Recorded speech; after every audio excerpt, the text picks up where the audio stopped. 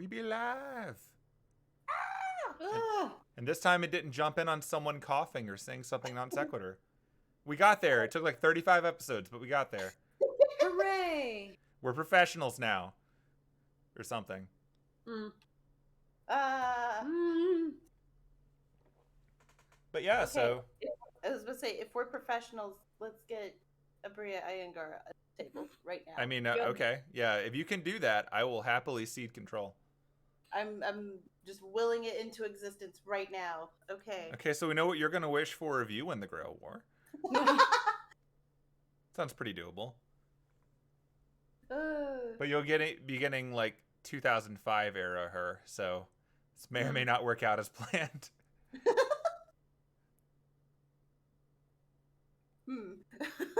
Could be interesting. I would be happy to hear her take on Kwaku.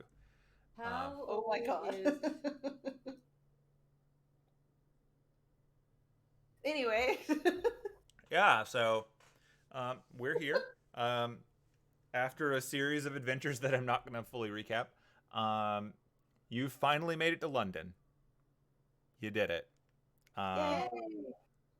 You've had an incredibly busy week because all told, you spent like 4 days in France, I think.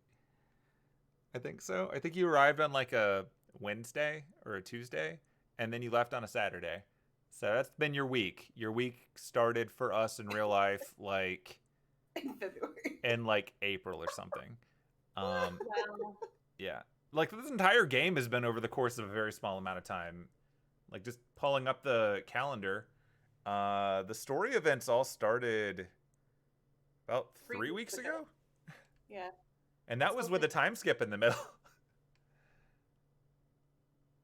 Then keep on chugging. But yeah, after your adventures in the Lupin Mansion, and then your adventures finding kidnapped Goliaths and getting ogres to Germany, and all that nonsense, you teleported with the help of Vivi and some fun little disguises.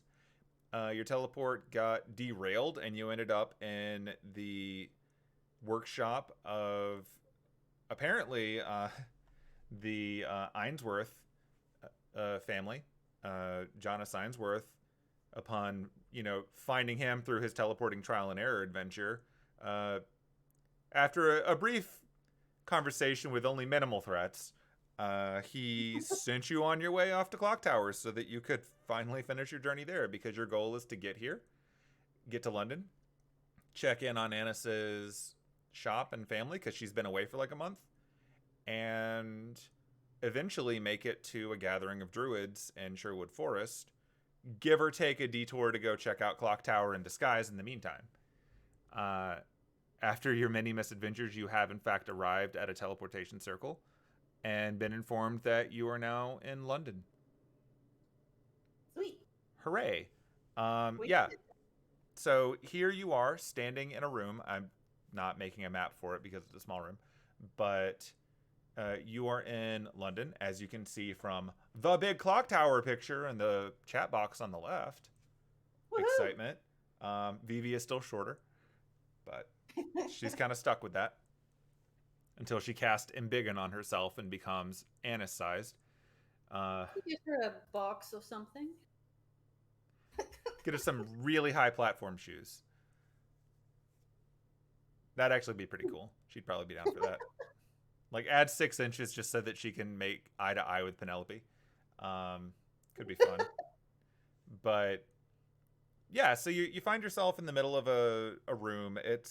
Looks pretty old. The walls look like they're stone. Like, unlike the place that you were in Paris, which was relatively modern construction, which was way more industrial, this one feels, for lack of a nicer way of saying it, medieval. There's a lot of stones. There's a lot of torchlight in this room, like literal torchlight, not just British word for flashlight, torchlight. And there is a person waiting for you who, at the end of last session, welcomed you to London. And so now the 5 of you, just to recap, it is Hither Saxcoat, Jan Saxcoat, Market Foxby? Market Yeah. Foxby. Market Foxby. And two people you didn't really explain the need for fake names to. Oh, man. That's Oh, right. In the forms of Johnny and Derek, who you've brought along as well. And technically Hemlock is also there, resting with Market Foxby. And you've now arrived in London. And so the clerk type person who's waiting for you is a British fellow with brown hair. He's maybe like 5.5 feet tall, human. Looks very prim and proper and appropriately regal. Smiling in that customer service smile. And so he's seeing the lot of you, and he's holding up his hand to wave you forward, and he says, "Hello, everyone, and welcome to London. Please step out of the teleportation circle for your own safety. Wouldn't want anyone teleporting into you." Oh, yeah, no. Yeah, okay. All right, stepping out. Yeah. Yeah, everybody steps out of the circle pretty hastily at that point. Very unlikely to happen, but, liability and all that. So Yep. welcome. How many of you have teleported to London before? Show of hands? And Vivi raises her hand and no one else does, I assume. Nope. Unless either of you are going to do that. Nope. Right. Well, in that case, we'll have to get you all good and processed. If you could please form a queue, we will then go through the very basics of arrival, and then I'll send you on your way. So he sort of gestures for everyone to get in line. Caterpie goes to the front. Caterpie has been to London and knows the entire process. Caterpie hands over the special TSA pre-check pass, walks around, and continues onward. Good job, Caterpie. Caterpie's on top of things. Playful Mimic live. What? What? Who is that? I don't know, but we should probably stop what we're doing and go watch. That show's never exciting when I try to watch it. But yeah, so Vivi definitely steps up to be first in line. And Johnny and Derek are kind of staring at the two of you and at the same time take a step backwards so that the line impromptu becomes Vivi and then the two of you next to each other and then the two of them behind you with apparently Derek's shorter stride coming up in error since he's a little bit further ahead than Johnny, who is now taking up the back. You want to go first, or should I? Or rock paper scissors. okay. Ready? What bleh. Oh, let's try it again. Sorry, it's been a while since I played this game. Okay. Rock, paper, scissors, shoot. Okay. I guess I'll go first. Okay, that works. Good show, good competition. And with that, Vivi walks up first, and so you can overhear the entire conversation without much issue. It's not that big of a room in the first place, and so he says to her, "Well, seeing as you've done this before, could you please state your name, where you're coming from, and what your business in London is?" And she replies, "My name is Heather Saxcoat. I work at Clock Tower. I am coming from Paris, France, by way of a weird little mishap at a workshop, but I'm here now." Very good, very good. So you already have a designation within Clock Tower? Yes, indeed. I am part-time teaching. Excellent. Good to hear that. And do you have anything that you would like to claim? Any special devices that you might be carrying that we should be aware of? Any ancient relics that might be endangering things? Are you secretly a dead apostle? You have to tell us if you're a dead apostle. And most importantly, have you been exposed to anything that might resemble a plague, curse, or otherwise miserable potential end of all humanity in your travels that we should definitely prevent you from entering the country with accordingly? No. Very good then, very good. And she steps forward. And and just in case that makes anything easier, that over there is my sister, Jan Saxcoat. And Hello. points back to you. Uh, Oh, should I assume the same applies to her? Well, she's not teaching, but she is here. She's, in fact, they're both my guests. And she gestures to the two of you. All of them are my guest. After a second, and she realizes the rest of them are also there. I'm actually going to be giving them all a tour of Clock Tower to give them a better sense of things. They may have some other business to attend to as well, but I want to make sure that they get a good sense of how we do things here in London. Very good, very good. That does make things a bit easier. Okay, very well. Well, in that case, I still have to process you all, but this should go a little bit faster since you've got someone with such fine social standing vouching for you. And so with that, he steps up in line with his little clipboard that he's been scratching away at throughout to Anise. Just to confirm, your name? Market Foxby. Market Foxby, yes. I believe I know your Mage family. Very, very esteemed. Well done. And where are you coming from? I assume same as before, from Paris? Yes, Paris. Weird Mage workshop. They Teleportation. get like that sometimes. Of course. And do you have anything you would like to claim, just to make sure that we've got everything on the up and up? I mean, I have potions, but other than some books. Other than that, not much of interest. None of them cursed, I assume. Not as far as I know. Oh, isn't that always the tale? Very good. And one thing that you notice is that as he's writing this, he's sort of looking up at you and then back down to his notes constantly. And it doesn't seem to be syncing up with exactly the rate that you're saying things. Like he's making notes in between each of you as well. Very good, very good. And then he pulls out a monocle. And he sort of looks Vivi over once, and then he looks you over. Very good, no illusions, excellent.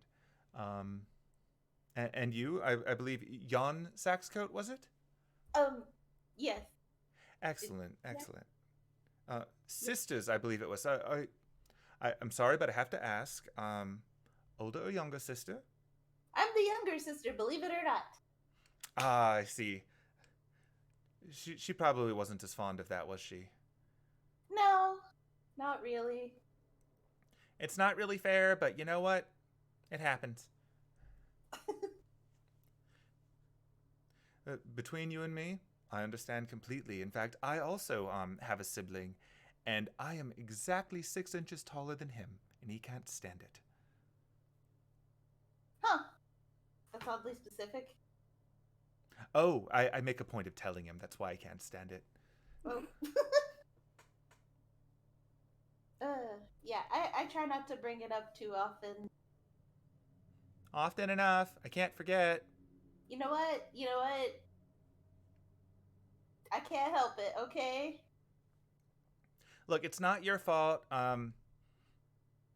Sometimes height challenges are just what happens when you have generations and generations of mages inbreeding and getting the more recessive traits to get the best magic circuits. Oh my, she's a bit of a liberal, isn't she?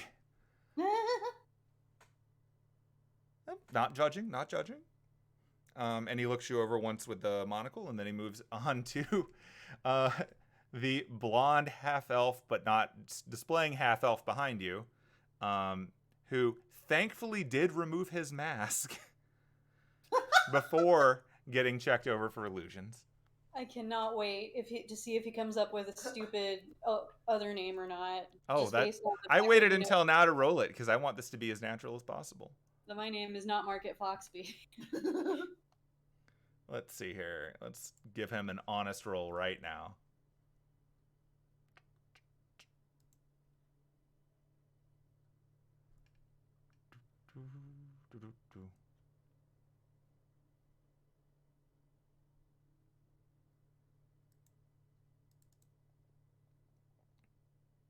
Beautiful. Okay.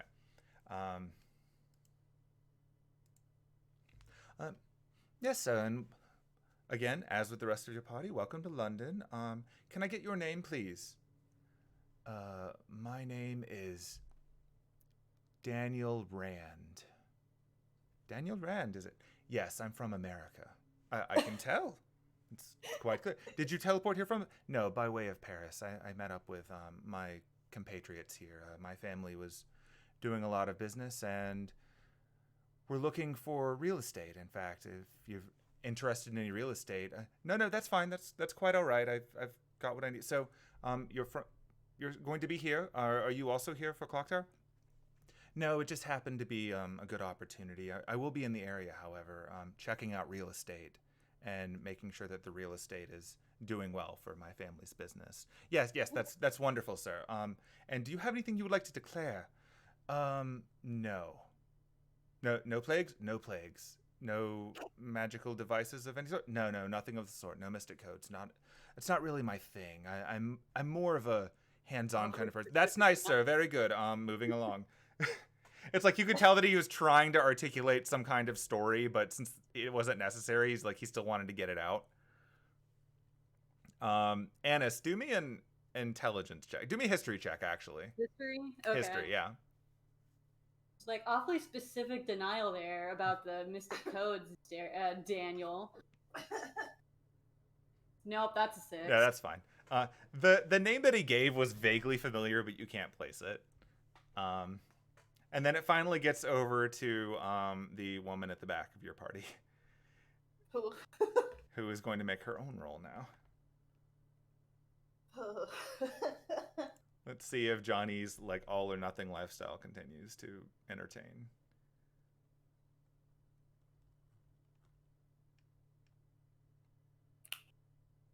Foxby's are a mage family. Sweat. Oh, good job, Johnny. Good job. Johnny rolled a 19. Oh, yay. All right. Which, considering this is going to be like lying and she has charisma as a good stat, is a very good number. Yes, and you, madam, yes, my name is Scarlet Pumpkin Tickle. That is such a clock tower name. Oh my god. Scarlet Pumpkin Tickle. My name is Scarlet Pumpkin Tickle, and I am here with my friends to check out the Clock Tower Estate on behalf of the Mages Association of America, of which I am both a practicing member and a very, very proud family with great standing. We don't have lords per se, but if we did, you would know the name Pumpkin Tickle from across the ocean. Oh, well, I'm sorry. I must admit I'm a bit disarmed that I'm not familiar with your family. Oh, well, that's very unfortunate for you because the Pumpkin Tickle family is known far and wide in America. We were instrumental in both the resolution of the Civil War and the Revolutionary War, and between you and me, we might have bailed you out in the 1940s, just to say so. But yes, that's where I hail from. I am very happy to be here and see how you do things on this side. I can tell that you already run a very tight ship. Honestly, I was a little worried about what the security was going to be like when I got here because, well, quite honestly, it's very difficult to fly at home, and I imagine teleportation would have similar issues, but you seem to be taking care of things up and up. Very good for you. Just to answer the rest of your questions, yes, I came in through Paris. I am carrying no contraband of any sort. I am not carrying anything cursed to my knowledge. In fact, I'd say if anything, I've been incredibly fortunate and things have been going my way. And the man is just like trying to get a word in and she's not having it. And quite frankly, the only real problem that I've encountered on this side of the world is that people seem to be very Eurocentric in their mindset. Now, my understanding from Paris is that they think that people here in London aren't really up to snuff, but you're obviously running things very effectively. And so, given you're on top of all of this, all the way through, all in, I am happy to report that you're already doing much better than the mages in Paris. So anyway, yes, I'm good to go. Thank you very much. It's been wonderful, and now I'd hate to take up any more of your time because if someone else teleports in behind us, I'm sure you're going to be right on top of them and protecting the Queen's land. Yeah, yes, of course. Thank you very much for your kind words about the everything. I will have to make a note that we have the esteemed Scarlet Pumpkin Tickle visiting, and I'll be sure to let my companions in the Clock Tower proper set aside a special spot for you on the tour. That'll be wonderful. Thank you very much. And with that, she like walks forward nonchalantly with a little bit of smugness that fits right in for someone passing as a clock tower mage. Anise is trying so hard not to laugh that she has to go. Are you okay there, Market? Oh, yes, breathe strong. You know, Okay, yeah. it happens.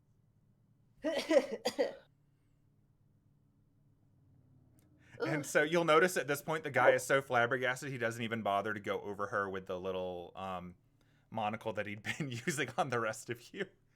And so she just keeps walking forward with the lot of you. Right. Well, thank you very much. I trust that in the future you'll all have a much quicker trip through now that we've got record of all of you here. Enjoy your stay in London, and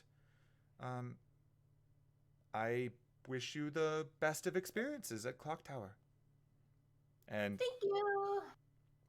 he's like sort of rapidly writing away like with his clipboard, but he steps completely aside and allows all of you to leave. Woohoo! All right, I guess we're just gonna follow old Hither Saxcoat. Yep, Heather guides you out. So after you walk out onto the street, you can see that it is in fact much closer to dinner time now, since while your trip wasn't the longest thing ever, it certainly had its share of delays, and you kind of set out a little bit later in the afternoon anyway. You can also tell that the place that you teleported in at was not part of like the cliche main clock tower facility so much as a largely isolated area. It almost looks like a crypt. It's a really old government building in the middle of a park. You can sense just walking around in it that there's a diversion bounded field, because you've all experienced these before. They're pretty typical in the mage world, where the people wandering around going about their day in London just don't seem to notice it's there. Caterpie was waiting for you outside, having not had to go through any of this process.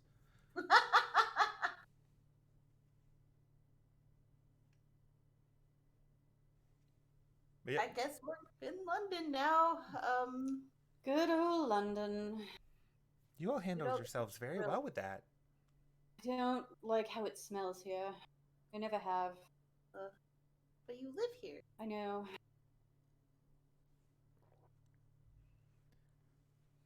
Right. Well, I suspect that you would know your way to your neighborhood from here.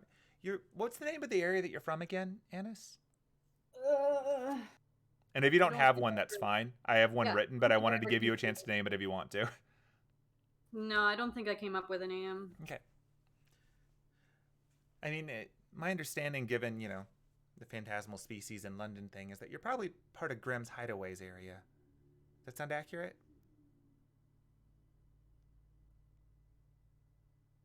Like, I have decided that the made-up area where a lot of the phantasmals live in London is called Grimm's Hideaway. Yeah, that's it. That's not too far from here. I believe it's over near the botany department, which would make sense given your profession. I'm happy to walk all of you there if you'd like. If you'd rather head off on your own, then I can go to Clock Tower and start the paperwork for getting all of you access for Monday morning. It's up to you. That's true. I didn't think about the fact that we wouldn't just be able to walk right in. They're very picky about that. It's, well, they're British and they're mages. Oof. Fair. But yes, it is very close to the botany department, although I think that was just a coincidence and not like planned.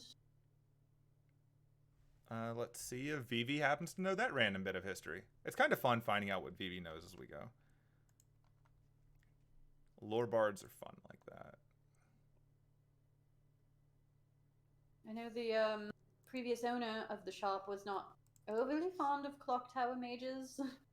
He would work with them when necessary, but Yeah, I'm not really sure how that works. I think I just always assumed that the ley line was a little bit stronger and the phantasmals were there, and then Clock Tower decided that was as good a place as any to start studying plants. But probably. honestly, between you and me, I'm kind of surprised they didn't try to seize it, but when you've got enough phantasmals in one space, it might be more trouble than it's worth. It's true. Oh, I've got to roll.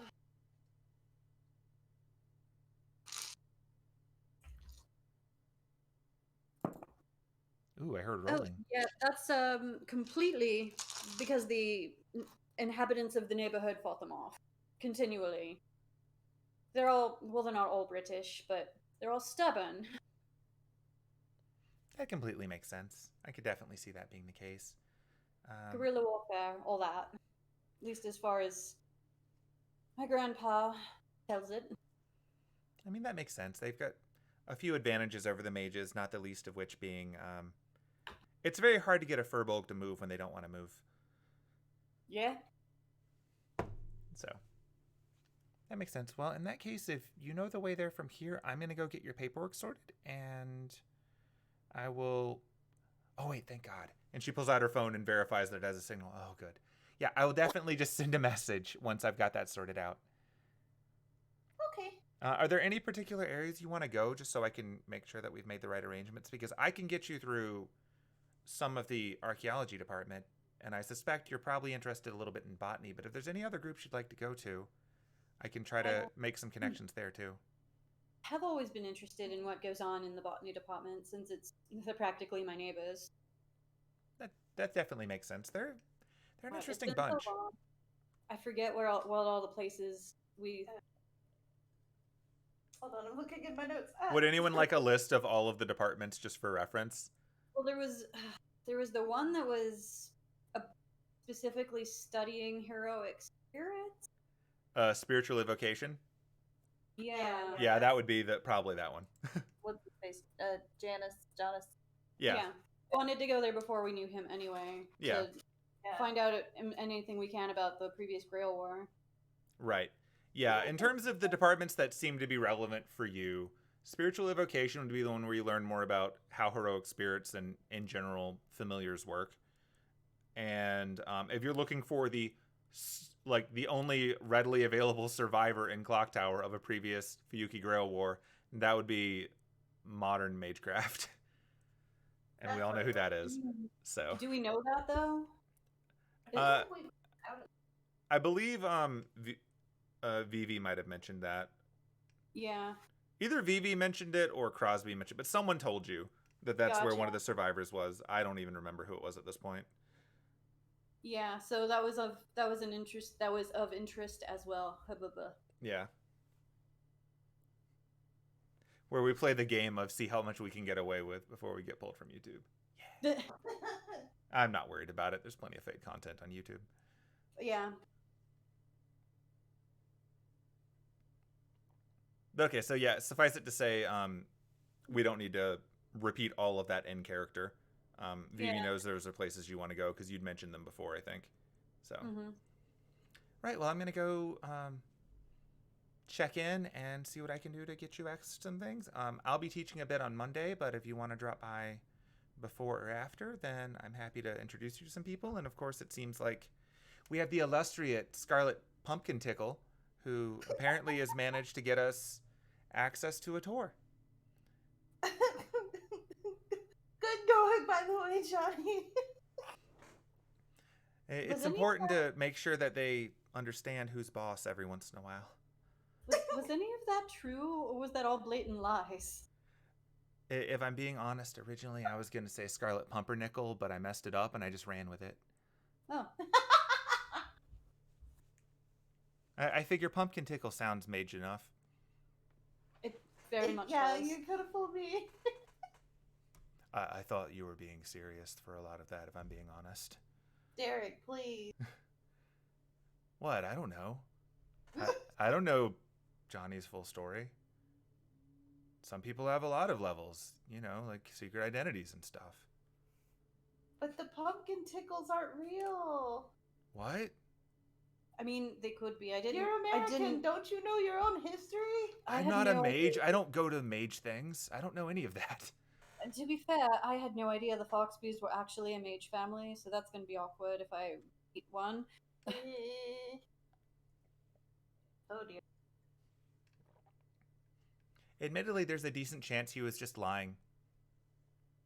He seemed to be trying to save face, but Oh. Maybe. who knows? Guess we'll find out. Yeah. Honestly, if you run into someone who claims to be a Foxby, they probably don't even know their own family history enough to refute you. Mages, that's true. Like, they're very picky about who inherits a crest, but beyond that, they don't seem to care. Like, if you were from a branch, they probably wouldn't even know you.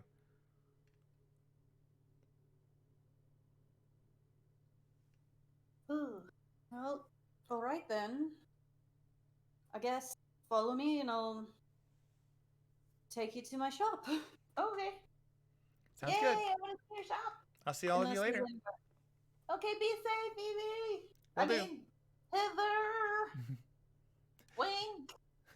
She winks back at you and runs off in the opposite direction to where Anise is taking you. As Vivi is running off, Johnny sort of leans over and goes, "So, Daniel?" "Yeah, I freaked out and I just took it from a comic book. I took a guess that this guy probably didn't read comic books and it seemed to work out." Oh no! What did you pull that from? Iron Fist. I have never heard of that. And neither has Anise. That was what your history check was for. Yeah. Well, it worked out that I rolled so Yeah. poorly then. Yeah. Admittedly, it's the 90s. A lot of people don't know about or remember Iron Fist. Or the 2000s, but still, like, Yeah. yeah. There's not a Netflix show yet, so we're fine. But it is absolutely a comic book that he would have read. Oh, It's about a rich white kid who gets marooned in Asia and learns martial arts and is the chosen one. Okay. lovely. Yeah. Does your family actually deal in real estate, or was that all lies? Oh no, that part was true. When you live to be hundreds and hundreds of years old, you get a lot of advantages in American real estate. Oh, yes, that does make sense. They pretty much buy up things all the time. Although, for the most part, they do it for preservation purposes. Huh. They want to actually keep the woods. Understandably. Good. They've got a more long-term mindset than a country that trades who's in charge every 4 to 8 years. You know, that's a good point. Good point. But yeah, most of what I was saying was true. Like, they actually do occasionally travel to Europe and check out real estate on this side, but it's a bit harder to get in here since there are plenty of long-lived creatures and also more active association. Like, we have an association in America, but we don't really deal with them very. Like, Mom and Dad might, but I've kind of avoided them.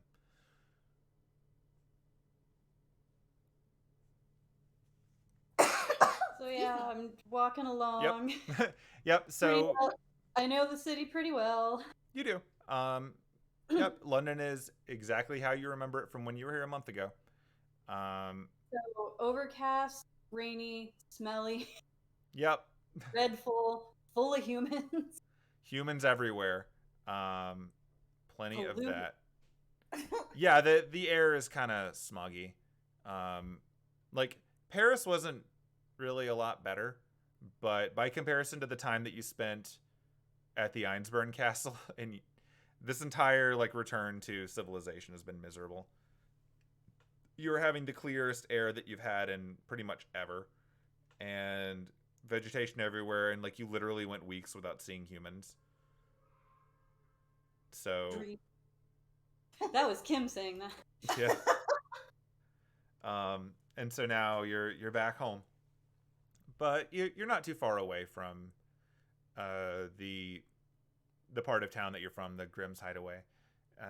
In general, as you're walking through, you would know, like, both of you would know this, having both been to London, that Clock Tower itself, contrary to the way that they often show it in the various anime, isn't just like the clock tower that is at Parliament. That's just a picture that they like to run with. That's not even what Clock Tower is. Clock Tower is a large number of facilities spread all over London, many of them with underground components, and pretty much every department of Clock Tower has its own little village that feels more like a college campus or even a college town. They're just spread all over, and bounded fields kind of prevent people from wandering into them. So if you know what to look for, it's pretty easy to tell which parts are parts of Clock Tower because there's just less people in it.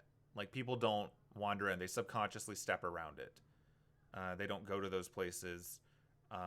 Also, you can kind of tell if you wandered into a part of Clock Tower because the people that you run into, a lot of them are dressed in ridiculous ways, as you would expect from Mage Society. So There's some kind of convention going on here? Some festival? Are you guys in a play? Ugh. oh, those people. Yeah. Ugh. Is this some kind of early Halloween thing? It's May. Ugh. Yeah. It's No, I very get much that. And so each of the different groups is spread all over. The main branches of Clock Tower, though, are based out of all things, the museum, like the London Museum of History. A lot of Clock Tower is actually based under that, which kind of makes sense. You're also now aware, based on what Vivi told you before, that apparently there's a big dragon down there somewhere, the size of a mountain, under all of London. So that's cool. Yeah, most of Clock Tower resides underground, but there are several entrances for each group on street level. And so Anise wandering through in the direction for botany. You wander a little bit. No one seems to be bothering the group of you. In fact, it kind of feels like for all of the crowds of London and all the tourists and all of the hustle and bustle, the path that Anise is walking along sort of feels like when you take the express lane. Like, just for whatever reason, walking on the exact line that Anise is following, no one gets in your way. And there are like little routes like this spread throughout London where essentially people don't notice you, but they also don't step over it. So you're making much better time through London than the locals ever could hope to. So that's fun. As I'm walking along, I kind of wonder aloud, should I take my disguise off, or should I see how long it takes them to recognize me? I mean, that's up to you. They might think you're an intruder, maybe? I mean, I'm going to go in through the shop. Well, They might think you're a customer. You could see Yeah. how good you could be the undercover boss. I think I will. I think I'll leave the disguise on. Yeah, I'm definitely gonna leave the disguise on. Oh my god. This is going to be a lot of fun. Oh my gosh. Oh, one important thing. Daniel. Yes. My cousins and especially my uncle get a little protective over me. Don't fight. Don't One fight of them them. might try to fight you. Like, is he good? Do I want this fight? I mean, I've kicked his ass, but it's also been a while, so I don't know if he's gotten any better. Could I kick his ass? Maybe. He's got this thing where he doesn't like hitting girls, and I used to use that against him all the time to just kick his ass. He got over it with me, but I don't know if he'd be willing. Please don't fight my cousins. I'm scrappy. I know you will, but try not to. Well, no. okay. I'll be on my good behavior, but if they want to fight, Mm, is that okay? Can we like get permission? maybe. As long as you don't wreck my shop. Oh my god. And Johnny, he might, the one that I kick his ass a lot, or used to, he might hit on you. You're, Penelope, you're probably safe because he's not really into short girls. No one is. I'm sorry. Can, So, can I fight him? That would be funny. Just try not to wreck my shop or my garden. That's fair. That's fair. Okay, There's well, a street. There's a street out back past the garden that is a little. It's a little bit less used than the main street, so you could probably fight there if you have to, but please try not to. okay, well, Penelope will not fight him. Or not, I'm not hither sack. I'm Yon, Jesus. Yawn Jesus. Oh boy. Yawn Jesus, also a fake character. There's no way they're not. I can totally picture Vivi. Vivi could absolutely take him. No I'm question. imagining Yawn Jesus is just like one of those church people who throws like golden keys or like black keys at things. Absolutely, that would be Yawn Jesus. All the while screaming, "Have you heard of our Lord and Savior?" Yeah, it would just be Paladin Anderson, but like less racist. Jesus. Oh God. Yeah. Well, that's racist. Anyway. Look, it's really hard to top Paladin Anderson, okay? He's really racist. Well, racist might not be the right word, but his opinions of Protestants are very low. Yeah. Suffice it to say. Anyway. Yeah. Thanks, Helsing, for that. We'll probably fight him. Fair enough. Okay. We'll just see how it goes. Yeah, so let's get some maps up here. Oh, and as Vivi mentioned, this is kind of the section of London where all the phantasmals live. I mean, assuming no one has moved in the last month, I've got a pair of Goliaths on one side of my shop and a pair of halflings on the other. Actually, there's at least one Firbolg that lives in the area. Some elves. I don't know. I've met most of my neighbors, but a lot of them use illusions, so it's hard to tell exactly what species they are. I don't. What are your halfling neighbors' names? Oh, I should have prepared. Let's see. World building. What now? Oh, world building.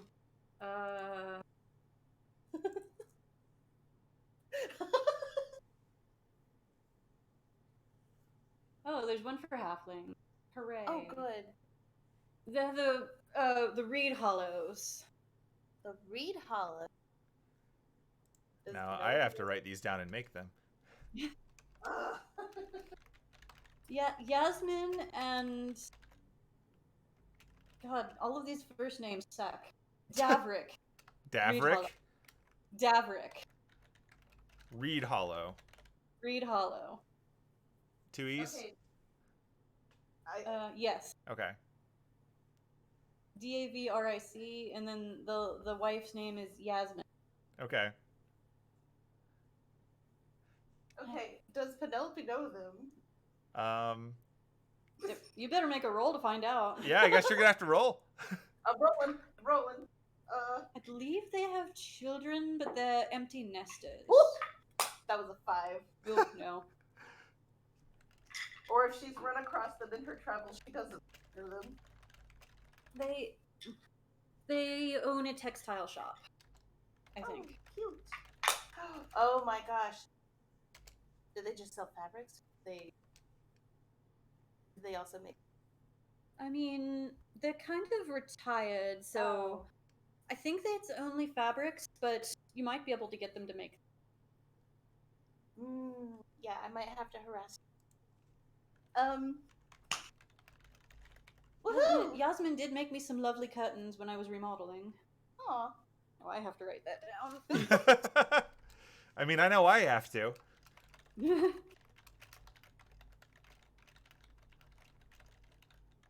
Ladies and gentlemen, DMing is a lot of improv. It'll be great.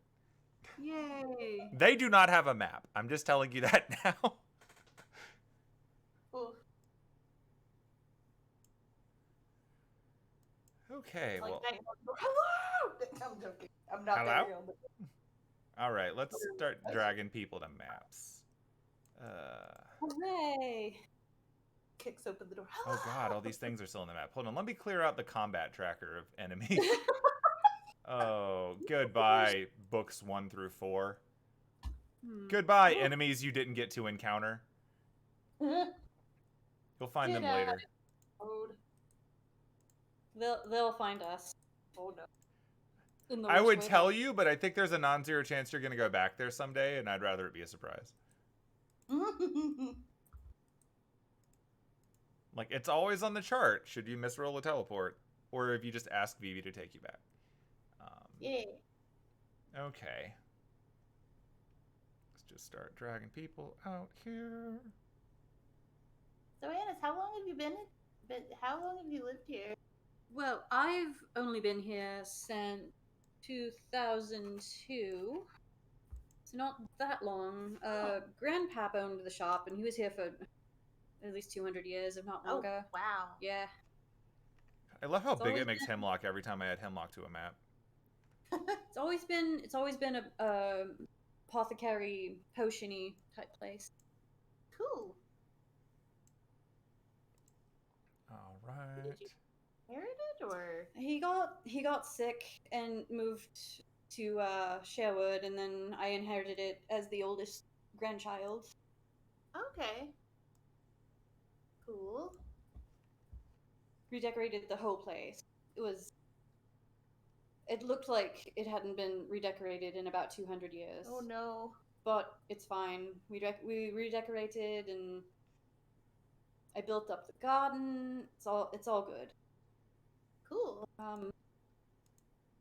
And I mean, obviously, you can go to a hotel, and I'm just addressing everybody. You can go to a hotel if you want, but I do have a guest flat in the Ooh. backyard. Ooh.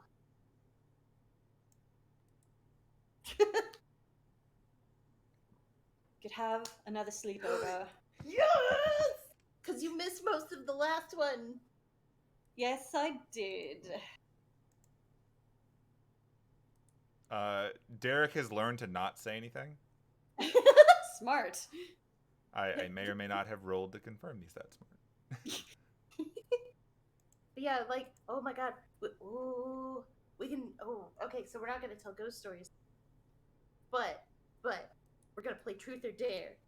Because we should have played that the last time, and I completely forgot about it. Admittedly, I'm not sure how far that could have gone with the group that we had. True. I'll have to see if the cousins are staying here or going back home. Because they live all the way across London, but they've been running the shop for me, so I don't know if they're just staying here or commuting every day. Yeah, they can come too. Admittedly, it would be fun to play with them, but you'll understand once you've met them. Oh no. They are like night and day.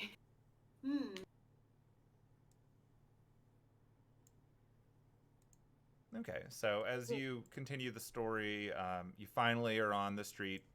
You go past the illustrious home of Yasmin and Davrick Reedhollow, which it's a nice place. You can tell that it's definitely old. In fact, a lot of the architecture in this area feels appropriately older and more storybooky. Like, a lot of London has a combination of modern storefronts with classical things, but this area is pretty old school. You can tell it's been here for a while, and that a lot of its residents have been here for a while. Scrappy, stubborn, don't like change. Very clearly. You don't really see a whole lot in terms of like electricity flowing through this area, because it is getting to be about sunset, and a lot of areas just have like literal street torches, like old school, like not even electrical gaslight stuff. You get the vibe this place is not on the grid. But yeah, and as you go past that, let's hope that all of the parts of this work. Let's see. Well, I see Merlin. You see Merlin. Probably gotta change some of the visibility. Oh, there it is. It's just loading. Well, I can see. Can you see now? I have a void. Oh, okay. Oh wait, it's loading in. Yeah. Yeah, I think it was just loading a new one. So you can still see Merlin though? No. Yeah, not I me. can. Oh yeah, I can see him now. Weirdo. Still in the corner. Merlin, stop. Get out of here, Merlin. He's like, I'm here to buy potions. He's not allowed. Why can't I buy a potion? Do you guys like my Merlin voice? I think it's pretty great. Pretty It's good. spot on. All right. Is he still there? Because if he's still there, just Yeah. ignore him. We'll just ignore him. Yeah, I think it's because I set him to be the point of view for the side screen. But yeah, so here you are. You are outside of a building. Would you like to describe the exterior of your building, Anise? Or would you like me to? You can. Okay. So, similar to the area around it, there's a much older... normally you would think this is some kind of kitschy facade, but given the history of the area, you get the real vibe that this building is really old. Like, it's got a lot of stone in its design. Well put together. Very well built. About the only super modern things that you can sense about it from the front are that it does have 2 very large windows and some nice double doors, which seem more recent. They give it a cute, like, small shop feel to it. And also, you can tell just from out here that the building's 2 to 3 stories tall. Like, you get the sense that there's 2 main floors, and then there's a little bit of it that sticks up above it. That might be like an attic or an upper crawl space or something. There's some big walls located to each side of it that connect it off to the corresponding buildings, which kind of prevents there being an alley between them, which might have been done to, cut down on potential crime or to add privacy. It's kind of hard to tell from right here, but the walls go up pretty tall, easily as high as the first floor. You could possibly try to parkour your way in the back, but it would not necessarily be recommended. Also, from the front, you can see through those big doors that there's a small garden on the inside of the main area, just to the left of the double doors. Ooh. Yep. And the shop has a little sign in it that's still sitting there in a really cute handwritten note that says that it is open. And the 2 of you are free to walk around. Well, I mean, a lot of it was already here from Grandpap, but I've done a lot of work. I can tell. It looks really nice. Anyway, come on in and remember, interesting I'm in place. disguise. All right, Market Foxby. Wink. All right. Open. There we go. Do I need to roll anything? Or do I just kind of walk? So I'll tell you up? what you see as you walk in, and then you can decide your approach accordingly. Okay. So, so walking in the door, a little bell rings as you push the door open, a very manual offline process. Inside, as noted before, to the left, you can see a bunch of actual nature. There are bushes, there's a tree, there are flowers, there are actually little mushrooms growing in here. Looking up in the room a bit, you can see that there actually seems to be a weird reflection thing going on, where light seems to be not just coming in through the front windows, but it seems to bounce almost supernaturally off of some other surfaces to keep the plants doing way better than they probably should be in this space. It's a very tall room, tall enough to support a tree. And also you note that there's a fireplace, which you can see around. It looks like it's currently got... there's a log or two on it. It's burning largely for heat. It's kind of an old school stove almost. In the room to the right, there's some stairs, which Anise knows would lead to the...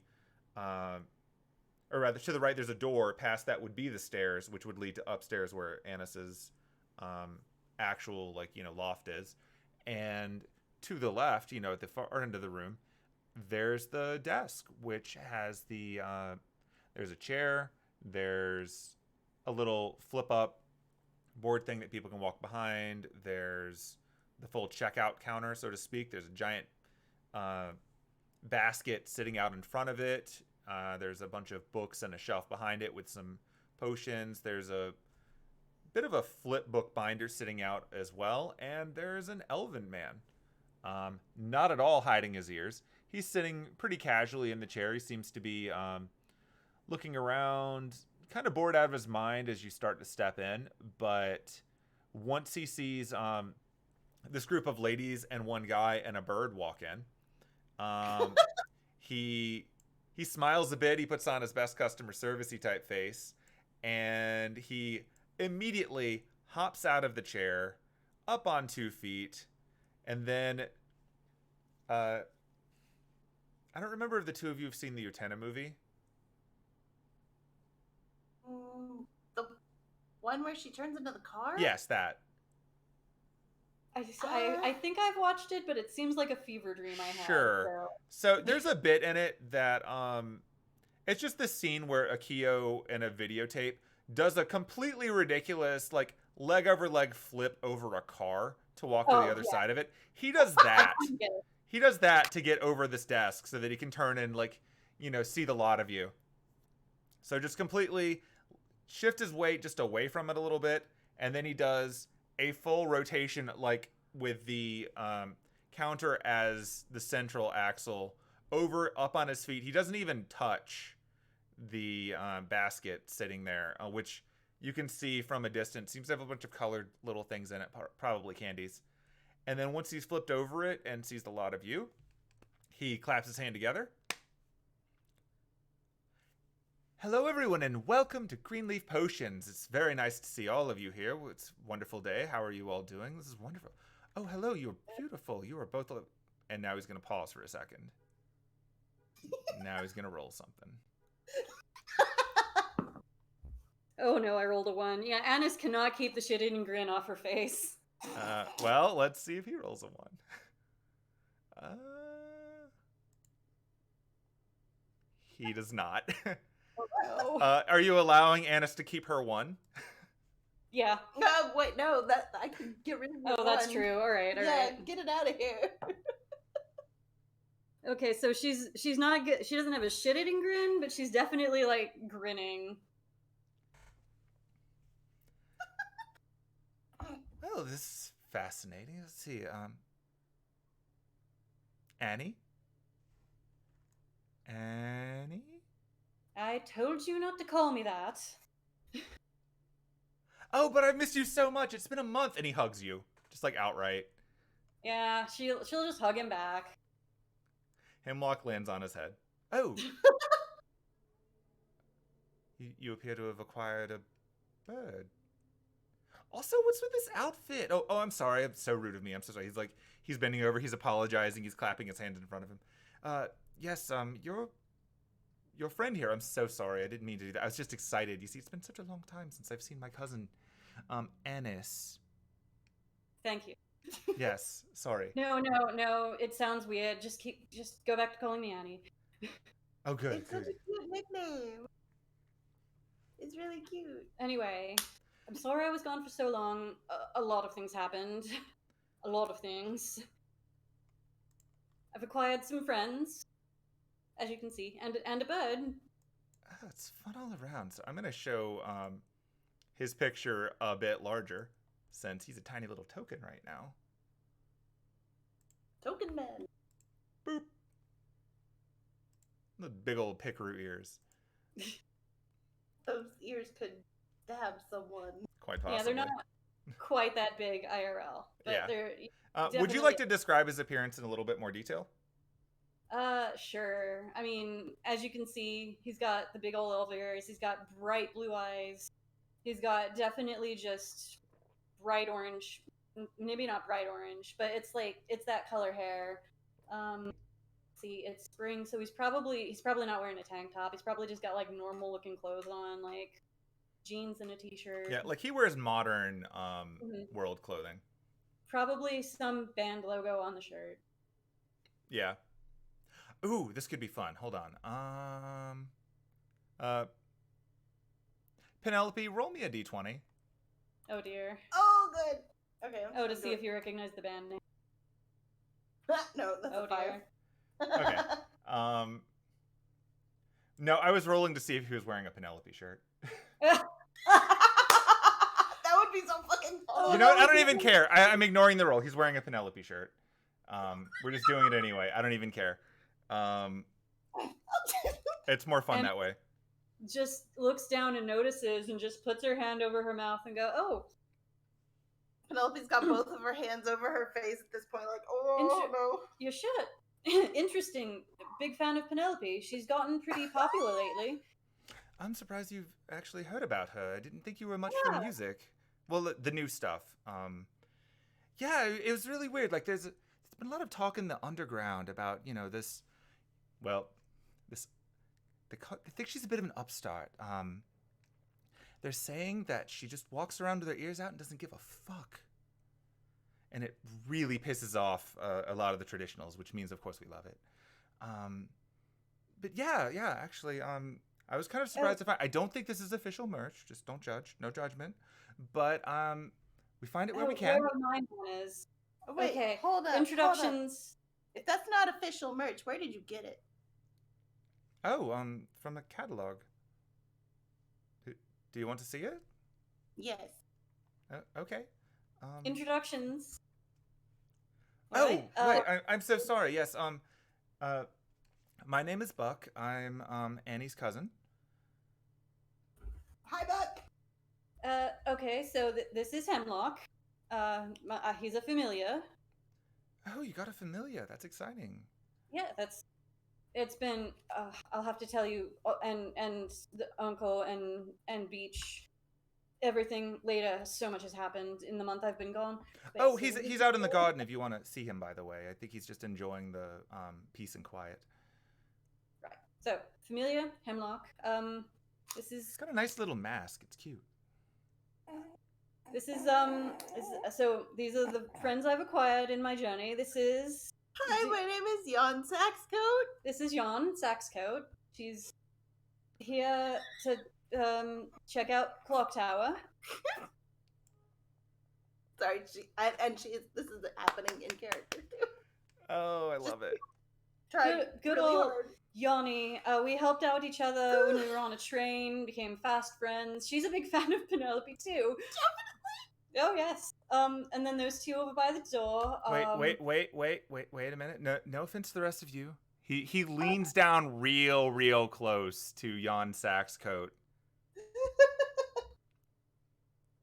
I'm so sorry, but I'm about to get all up in your personal space. And then he reaches up to shift your hair a little bit and check for your ears. Assuming you allow that. She is firmly clasping her hands over her ears right now. Oh, Buck? sorry, I'm rude. I'm sorry, that was too much. It's Yeah, just gosh, you. you're supposed to ask. I'm sorry. I'm sorry. It's just Oh, I was excited. okay. My cousin's here, and now you look so much like her. And he points to his own shirt. I thought maybe my cousin, early birthday present, found out I cared about Penelope and brought me the most amazing birthday present. But no, I'm sorry. But you should really. Let me go find that magazine for you in a moment. So sorry. Oh, we're all phantasmals here. By the way, no need to check for ears. Oh, right. Yeah, sorry. I guess I kind of... He pokes his own ears. Right, yeah. I suppose that would have been out of the bag otherwise. Right. I mean, no, humans that make their way here know everything about this area, so you shouldn't need to hide your ears. In fact, Right. when she just takes off her wig and whatnot, Starts shakes her hair transforming out. back into Anise. Yeah, basically. Keeps the same clothes on, just Right. takes the wig off. At this point, Derek walks behind you as you're removing the wig. And he sort of looks around the tree, because like he and Johnny were on the other side of the tree just sort of watching all this play out from the door. And he takes a look over at your cousin, and he's just... You could see the gears turning in his head, trying to decide if this is the one he's not supposed to fight. Oh, and this is Derek. He's from America. He's a monk. Very cool. Okay, now I actually have to roll something. Oh no. Oh no. Oh, he got a 1. I love it. So he's not going to connect the dots at all about, like, he's from America. Got it. No. He rolled a 1, so he doesn't have any self-control about what he's about to say. Oh no. Oh no. Oh my god, he's right. She does have a type. Sorry. No, that was out of Anyway, line. Very nice to meet you, Derek, from America. The monk, you say? That's fascinating. Are you a kicky punchy monk, or are you like a flippy sticky monk? yes. I am this kind of monk. And he disappears and appears behind him. Oh, well. That's fascinating. I'll tell you later. But, yawn. Okay. Or maybe never. And then Johnny. Yes, this is Johnny. She's also from America? That's true. I'm also from America. It is a pleasure to make your acquaintance. Cousin of Anise. And fellow fan of Penelope. We're all fans of Penelope here, some more than others. Honestly, I think I'm the biggest fan of all of us, so... I might have to challenge you for that. You know, you keep saying you're going to, and you never do. Waiting for the right opportunity. Right. I'm not surprised that my disguise didn't hold up for more than 5 seconds. You're pretty sharp, Buck.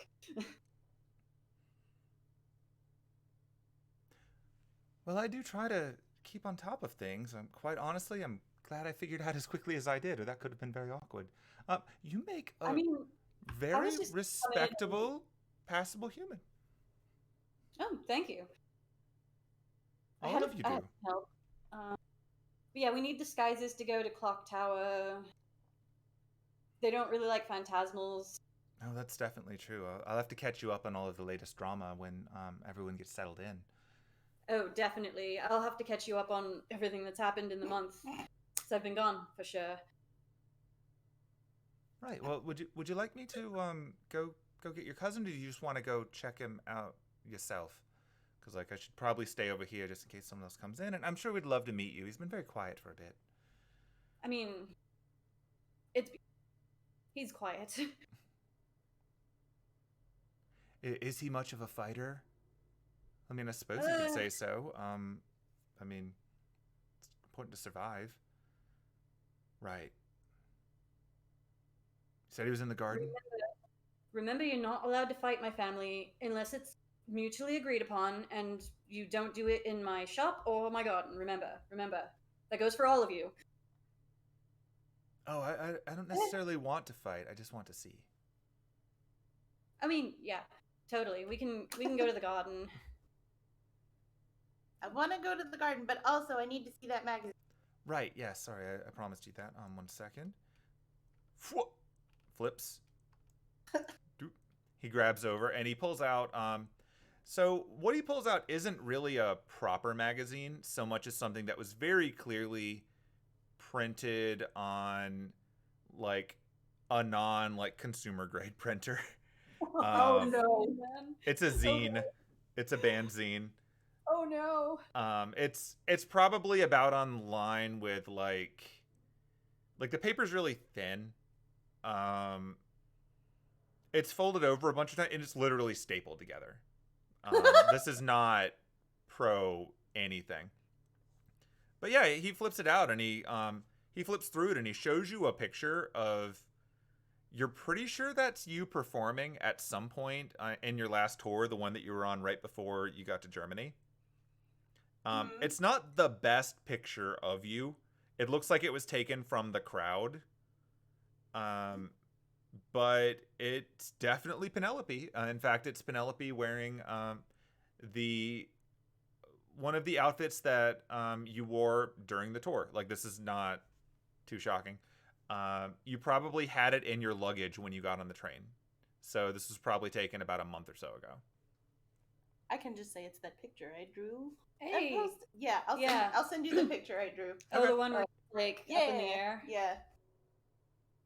That's a really good picture of Penelope. Yeah. It's a great picture of her. It's not very flattering from that angle, but it's a good picture nonetheless. Mostly I think we like it because it shows off that she doesn't care about what anyone else is telling her to do. She's just about the music. Yeah, she doesn't give a fuck. I can tell you that. Okay, so is the shirt he's wearing just like with a stylized like graphic of it, or is it like a picture of her on the shirt? It's one of those like two-tone versions of her. It's from a an artist rendition of her. It's not like an actual photo. Ah, But it is pretty clear now that you know the context of it. Like you could tell kind of up front that there was a decent chance it looked like Penelope, but it is definitely her in one of her performance outfits. Again, it's like two-tone. But her ears are pointing out, and you can actually see now that you're paying a little more attention to it, that in the background there's a picture of the clock tower, but the clock tower is kind of bent and askew, like someone has just smashed into it, like Godzilla style, as she is rocking out in the front. Okay, I need to know, is this shirt actually counterfeit? it sounds like old school Artist Alley merch, honestly. It really does.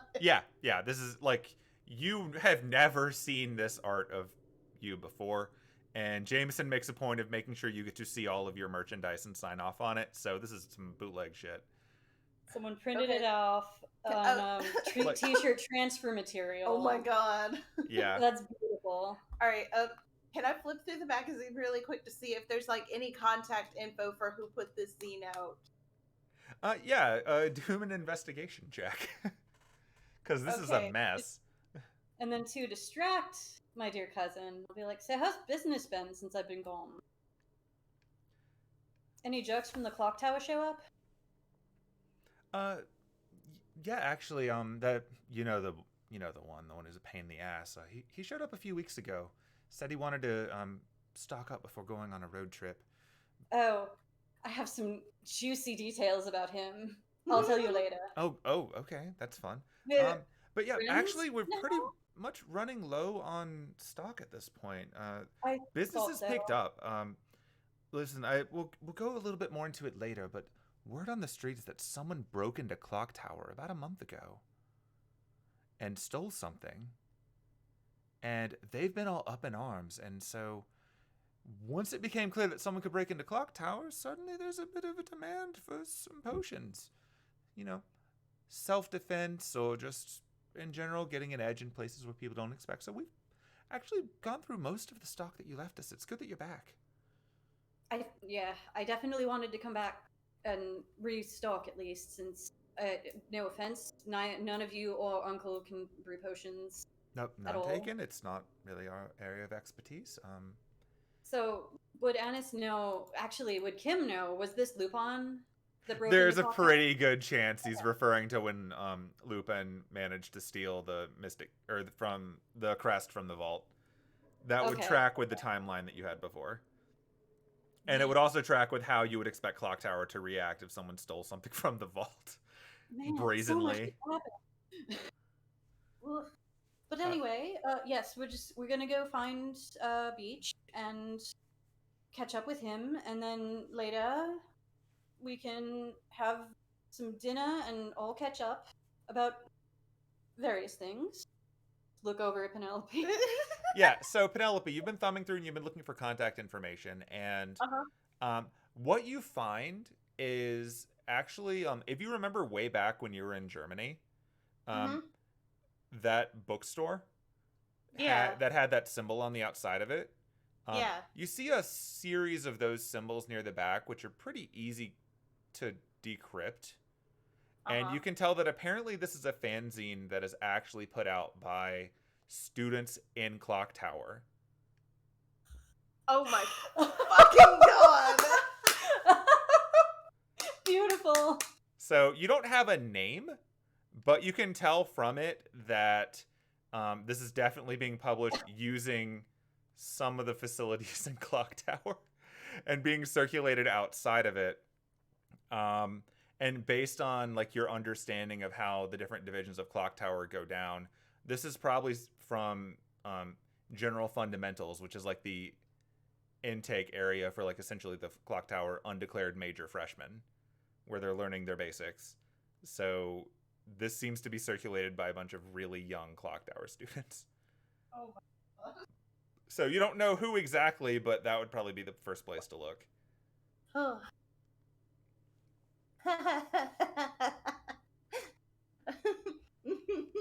And she just hands the magazine back to Buck. Could you help me order one of those T-shirts? Was that Johnny? to me? Was that? Oh no, that was Johnny. Okay. That was Johnny. Yeah. Actually, I kind of want one too. Oh my god. Guys, that's not official merch. I mean, it's a really funny design.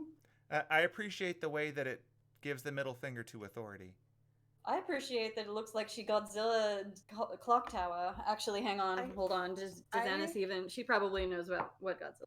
I would be surprised if she didn't know what Godzilla was. Well, now that I have, okay, I'm gonna. Let's go meet my other cousin and see my garden.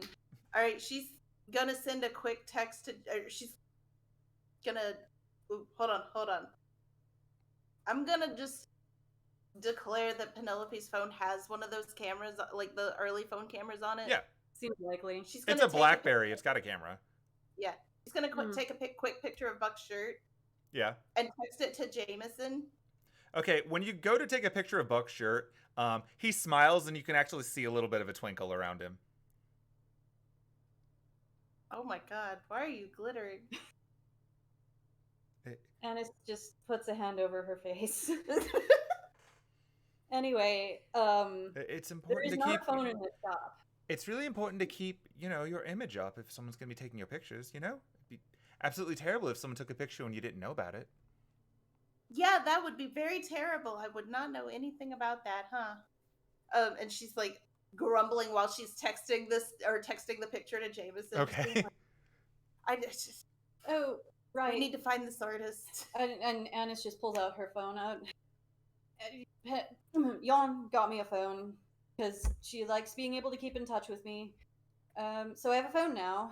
I know it's not going to do the shop any good because we don't have a phone here. Although you do get a signal. Fortunately, this is not the kind of bounded field that prevents you from getting a phone signal. Nice change of pace from the last 3 or 4 places you've been.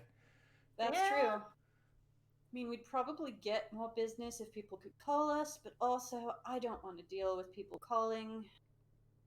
Yeah, it's admittedly one of those things where if we got a phone, then, that would be great to an extent, but then someone would have to man the phone, wouldn't they? Yeah. Yeah, they would. I can't expect you and Uncle and Cousin Beach to stay here all the time while I go off gallivanting around Europe on missions. Couldn't you get an answering machine?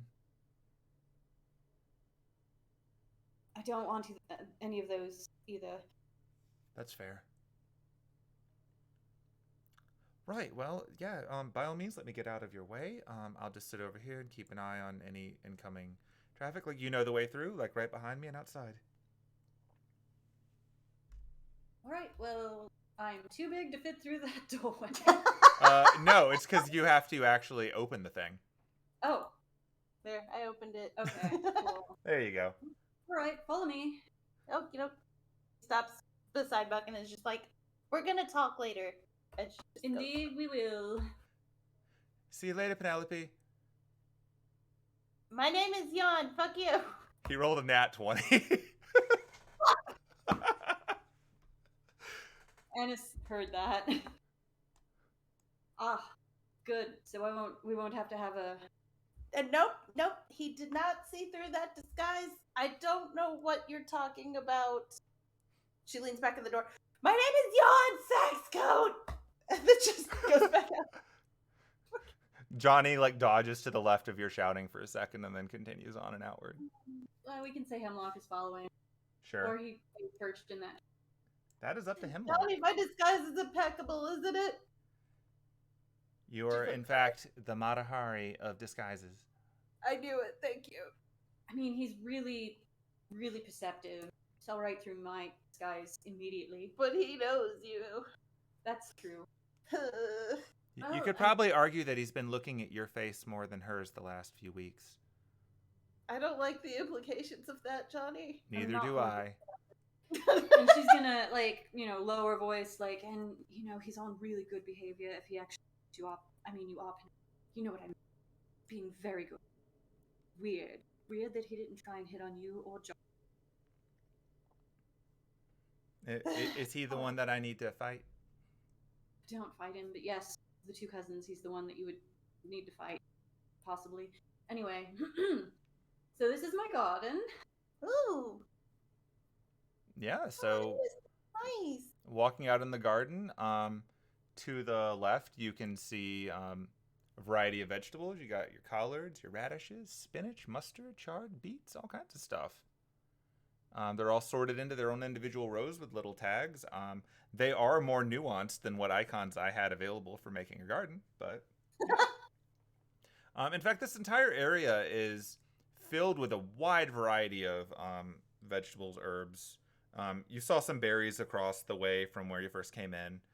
There are big walls sort of enclosing the area, and the walls still have little bits of ivy in places sticking up. The entire area is a nice, refreshing difference from the entire walk over through London.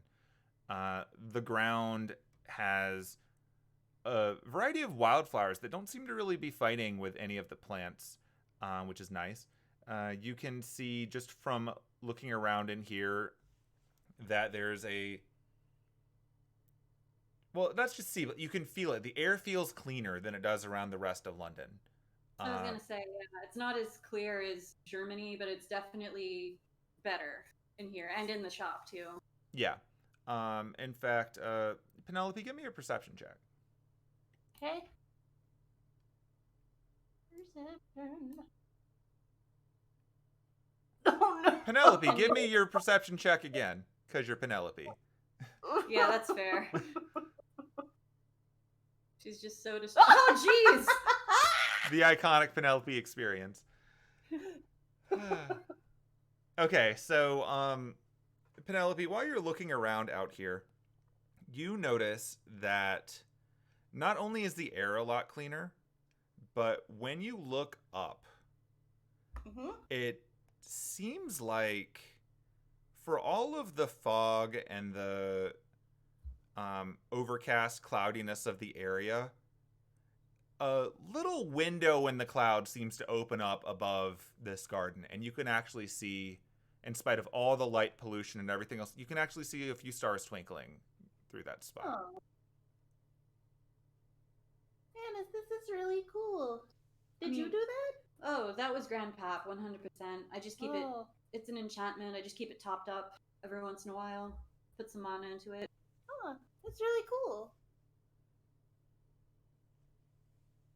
But yeah, so there's a structure in the middle of this area. Like, you can obviously see the way to it by looking at the little brick road that goes around. The structure in the middle is presumably the workshop. You can see in through the windows pretty easily. Mm-hmm. You can also see around that it's a 2-story workshop in the middle, but looking around it, you can see that there is a bench with another elven man sitting on it, and it's in front of a nice, peaceful little pond. And Hemlock has discovered all the trees. Yep. I believe Hemlock is presently in... Which tree is that? That's silver birch, I think. It is. It is a silver birch tree. Yep. Hooray! Yep, Hemlock is wandered over. It looks like Hemlock managed to poach a strawberry on the way up. Yep. As is Hemlock's way. And yeah, you I'm can not see in your garden. your other cousin is sitting rather peacefully on the bench, enjoying the relative quiet, give or take the lot of you just walking outside. I will sneak up and just plop on the bench beside him. Okay, and you're only kind of disguised at this point, right? Like, you're wearing the clothes, but you're not wearing the wig. Regular Anise hair, but the clothes are different. Right. The clothes are whatever I had Market Foxby in. Right. What did I have Market Foxby in? I don't know. Do you want me to pull up the art? Oh, some kind of blue shirt and a scarf. Oh, yeah. Okay. Okay, so without missing a beat as you go to plop next to it, he shifts to the side without actually having to look at you, so that you have plenty of room to sit down. And without even having to turn, he says, Hi, Anise. How have you been? Well, a lot has happened since I've been gone. Oh, on our end too. Really? I could hear Buck making a Uh, commotion from here. Uh, yeah, he doesn't really understand the concept of volume control. Still, it sounds like you didn't have to hit him, so that's good. Not this. So, introduction time. Of Not course, where sorry are to my disturb manners? your piece. No, it's fine. It's a nice evening. So he So, hops up and he turns around so that he can actually see everyone. so before that, and I'll just point over to where Hemlock is. That bird is my familiar now. Oh, you got a Long familiar. story. His name's Hemlock. Is it like a wizard's familiar, or did you find another way? Um, sort of. Tell you later. Fair enough. Fair enough. I've been learning Kind a of. few tricks of my own that I would be happy to discuss later as well. Yeah. It's a kind of a long, convoluted thing. But so I picked up some friends. Hello. Penelope's just waving. Hi, it's a pleasure to meet all of you. My name is Beach. I'm Anise's cousin, and I trust you've already met Buck. And from what I can tell, none of you had to hurt him. So thank you for your restraint. I almost had to fight him. He was on good behavior. It's weird. It's very He's weird. been getting a little more disciplined of late. I think uncle or father had a. You would consider him your uncle, but father had a stern talking to him after one too many nights out. Apparently, he's been running with some of the Clock Tower students of late, and they've been catching underground concerts and whatnot. Huh. Ooh. Ooh. Yeah, that somehow that checks out. Anyway.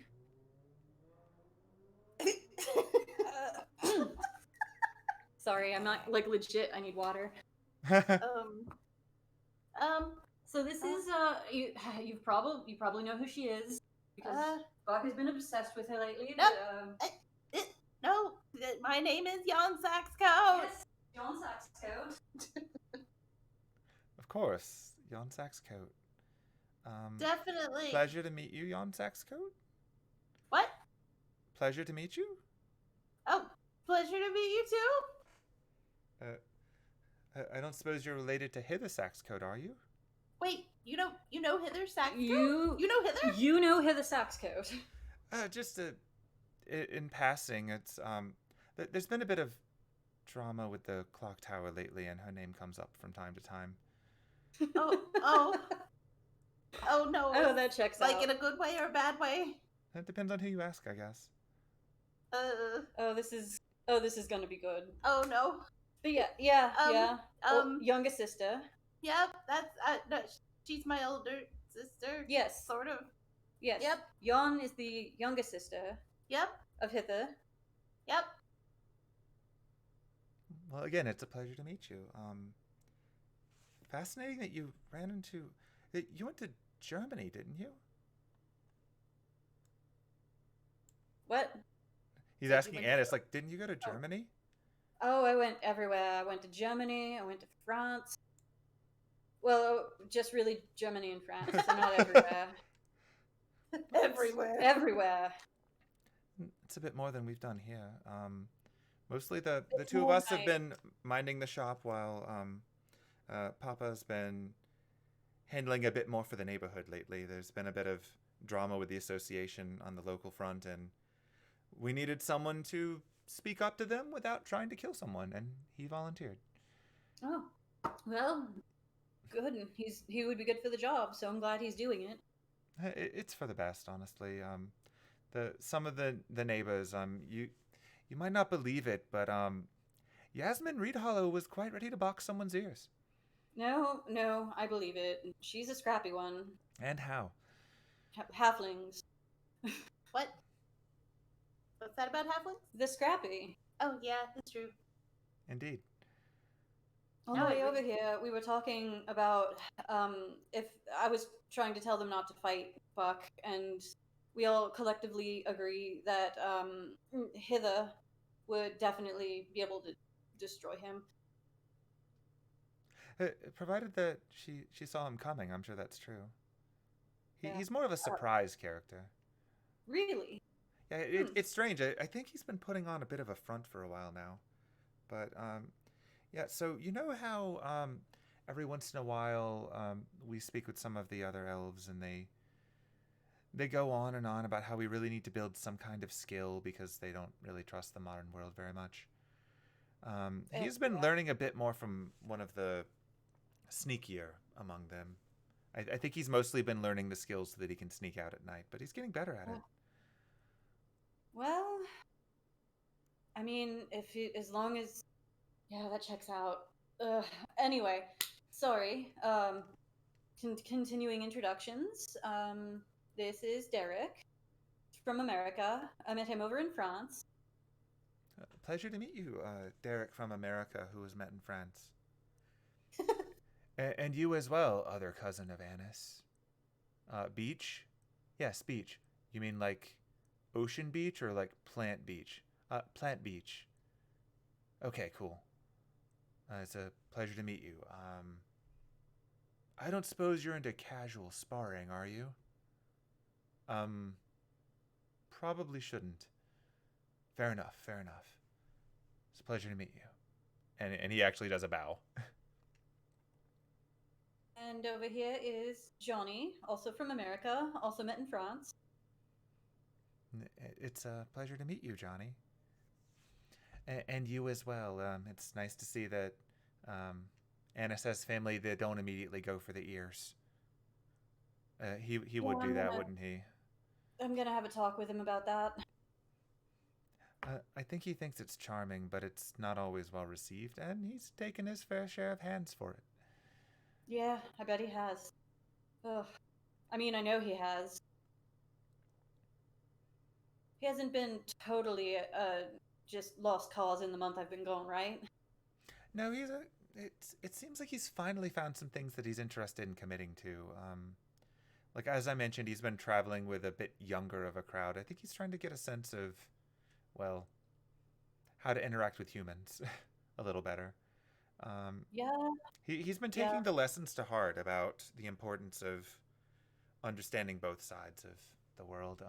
I think he might be getting a little too comfortable with the modern world for where we live, but between you and me, I saw him with a pager.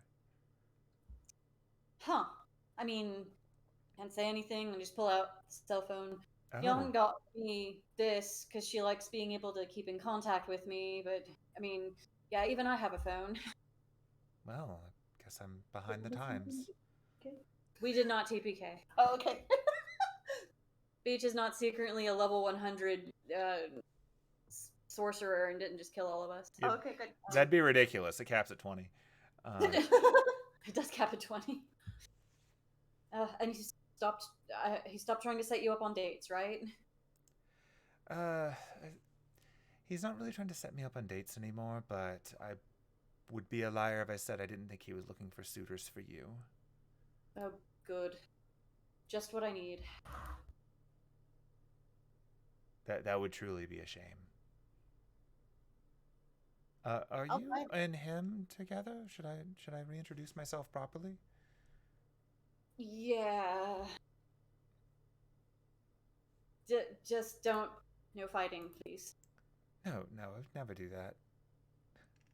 He nat 20s, so he doesn't say anything inappropriate. God, what is with all the 1s and 20s? It makes for good roleplay.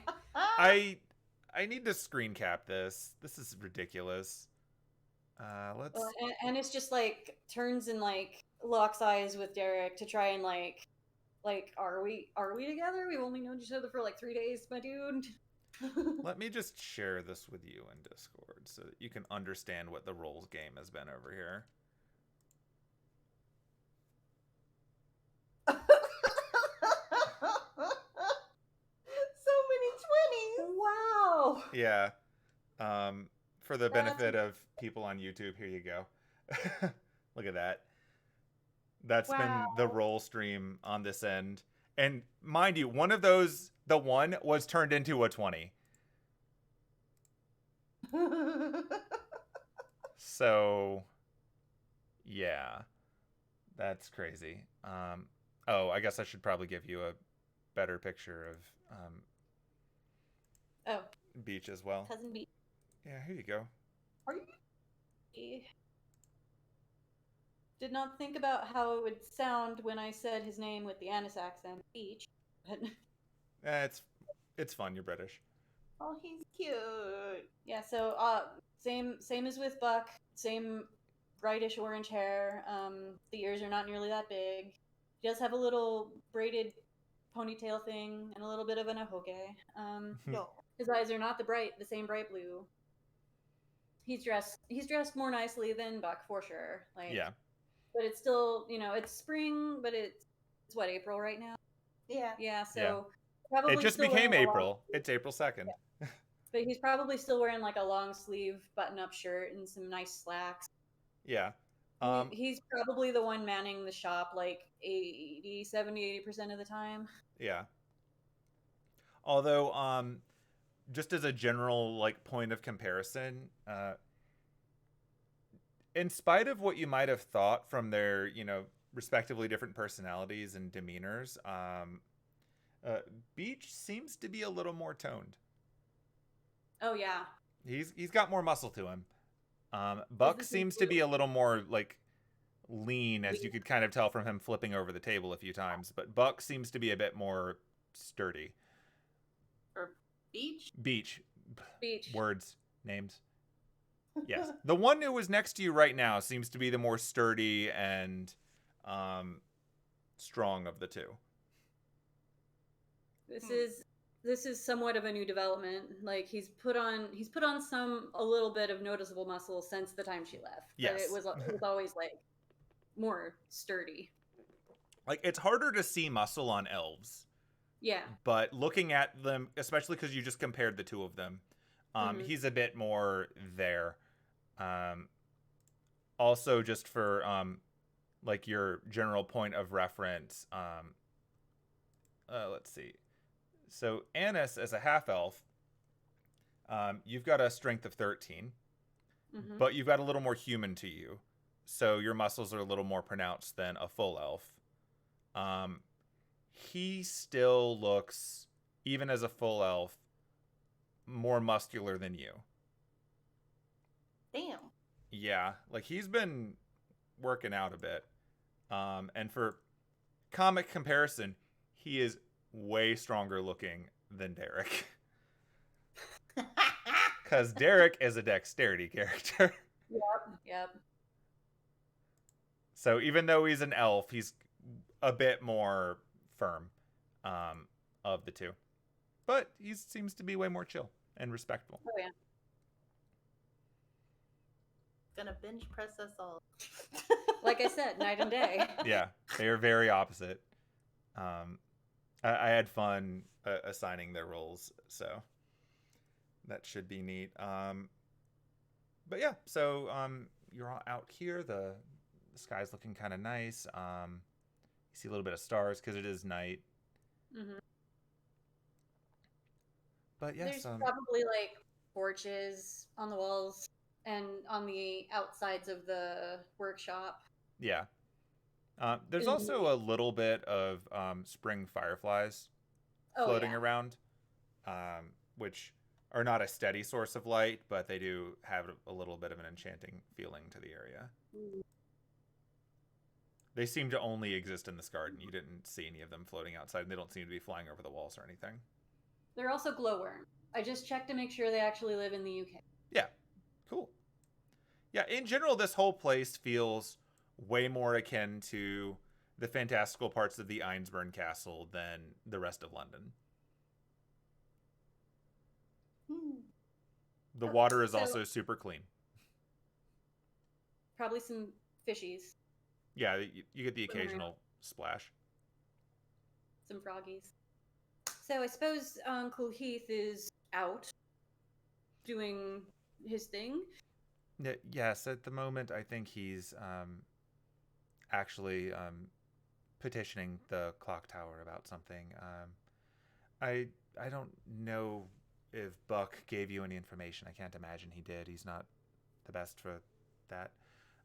But recently we've had a few more run-ins with the clock tower once again trying to move into the space and stake out a bigger claim in it than they had before. Oh, good. It escalated a bit recently when I know this is kind of hard to believe, but um, you know the Furbolg down the street? Yes. It seems that some phantasmal species apparently were somehow living in his basement and got out. There were some Oh. methods. They ran amok and made a bit of a mess of things.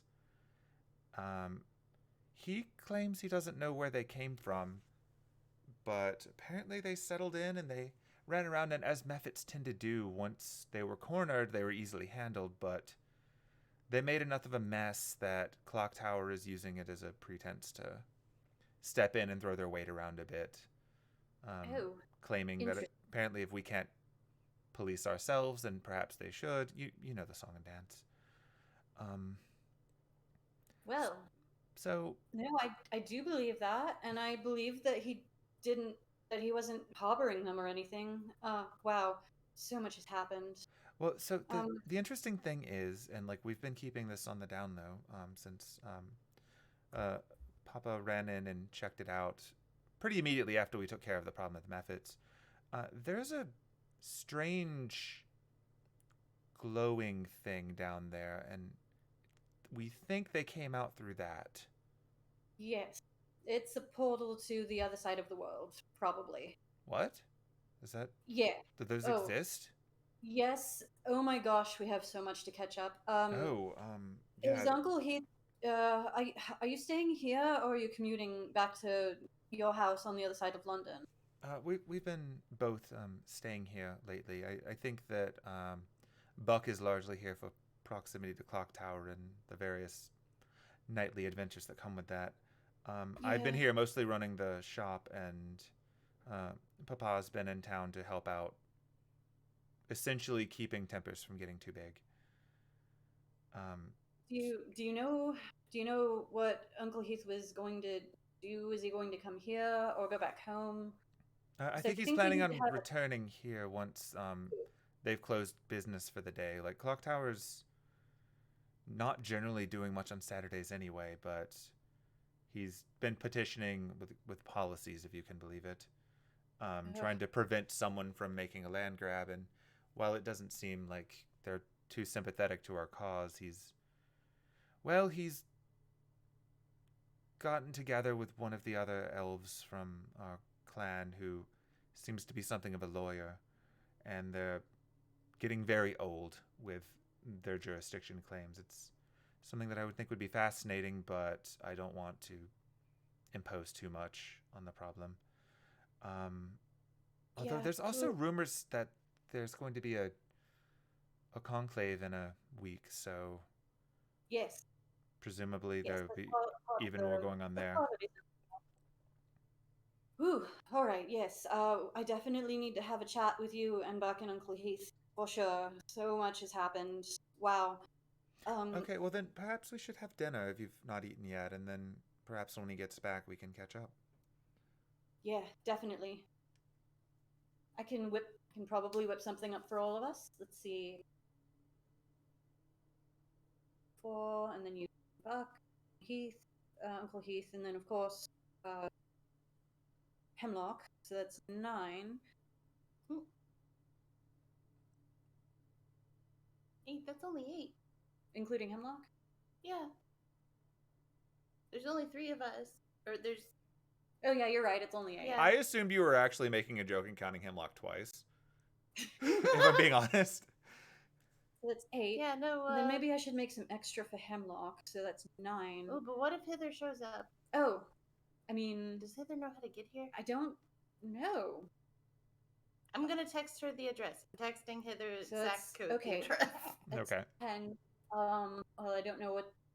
I assume you've been keeping the pantry stocked. I could make, like, a curry or something. Yes, I've been on top of the pantry. About the only thing that we're actually running short on are the potions themselves. They've been in a bit of a buying frenzy lately. And I'm planning on taking care of that tomorrow. We've got time before... Oh boy. Okay, there's a lot to get done. It's good to have you back. It's good to be back. I only expected to be gone for a week, and then that didn't happen. And I expect I'll be leaving again after the thing in Sherwood too. Have you been enjoying seeing a bit more of the world? I know that you spent a lot of your time kind of bottled up here for so long. It's good that you're getting out. I did. I enjoyed Germany so much. It's so clean there. Like the air here is breathable, but it's just so clean in Germany. Well, the part of Germany we went to. Did everything go well with that potion that I know you spent a lot of time on? Oh yes. Oh, and oh man, so much happened. I know I keep saying that. Oh, it'll be fun to catch up on. I'll be patient. So yeah, let's go ahead. Oh yes, we can all. Sorry, I got nosy. It's okay. I can finish giving you all the tour of the workshop and the spare living quarters and all that. Maybe even my room in the attic. Yeah. Maybe. I mean, I'd love to see your room. Of course. Yes. I know it's a bit surprising, but Kalsif has actually been on his best behavior. Seems like he couldn't really Ignatius? be bothered to make a mess without you here. Who? Ignatius. Oh, Ignatius, sorry. Words. Yes, Yeah. Ignatius. I almost No, that's called my him- anime brain jumping in the way. I'm so sorry. No, like I literally was like, oh, but Calcifer's too on the nose. Yeah. Maybe I shouldn't. Yeah. No, that was just my anime brain shortcutting a word. Ignatius. Yeah, Ignatius has been on his best behavior, actually. He doesn't seem to wander out too much. We just occasionally throw him a log or two, and he seems pretty satisfied. That's good. Did you know Grandpap didn't know he had a name?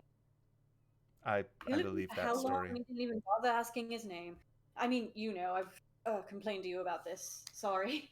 Well, I'll let you get back it's fascinating that he's very big on like keeping the local children happy with candy, but he seems to have a blind spot for the things that are truly closest to him. Yeah. Yeah. Well, perhaps you'll see him at the conclave, and you can tell him yourself. Oh, I have, but I'll tell him again. You wouldn't want him to forget. So much. But yeah, we can. I'll give you all the guided tour, and then I can start on dinner. It'll be great. And then at some point I'll just have to change clothes before dinner. Yeah. Yep. You sure will. For some reintroduction. For some reintroduction. You and Johnny too. Oh yeah.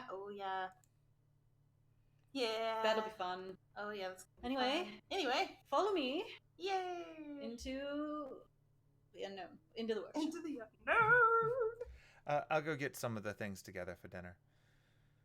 Oh, thank you. Yep, he's gonna head inside and do that. What's this? This is the potion workshop. This is where 90% of all of the potioning happens. Neat.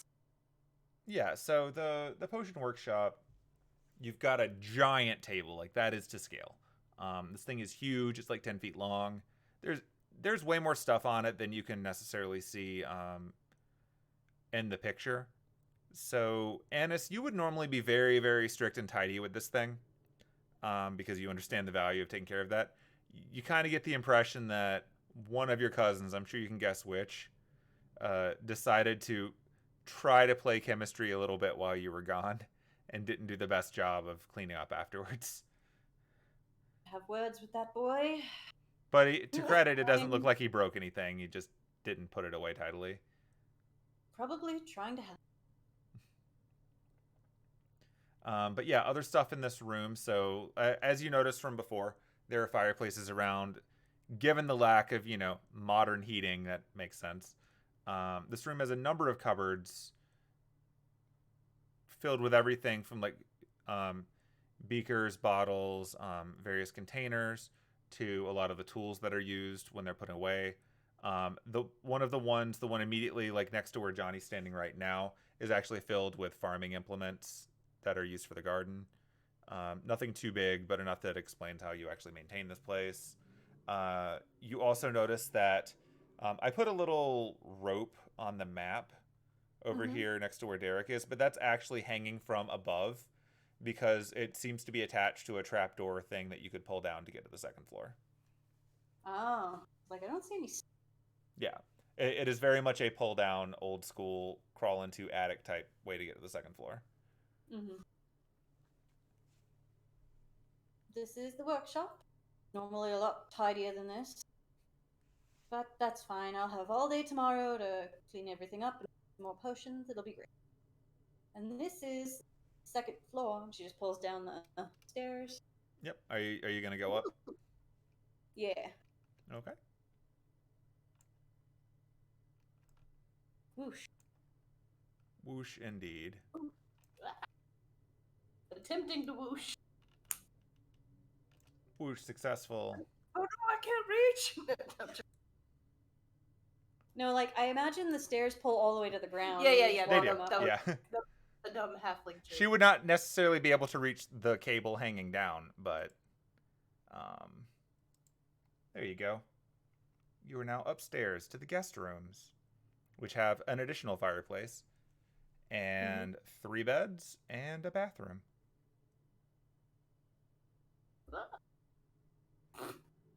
So this is the guest bedroom. Oh, cool. It's not overly big, but it gets the job done. Plenty of space to sleep. It's a bathroom. Ah. I'm on the bed apparently. Yep.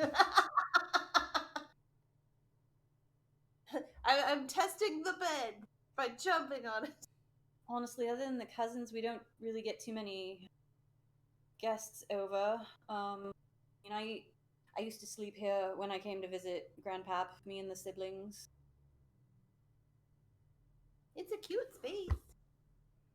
You get a nice view of the garden from up here, too. Much like everything else, I heavily redecorated because it was...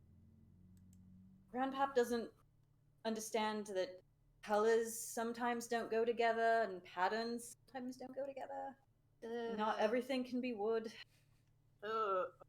Yeah. See, I know you're talking about like all the furniture, but I'm like, were the sheets made of wood? Yes, clearly. The pillows were made of wood. I mean, for some elves, they can just grow things into being whatever they need them to be. So. And then we'll take a night's sleep in a pile of leaves if she has to. So. Yeah. Surprised it's not just piles of leaves. So you know how normally when you have bathrooms in these maps, I tell you, oh well, that's not actually what it looks like. This is what it actually looks like. Oh neat. This one really is just like a giant wooden tub for the bathtub and a smaller nonchalant toilet. Cool. Jumping in. No, I'm joking. Yeah, so There that's the guest Anise knows house. that there is actually a persistent prestidigitation effect on the bathroom that allows it to function without plumbing. Wow. Yep. That is how elves poop. Yep. I learned a thing today. Yep. This is still better than Harry Potter canon, where canonically wizards would sometimes just teleport away their poop. Thanks, Rowling. Thanks for adding that after you finish your book series. I hate it. You should. It's awful.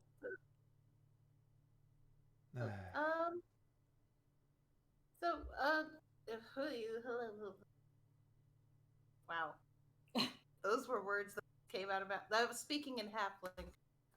You're speaking in halfling Sorry, again, Penelope. I can't understand you. My bad.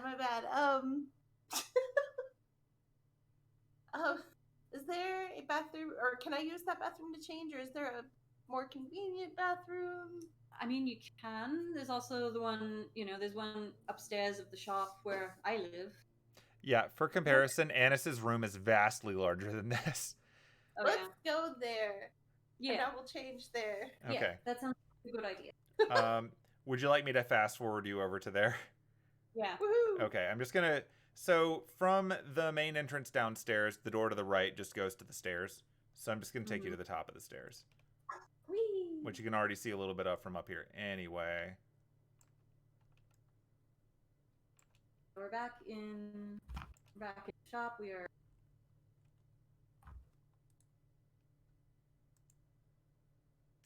There you go. Hemlock there is we making a nest. That sounds like Hemlock. go. Oh my god, Anise, is this your room? This is my room indeed. Oh, it's so cute. I'm gonna explore every inch of it. Sure. Okay. Well, yeah, Anis's room is very large. It is the size of the shop. It's very big and open. Where you're standing now is a normal like roof because there's actually an attic above all of this. When you went up the stairs before, you saw that there was an additional path up to the attic level. But noteworthy, the design of the room, the main room, is kind of sloped on the ceiling. So the area over the beds across is actually a skylight. You can see that gap in the clouds that leads to the stars directly above the bed. So when sleeping on her back, Anise can still see the twinkle of the stars no matter what's going on in London, weather-wise. The area directly above where you are now, though, is where the attic is, so that's just a more standard ceiling. You've got the large fireplace directly above the one downstairs. You have a number of bookshelves. I know you're surprised. A big wardrobe just to the right of the bed. You've got plenty of other areas with compartments for storing personal items. That big blue thing to the right is actually an icebox. As in, like, it's a box that was enchanted to keep things inside of it cold. So it's up to Anise what's in that, but it's how you keep things fresh. You've also got the big table over in the corner in front of the window where there are a number of books sitting out of Anise's. I'll let Anise decide what books those are. They've been left pretty much untouched. No one's been through your stuff since you left. Obviously, Lord of the Rings. Yeah? I have a question. Where is the kitchen? The kitchen for this place is non-existent because you're above the shop. Anise, I assume, would usually just prep things up here since she has the open space for it. But if you would like to renovate a kitchen, I can add one by the next session. Yeah. I think there would be I think there would definitely be a kitchen separate from the brewing potion apothecary area. Okay, then yeah, I will add in the kitchen for next time. So if you would like to pretend there's a kitchen there now, you can choose where it is and it will be there in the future. Cool. Kind of envisioned it being on the bottom floor or up here.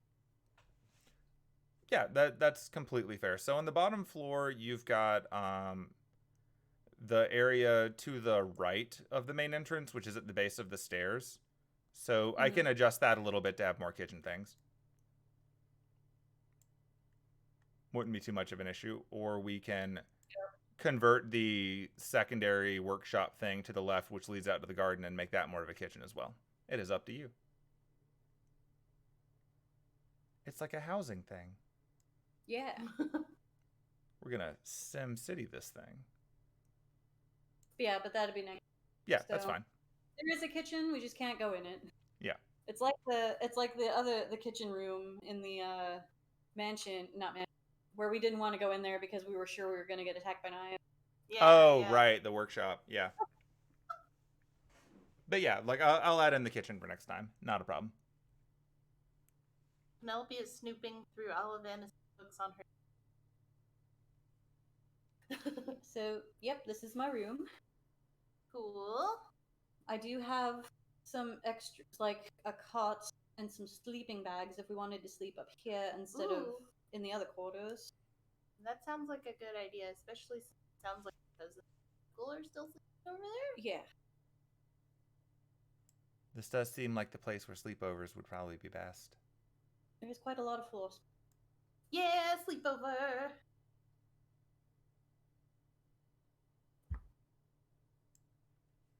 Yeah, like the bookshelves are full of books and knickknacks and whatnot.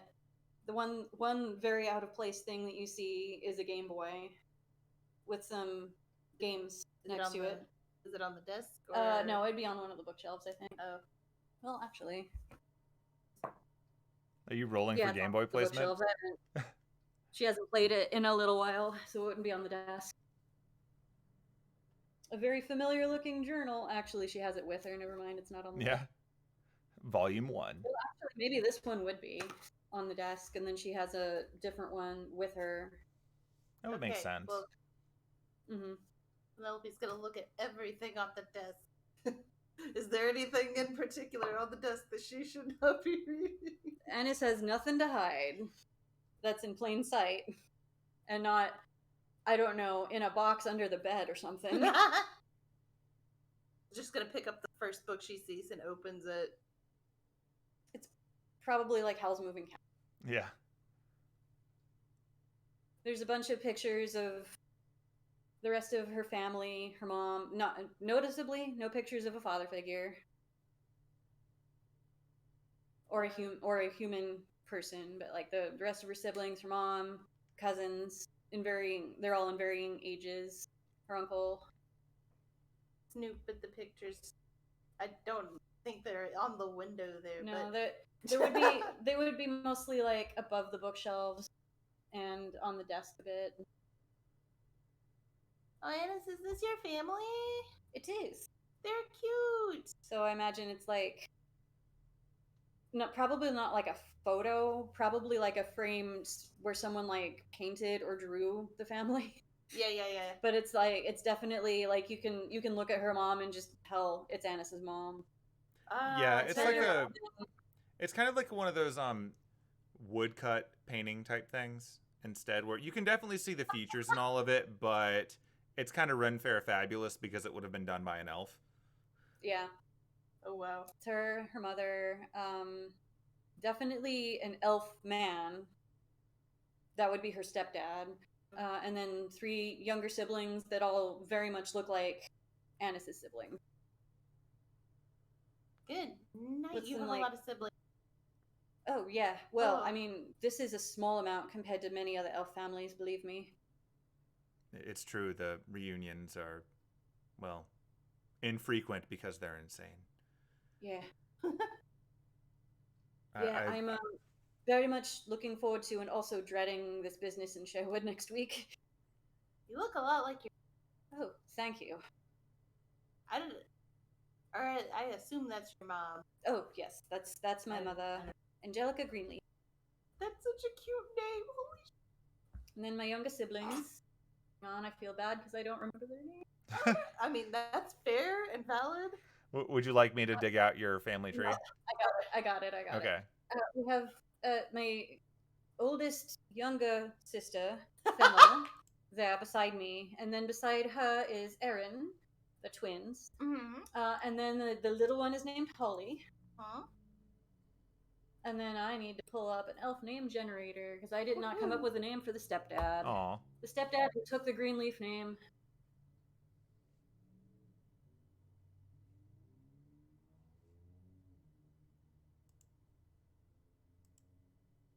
Elf name generator. God, these all suck.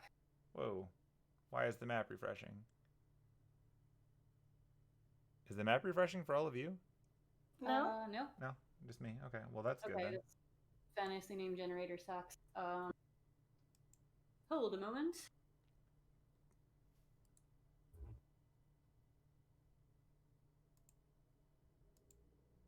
Going to Wikipedia and typing in the word tree. Oh my. I like how you're using your Nuzlocke logic for this.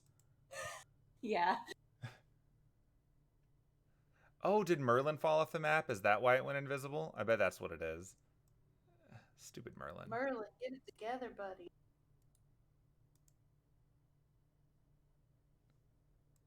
Yeah, like Merlin point of view just went completely black. And that's my stepdad, Cypress. Ah, He took my mother's last name. cute. That's how things work. Cute. There Write we that down. I don't forget. go. You Siblings and me were- both. The siblings are Fennel and Erin. Fennel. That was. Fennel and Erin are the twins. And then Holly is the younger one.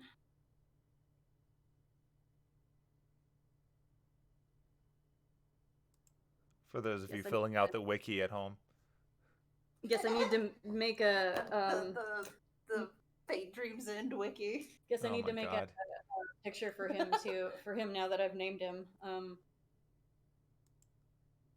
That's how it happens. Yeah.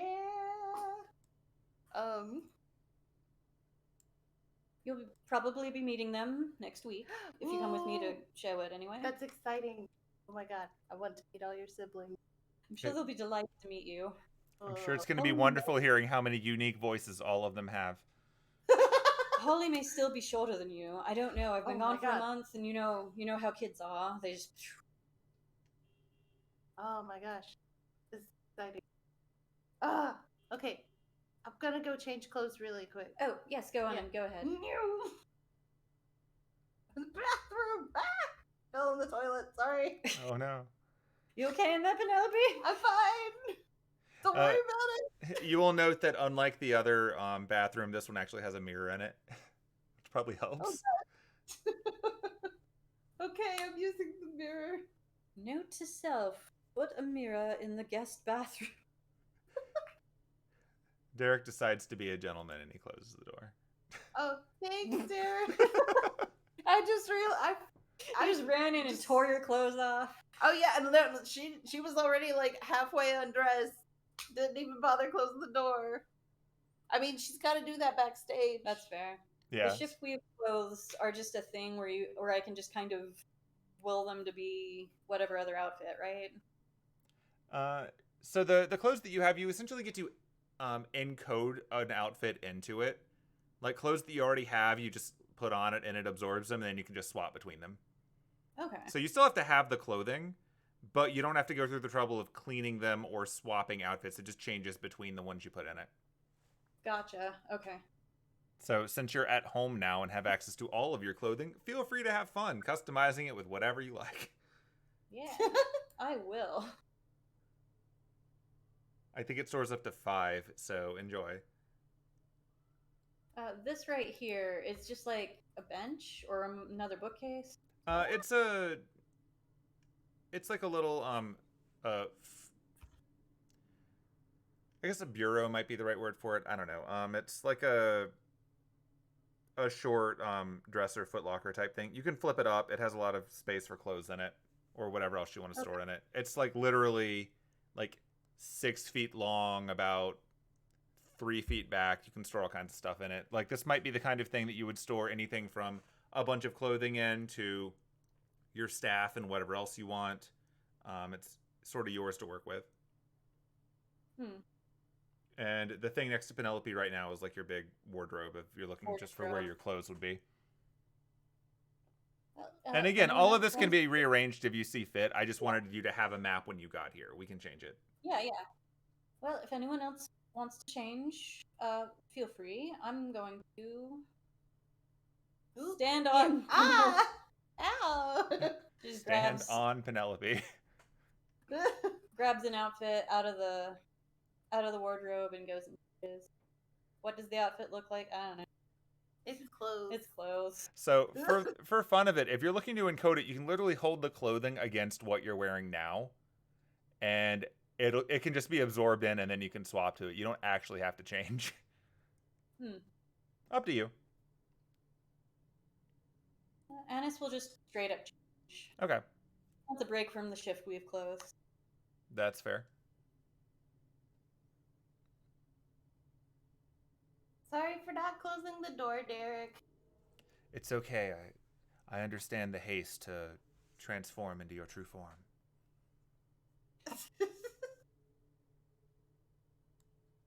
So yeah, Johnny is going to nonchalantly walk by all of this and close the door, and she's going to change into her. You yawn, or do you want me to just start calling you Penelope? Yeah, it's easier. Just let's just. I'm gonna drop the bit. It's fine. Fun as it would be to gaslight my dear cousin. Now I think you know what would be. Okay. I'll go down to dinner. Do the whole reintroduction thing, right? And then tomorrow, when we get dressed into clock tower stuff, I pretend. Monday. Yes, Monday. I don't know what day. Friday night. No. It's Saturday. It's Saturday. Oh, it's Saturday night. That hasn't come out yet. Shit. What was I saying? But yeah. So I'll just I'll go through the whole thing at dinner, and then whenever I go back downstairs in the morning, 10 last night never happened. I don't know if I have the energy to keep that ruse up. Buck is both really smart, also really dumb, but I don't think that would work on him. I apologize in advance. I just apologize in advance. Ugh. It's okay. This happened. I knew he liked modern music, but wow. It happens. I'd rather have fans who actually appreciate the music than who are trying to kill me or something. No. Hey! There she is. I Good feel a old little more myself Scarlet- now. Scarlet Pumpkin Bottom? No, Pumpkin that's tickle. not Tickle. Pumpkin Tickle. Pumpkin bottom. Garlic Apple bottom pumpkin jeans. bottom. The whole club is looking at her. That hasn't come out yet. Yeah, no, that hasn't come out yet. You know. I appreciate that we've already invented the Cumberbatch game.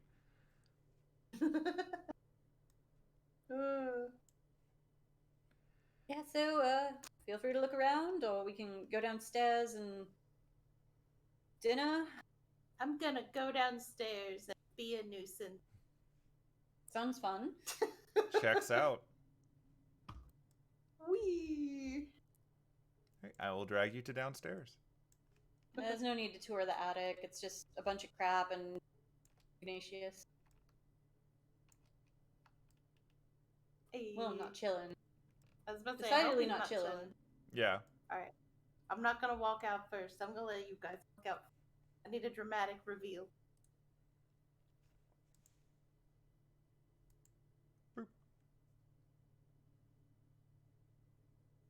Okay. So yeah, when you come back down, since it's been a few minutes, you can see that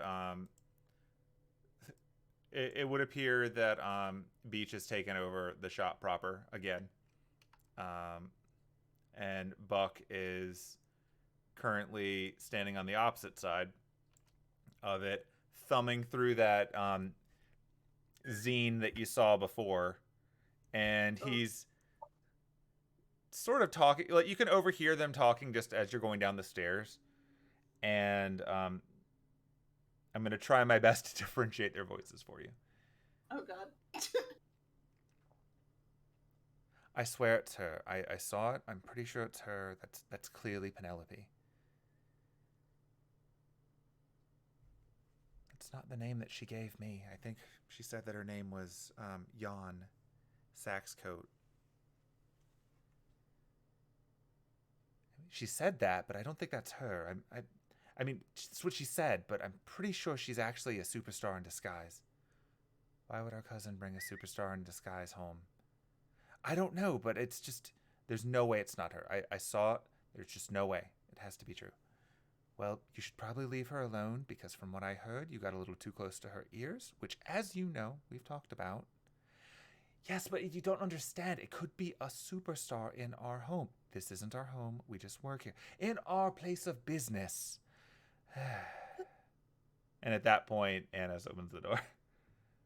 Hello, dear cousins. Oh, good. You seem to have gotten a bit more comfortable now. It's nice to see you again. So be real with me. Is that Penelope? Did you bring actual Penelope into the shop? What would you do if it was? I don't know. Could you be on good behavior?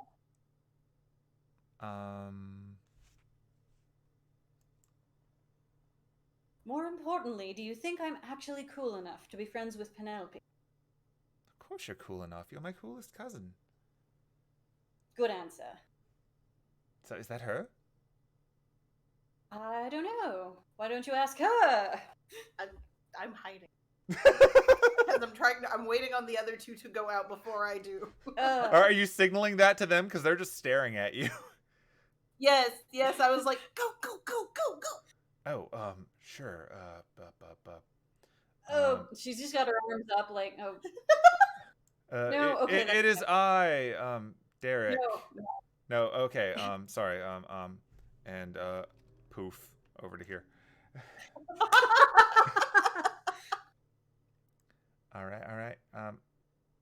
And that, Hi, oh, hi everyone. This is what I actually look like. Just don't freak out. I'm not the devil. Shimmer's over there. okay. Anice's arm is starting to get tired. She puts her arms down, like, are you? I can't see. I knew it. I told you. Ha! I told you I was right. Suck it. All right. Hello again. I'm so sorry. That was grossly out of line. I never should have tried to see your ears. I was just so excited. I can't believe, Anise, you know Penelope. Yeah, we met on a train and fought some dudes, and now we're friends. You fought with Penelope? Oh, I didn't know. Oh my God. You're a real bard, aren't you? Yep. Yep. Oh, man. She is very strong and very cool.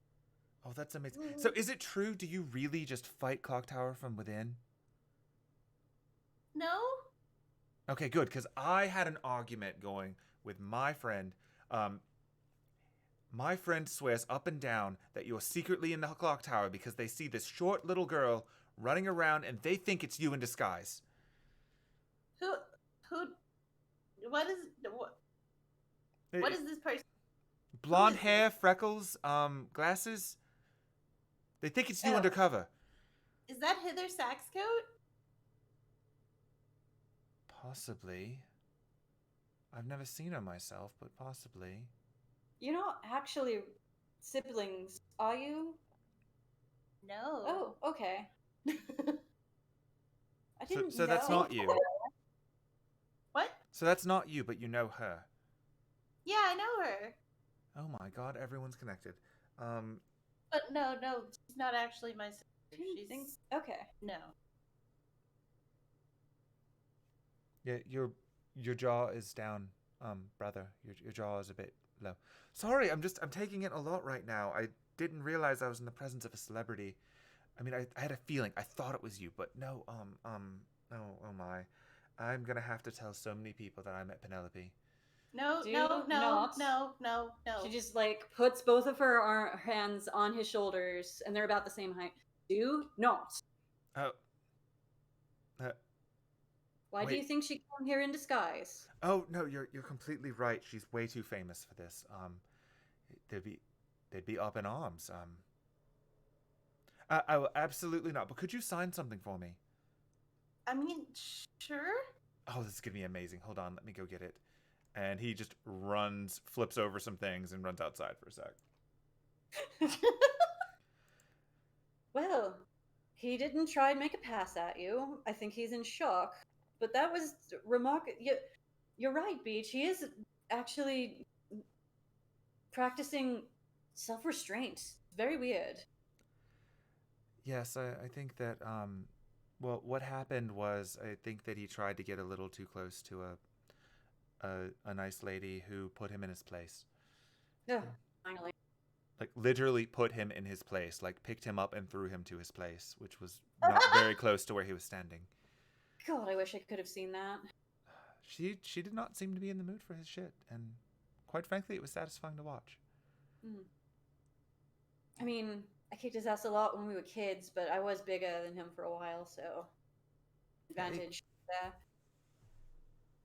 there. I think it's one of those things that, like, he needed to learn from someone who he didn't know, so that he maybe shows a little more restraint. Although it seems like if he was getting still too in someone's space, he might still need to learn the lesson some more. So perhaps I'll help him learn that later if he doesn't get a little better.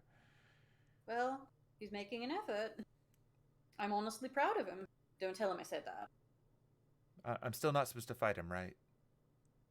No. I mean, if you mutually agree and you do it outside, I guess you can Just fight. tell him no, Anise. No. I want to see where this goes. No.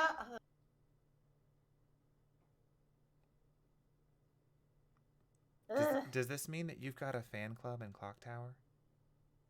I guess so. Wild. That is really funny. I It kind of seems would like meet her. it seems like half of them seem to think that you're Hither Saxcoat, which makes it a lot funnier. I mean, Because yeah, She's much Do- shorter than for starters. she is.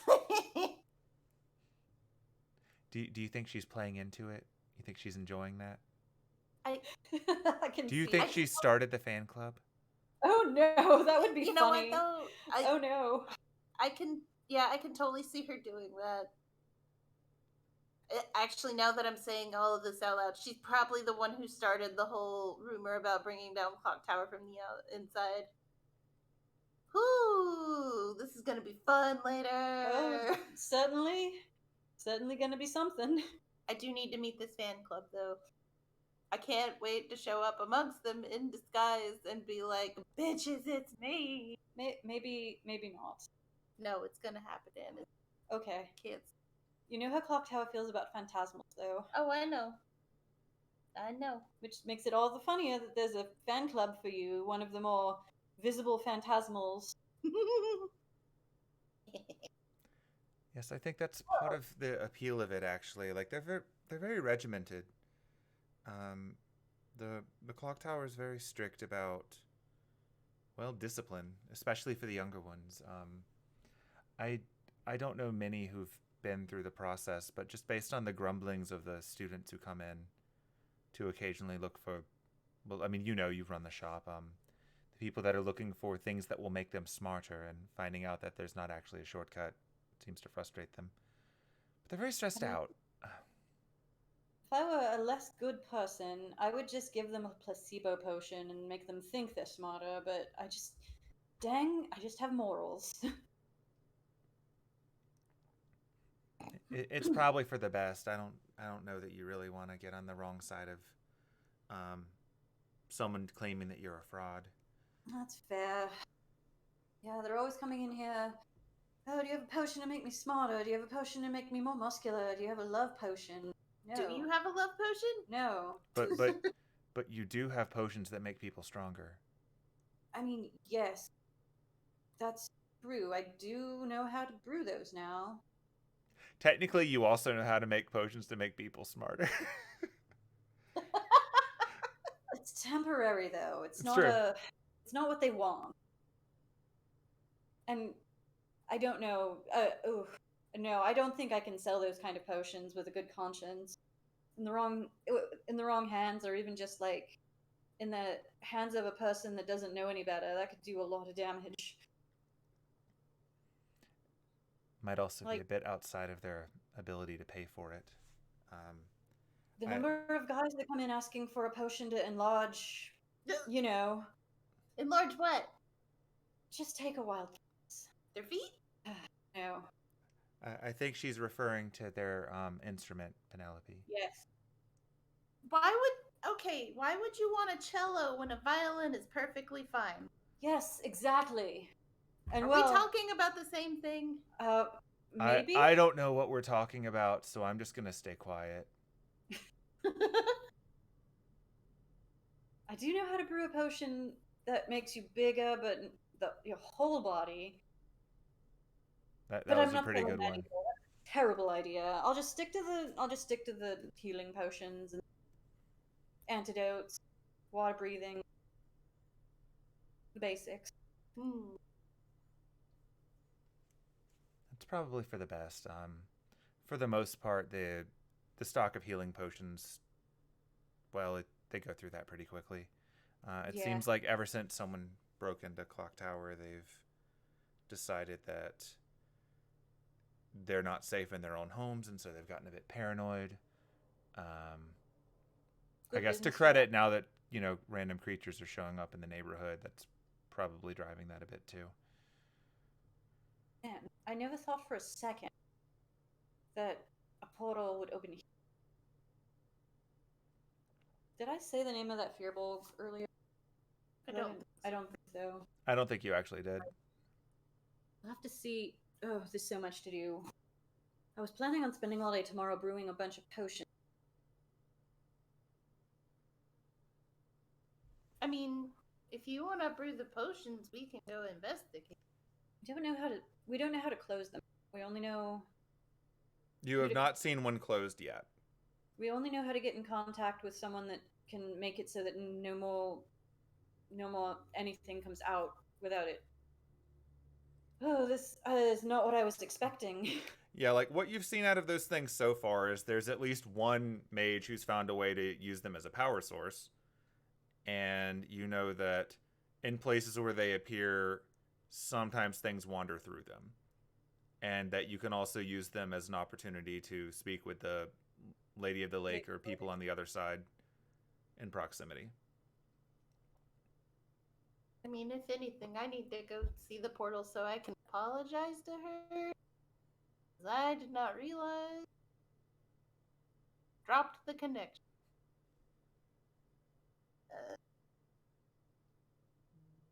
Ugh.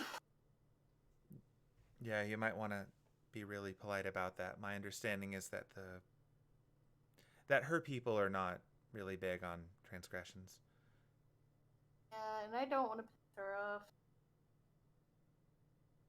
Right, so guess I'll go get started on dinner if anyone wants to help me.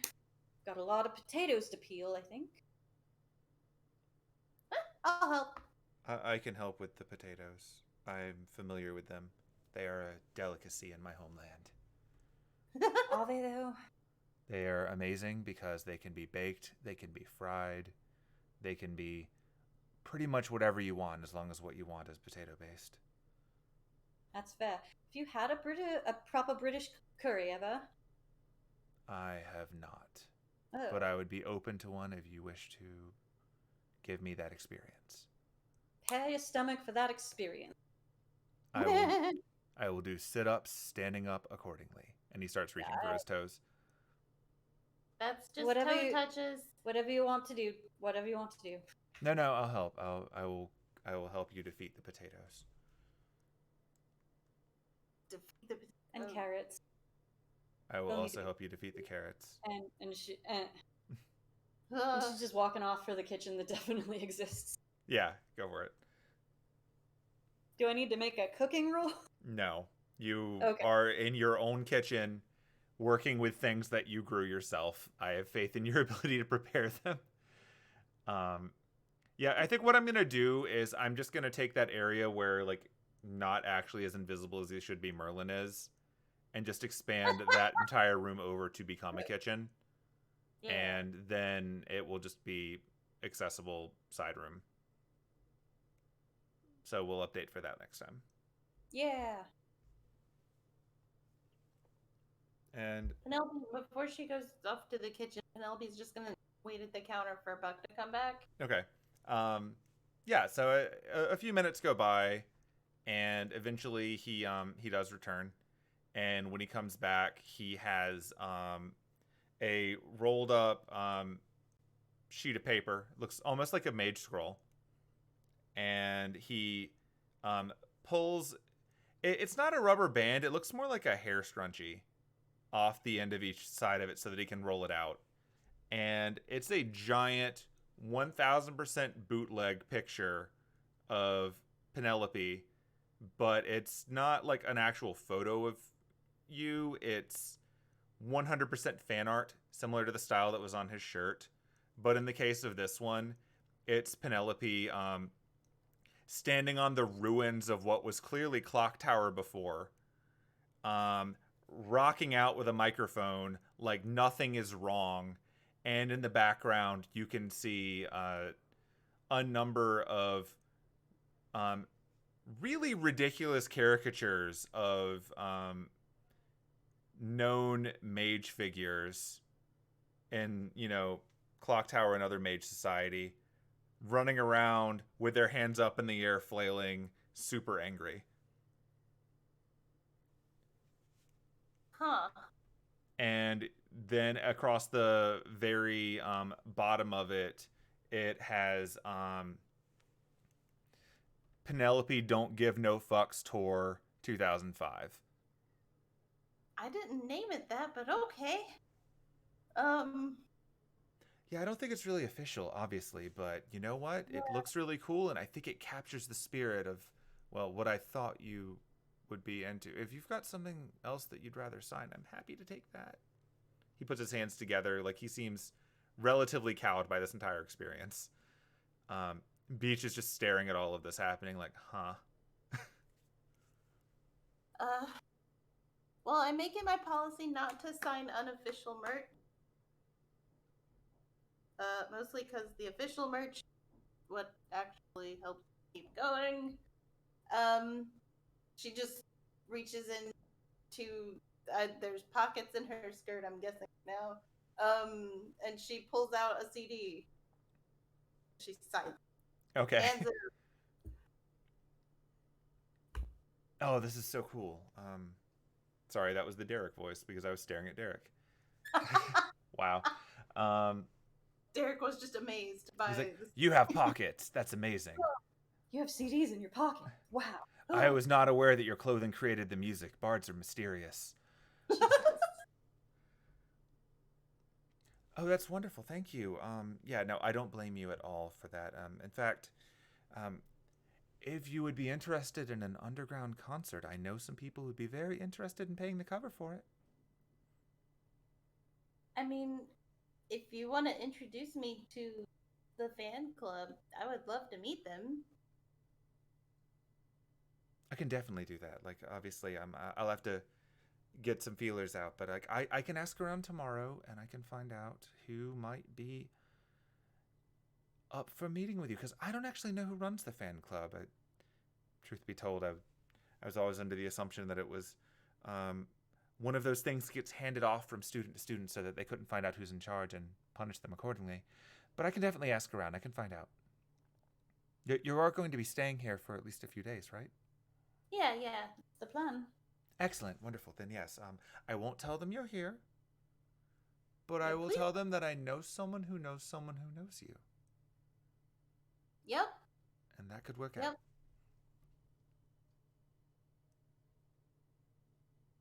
Say, if you actually know Hither Saxcoat, then she might also be a good resource. I've heard of her, but I've not really met her myself. But perhaps now I will. I don't know. Oh shoot, Beach. Is your name Beach? Not the guy I'm currently talking. Other cousin. Yeah. Other cousin speech, yeah. Quieter cousin. Yes, that's me.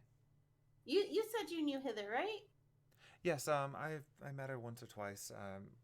She came in here at one point looking for a potion. We helped her out. It was pretty simple. Oh, well. Right? How funny would it have been if she had come and shopped here, like, when you had been here? And then you ran into her later. You know,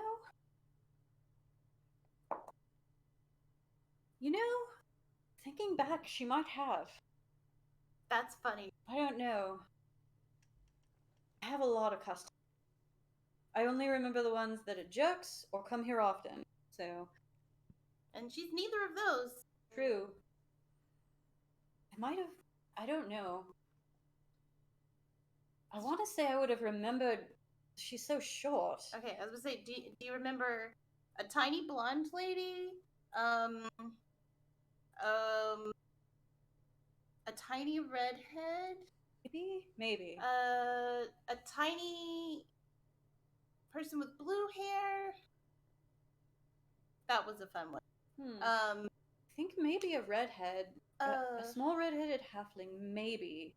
Anything that happened before Germany is just. It feels like it happened last year. I mean, honestly, it does feel like everything from the last couple of weeks happened like several months ago. Yeah. Are you implying that she's a large portion of the halfling community of London? No, not necessarily. I just know what a lot of her different looks are. She has a lot of wigs. My favorite is the hot pink one that's made of tinsel. That one's for special occasions? I imagine. Yeah. Anyway, I'm gonna go start on that dinner. Bye. Whoosh. Anise, The nerd please. outside. Anise gets the zoomies as she runs through the non-existent kitchen. I don't know what that She was. just gets really excited about making curry. Curry. Big fan. No one's allergic to curry, right? No, but I know a human who is.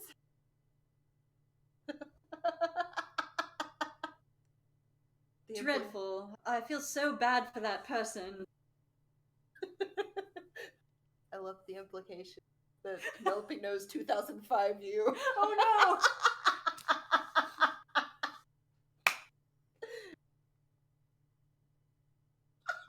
2005 me is in tech school writing fanfic instead of paying attention to class.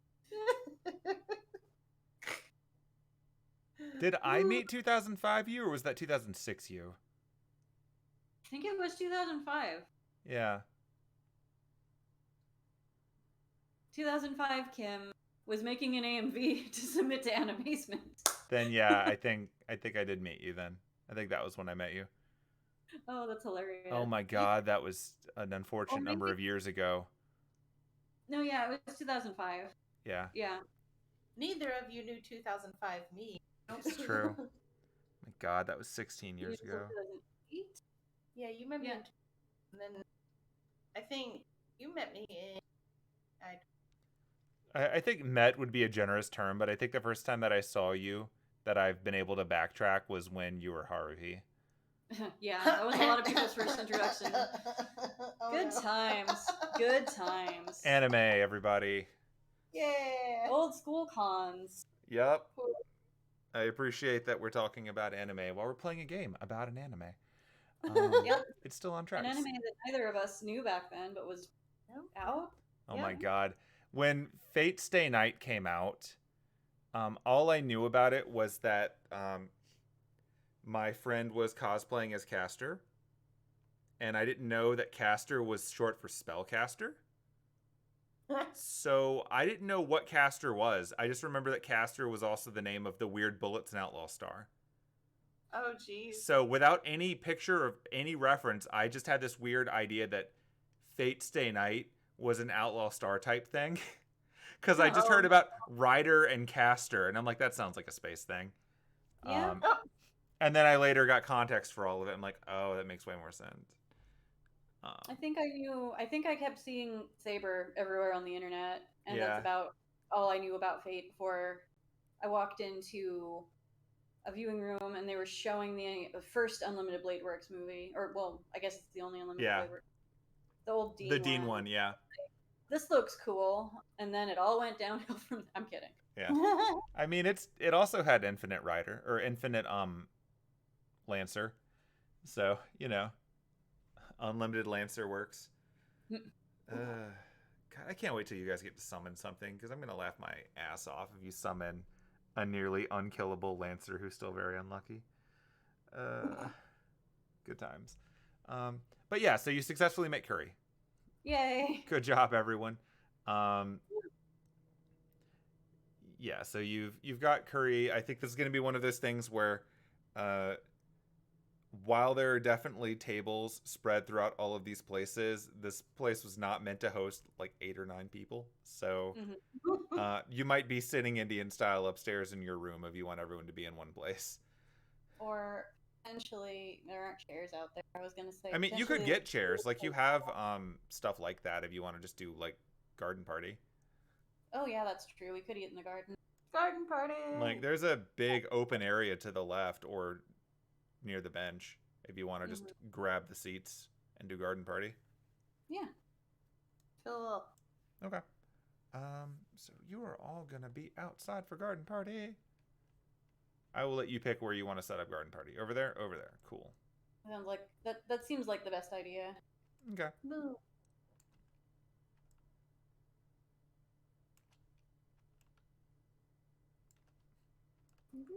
Come back inside. Get within doing. Wait. Oh, you moved hemlock, didn't you? Yeah. Okay. I'm gonna go sit by Johnny. That seemed easier. Yeah, so you've got a nice outdoor picnicky area. Cool. And so you've got plenty of chances to sit around and eat a bit. Bowls of curry. There's tea. Probably some kind of beers or something. I don't know.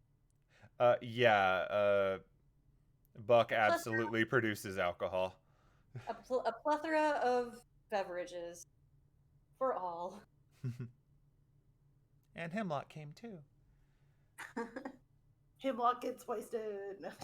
That does not sound like a good idea. And it's made a special, like, she cut the pieces of potato and carrot and meats smaller so that he could eat them more easily. Yeah. Oh, a little Hemlock, please. I'm gonna move Johnny up a square so that she's not creeping. She's creeping. Just kidding. She's creeping on you. That's apparently where the squares are. There we go. So, where There we go. where do we She's even creeping. start with the last month? Wow. Yeah, so I made that potion and I wanted to deliver it in person, as you know. So I went to Germany and I went to deliver it. And on the train ride there, I ran into Penelope and another friend of ours, Kwaku, who's hot spider demon. And yeah, we fought some. They would know what the harvesters are, right? Yeah, like they're kind of the urban legend that you tell phantasmal kids, but they also know that they're real. So we ran into some harvesters. We kicked their asses. Great. And we so Wonderful. Stole stuff from them too. That was fun. I think I still have. No, I don't have that guy's phone anymore. No, I definitely still have that one guy's glasses. Oh no. Oh, it's Fun true, you do. Yeah. So as you mentioned, like kicking their asses, both of your cousins seem pretty enraptured by the story. When you say that you stole from them, Buck looks like super smug and happy, and Beach looks a little bit like, huh. I mean, they're bad people. And we took, like, what, their weapons, a special pair of glasses, their phone, because it would be funny. I mean, I convinced one of them to give me like what, $200. You convinced one of them that he's your biggest fan. That was funny. Still think he thinks he's my big. Convinced. But yeah. So, and it turns out He is that incorrect, by the way. Who said that? that was Johnny. That was Johnny. Oh my god. But yeah, so it turned out that Kwaku was going to the same place I was. So Penelope came along with us because safety in numbers. Yeah, and gosh, okay, we found this cowboy establishment in the middle of Germany with this guy that was definitely German, but was just all about American cowboys. Very funny. See, and then we went to try and find the person I was supposed to deliver the potion to, and the forest around the castle, which it was a big, like castle, was being overtaken by this vampire tree, which we fought and we kicked its ass. Okay, I'm gonna do a roll for one of them, trying to figure out what the hell a vampire tree is, which is fair. Let's see. Either of them would know what a vampire tree is. Not with that roll. Nope. They're both enraptured by the concept of this vampire tree. Yeah, it was. So wait, is it like a tree that bites other trees and turns them into vampire trees? Not necessarily. It was siphoning energy from the ley lines and using that to turn all of the other trees into undead trees. That sounds It was horrible. weird. They were all sickly. Some of them attacked us. There were a bunch of mephits that attacked us. We fought a lot of things. There was the bone snake that attacked us. We had to do. There was a lot. There were ghosts. They were mostly friendly ghosts. Yeah. Yeah. Yeah, and we eventually met up with the lady, Coville Einsburn, who I gave the potion to.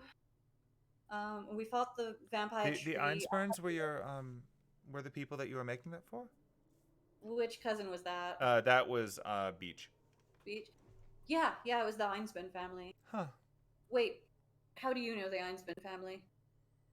They're, aren't they're just a they're- known mage family. They're known. Okay. say don't isn't that your Yeah. but wouldn't they know they also Oh, were that's there? true. Well, Okay. they didn't know who the person that the potions went to was. Mm-hmm. They just They're- knew that you mailed them to a place in Germany. Yeah. Bobby. Yeah, Admittedly, this plot was like 10 months ago, so it's Yeah. okay.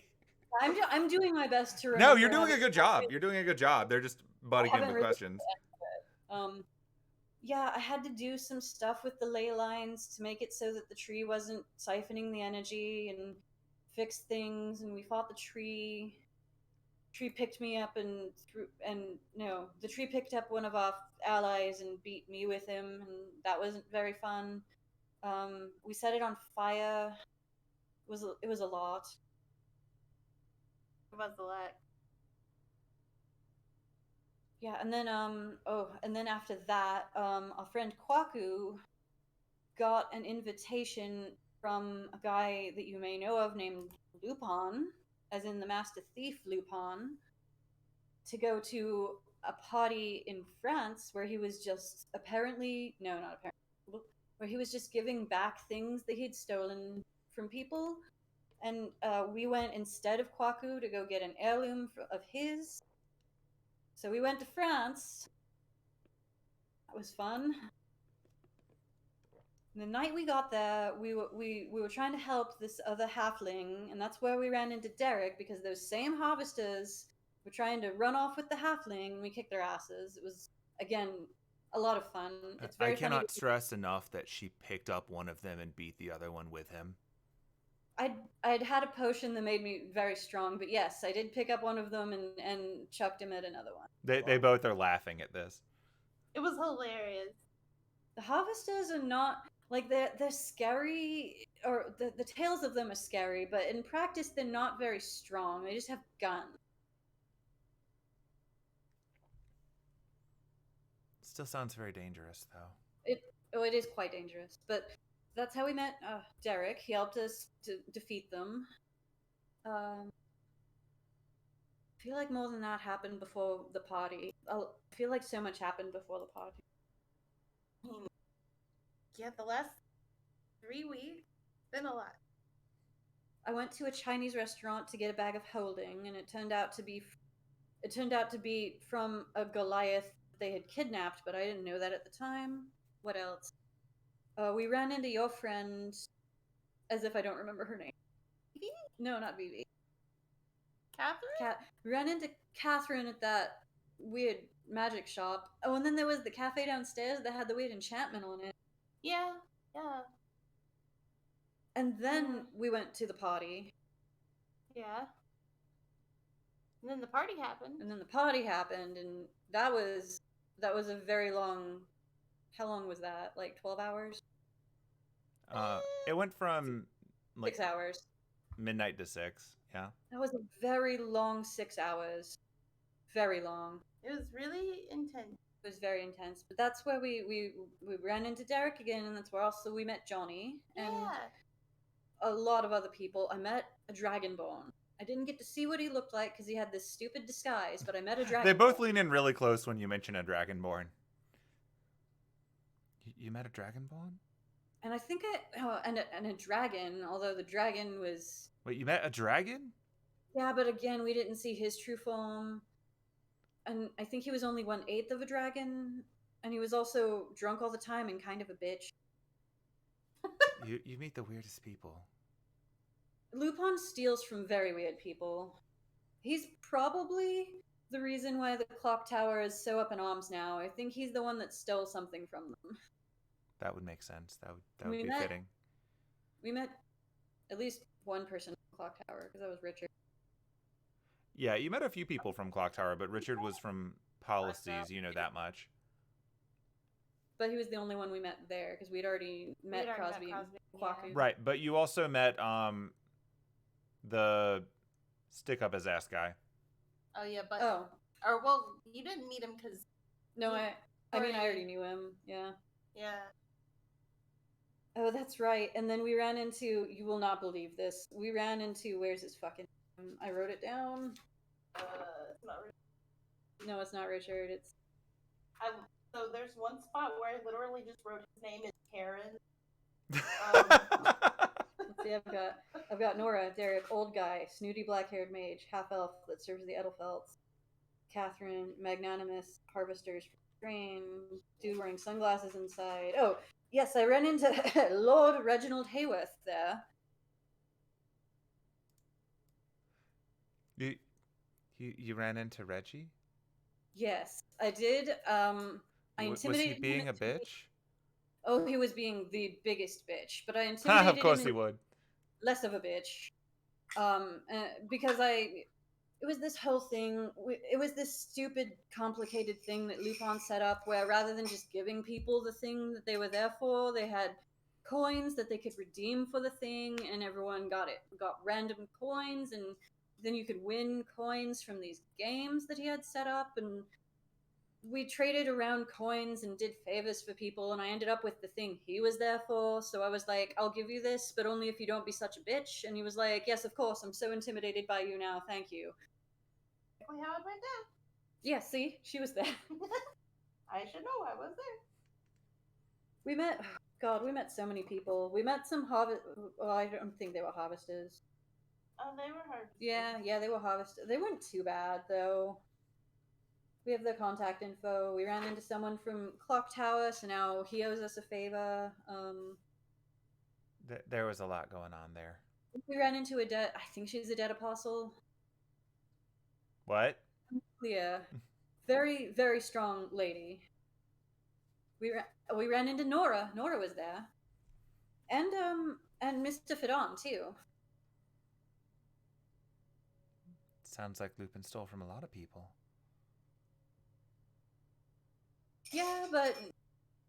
Yeah, he did. But everyone ended up getting what they wanted. Not necessarily what they came there for in some cases. I ended up with a lot of things. So I don't even know what I'm going to do with some of them. So you ran into a really strong lady? She was either a dead apostle herself, or at least works for one. It's terrifying. Oh, she was, yes. The worst thing was that she didn't seem dangerous, and then the more we learned about her, the more dangerous she became. I'm glad she was on our side. It's very nice. Oh, and we had to deal with the church too. They were there. Your two cousins are just sort of staring at each other at this point and staring back at you and trying to determine if you're just fucking with them at this point, because you've kind of name dropped everything. It was this whole thing. It was in like an extra dimensional mansion. There was infinite food and drinks. There were all these people, and we had to go around and talk to them. Oh yeah, Johnny and I had a concert there. That's right. Yeah, they played a concert. That happened. The floor caved in, and we all fell into a sand pit. Like, Anise has picked up on the fact that they're genuinely like, is she fucking with us or is she telling the truth? So she's leaning a little more into the weird stuff that happened. We fell into a sand pit by way of a magical maze that also teleports people. That was pitch black, but I was able to navigate it because I can turn into things with blind sight now. Well, that's good. Good job. Congratulations. I cannot stress enough how much I am not making any of this up. This all actually happened. It's true. Everything that she said has happened, and she hasn't even told you all the weirdest stuff yet. Oh, and we have contact info for like a jillion people, and I can just... I have an item that will just let me summon Lupin at any point for a heist, so there's that. Okay, when you say that, Buck is like, what you gonna get? What are you gonna steal? Oh I don't know. Oh my god, infinite potential. Right? Exactly. Oh my. Penelope is just sitting here kind of slack-jawed a little bit like, can't believe she's telling about everything at this point. Which is funny because you just did all of this to Vivi like a day ago. You gave the entire info dump to Vivi like a day ago. Gosh, and then that was the longest 6 hours of my life. There was this whole thing where people were like, you couldn't fight or damage anyone in the mansion, so people like figured out ways to get around the security by like tunneling up through the ceiling. And Catherine was like hacking. Wait, does Anise even know the word hacking? It's like using her flying computer things to open doors. A lot happened.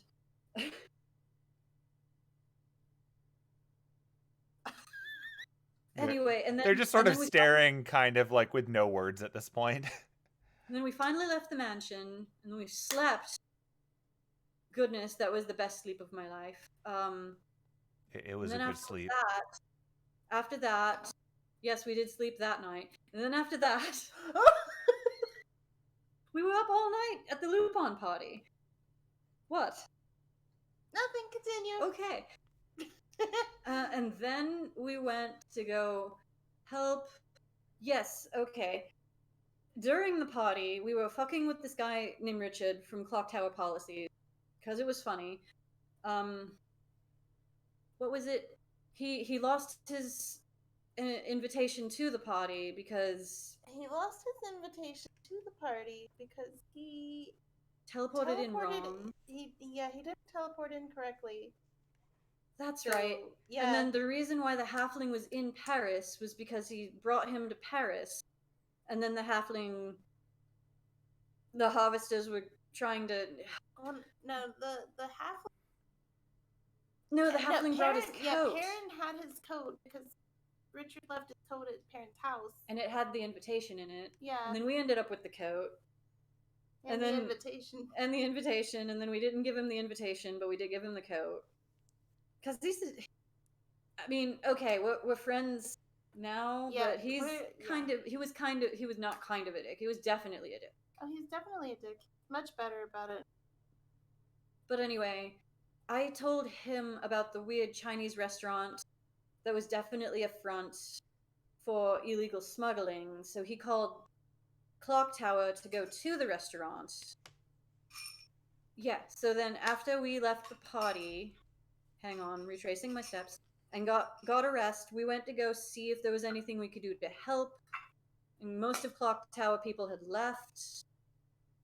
And then we found secret entrance into the underground train system underneath the Chinese restaurants. I cannot stress how much I am not making any of this up.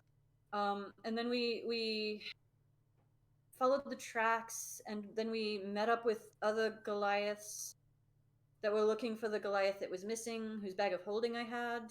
Oh, and we met this Goliath at the party. Yes, she was at the party.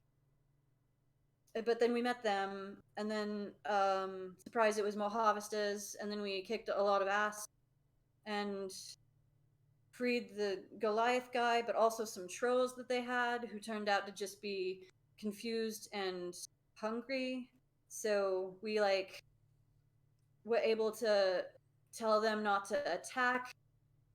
And then her friend turned one of the harvesters into a cow, and that was really funny.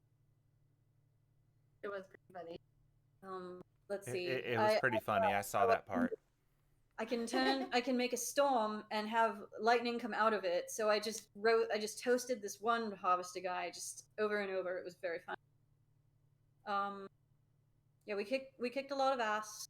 We freed the trolls and the Goliath. We sent them to Germany because the forest around the Einsburn Castle is a bounded field where phantasmals can live, so we figured that would be the safest place for them. Getting anything. We had a sleepover. Yep. At the. And then we teleported here. Well, no. And then, but instead of, there was so much. Yes, just today we accidentally teleported into some Mage's workshop instead of the clock tower teleportation circle, and we got bit by books and attacked by soup.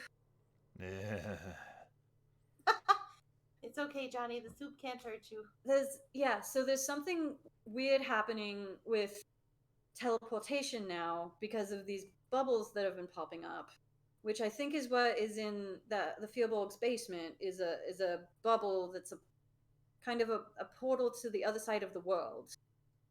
It's not kind of, it is, because you were able to talk to someone from the other side of the world. Yeah. And then like a big tree guy came through that was clearly from the other side of the world. We were able to get him back. The mage had figured out a way to make it so that if you go through the portal, it causes a lot of pain to like deter anyone from coming through. But he was also siphoning energy from the other side of the world using it. And these bubbles have just been popping up all over the place. And we think we know why, but I don't know how much we can say about it. Yeah, now as Anise is realizing maybe she shouldn't be info-dumping all this stuff on her cousin.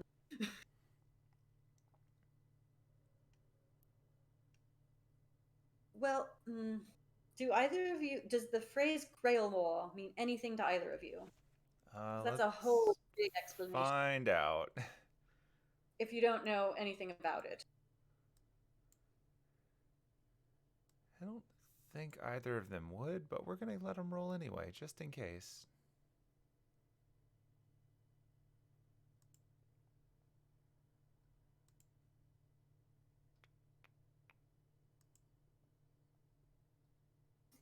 I think I hit all the big story beats. Yep. I think I was honestly just more impressed. Okay. Like, against expectations, Buck is actually the one who chimes in at that because he rolled a lot. Is he the one that has the really good stats? Of the two of them, yeah, he absolutely got the ridiculous stats. He's only got like a +1 to intelligence, but he rolled a lot. Is that the thing that the guy from Modern Magecraft did? Because some of the girls were talking about how hot he is and said that he apparently was a war veteran. Maybe?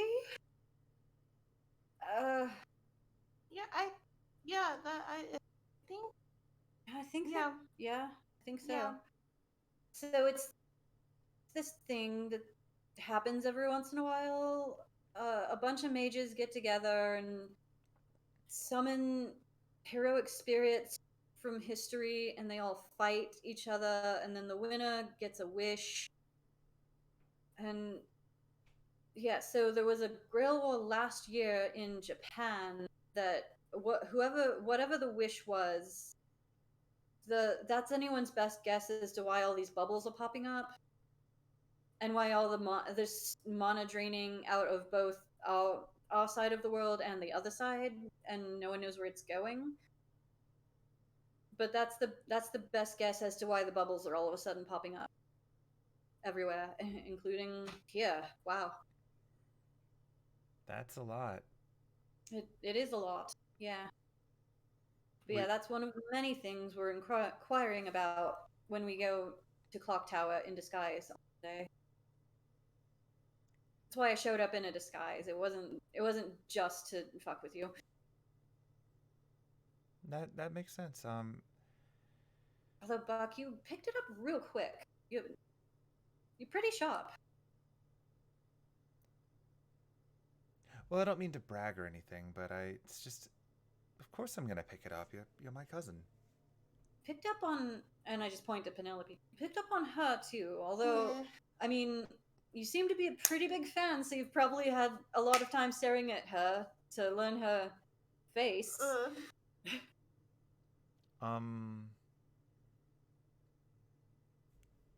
Anyway, so I Anise, I really don't like what you're implying. You're fans. You have what's his face? The oh, what was his name? Elias. You have Elias the Harvester. You have my dear cousin Buck.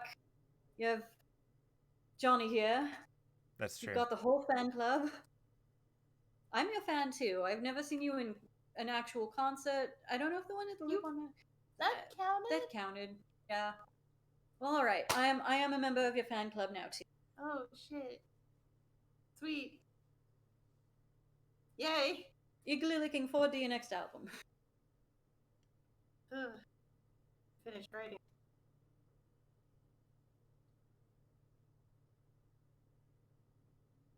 So that's what happened. That's what happened to us. It was a lot. Sure, I forgot things. How about what's all this drama that's been going on? I've gotten bits and pieces from both of you, but So one of the things that has been going on our end is that, like you know, as mentioned, the clock tower people have been using the excuse of the methods escaping from the cellar down the street to come in and go shifting their weight around a bit. We generally have a good relationship with the people from Botany, but well, Pop thinks that they're probably trying to do a bit of a land grab out of this because, well, he gestures, like Beach just gestures all of the nature going on around you right now. I think they kind of want in on this business. it wouldn't be the first.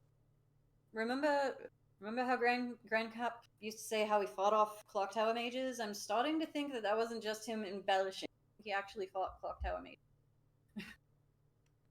I definitely wouldn't be surprised if he was fighting off clock tower mages. I mean, realistically, they get all big and huffy, but as soon as you turn into something big and scary, they walk away. Yeah. Right. Well, they've been getting a little more uppity with it, and unfortunately, I think that instead of it just being the botany department, I think they're actually using the grounds of risking secrecy to unify for a bit more of a land grab this time. So we've had to play it a little more politically. No one's actually tried to take anything yet, but Pop seems to think that they might try something soon. And if what you just said about those bubbles is true and they find out about that, I suspect they're going to probably just try to seize the whole area. So you might want to make sure that no one's really talking about that. Yeah. Buck, I think that might be something for you to handle. I mean, I'll do what I can. I think I can handle that a bit. I can go around. I can get out the word that we're being quiet about this one. Like, I know everyone. I know where people are hiding. Yeah. Generally speaking, they're not really big on talking to anyone from the clock tower anyway. But if we make it clear that this is especially a hush-hush thing, I'm sure we can circulate a story that it was just a summoning gone awry and they can just think we're incompetent and get over it. But yeah, that seems like the best plan. At the very least, it'll buy us a little bit of time while the more legal end of thing gets insulated. We've got some contacts in Clock Tower that we might be able to be like, hey, people are being dicks to us. Do you want to help us? At least we've got some favors we can call in.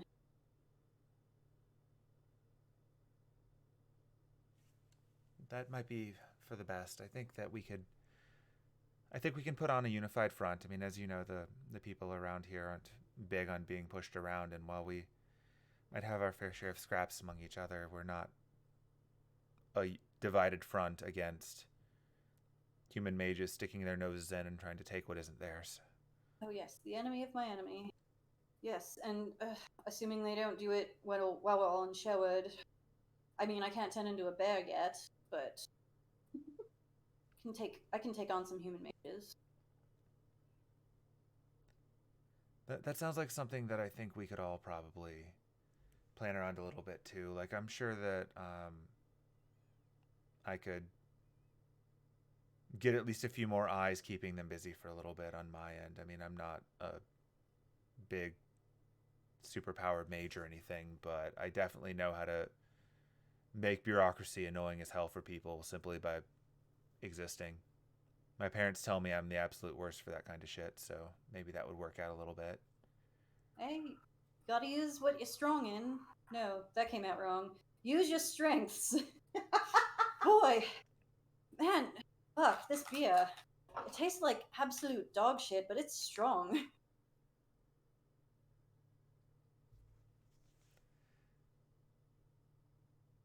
Yeah, sorry about that. Sorry, voices. There's so many NPCs now. Um, Sorry. no, it's gonna be so fun when they're all elves. It'll be Yep. great. Uh-huh. But this is all practice. You did this. No, it's all fun. Um, yeah, I'm sorry about that. I was trying to make my own like microbrew using some of the things that you've got in the workshop over there, and this is the best I could do. I'm sorry. I mean, the flavor could use some improvement, but it is alcoholic. I'm gonna stop drinking this now. I mean, don't worry. It's not the first time I've tried to do this. This is definitely the best of the lot, and I'm fairly confident no one's going to go blind. I'm gonna drink tea. Yeah, that's probably for the best. If you're ever interested in learning potions, I can teach you. Boy, I had like half a glass. That's probably a good idea. I think I might actually benefit a bit from that, from picking up a little more of the other things. It would be best if we could keep the shop going when you're not here, and the two of us could definitely stand to learn a little bit more. I'm not planning on being gone. I mean, yeah, you never plan. I was only planning on going to Germany for a week, but I mean, hopefully, there's all this business with the bubbles and the grill war, all that. Who knows how long I'll be gone for? It would be best if we could keep things going, at the very least, tentatively. Like, we don't really want to give them the excuse that the shop isn't producing. That's true. Well, I'm sure we can learn a few things from you, especially if you're going to be working tomorrow. Basic healing potions not all that difficult.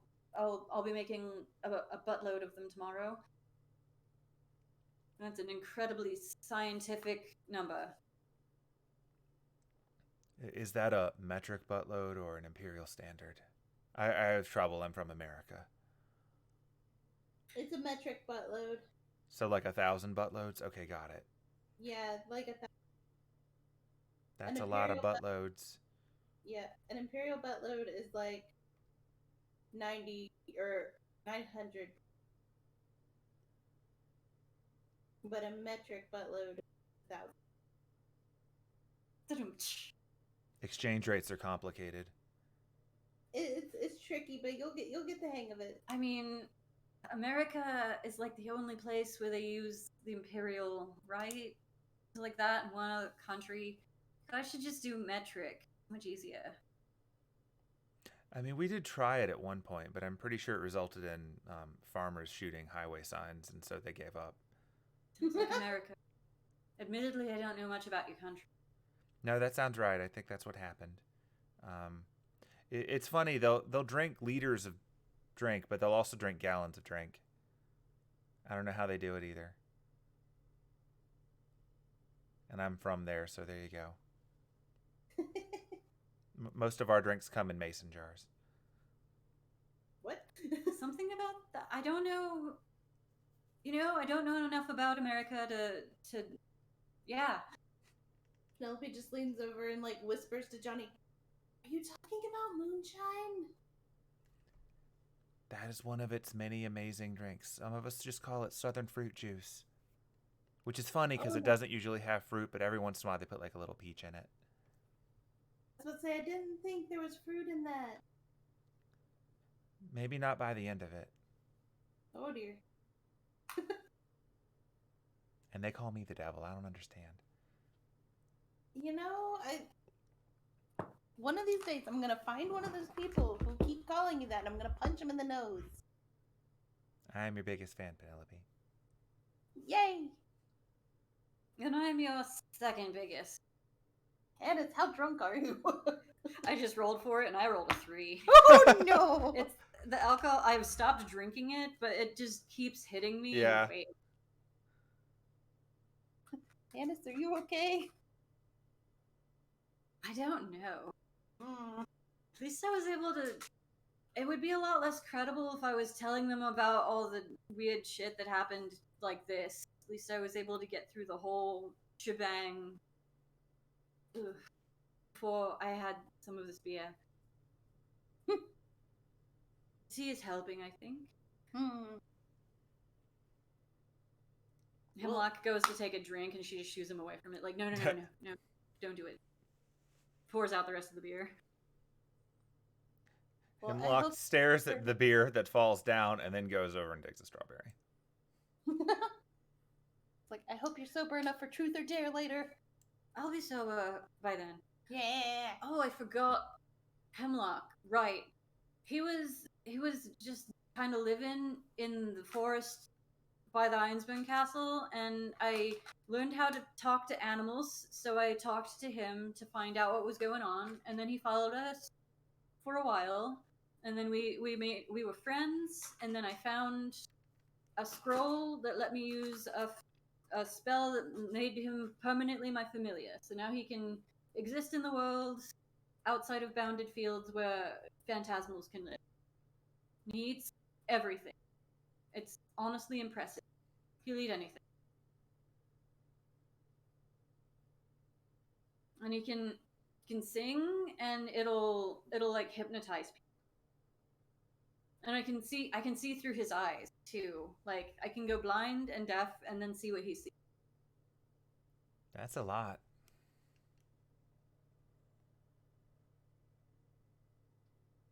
That sounds like a lot, yeah. I think Oh, I can speak with plants now. Oh, I can talk God. I'll do that later when I'm not No, you don't have to do that, cousin. You don't want to hear what the garden has to say. It's fine. Just don't worry about it. I mostly want to ask if, I want to ask the trees that were here before if I'm doing good by them, or like the new bushes I planted, if they're getting, if the enchantments are nice, if they're getting enough water, Certainly, I don't want to hear any of the juicy gossip about what you've been getting into. Buck, what have you been doing in the garden? In this garden. That's a silly question from a silly subject. And anyway, where's Dad? That's a good question. It's pretty late now, right? Like. Yeah. At this point, like I haven't advanced the end game clock, but it's post dinner time. So let's just roll that up. It is now about 9 p.m. Since it took a little while to get here and get settled and then make food and sit around and expositing 34 episodes worth of story took a while. Yeah, pretty much. I need to ask plants I dumped that beer on if they're okay with that. Oh no, can plants get... Your grass is having a great time. Yeah, I bet it is. I wonder if they're offended that we're just sitting on. Probably not. Probably not. I wouldn't think about it. Not going to. Maybe they like being sick. Who knows? My understanding is that there are lots of people that like to be sat on. I just try not to think about it. That was Johnny? Yeah. Okay. Let's not think about that kind of thing. Don't be nasty. I wasn't. And now I'm thinking about it. What if they're just like appreciating all of our very nice butts? We all have very nice butts. I can say that. Buck is about to say something, and then Beach turns to him and goes, "Don't be nasty." Anise, you've never seen my butt. You don't know my butt. Like, have you seen my butt? Oh no, you've seen my butt. I mean, because we went into that one hot tub. Yep. But that wasn't in character. You weren't saying that out loud, right? No, I did say that out loud. Oh, good. Yeah, you're right. I mean, I don't have to see it without clothing on to know that you've got a nice butt, though.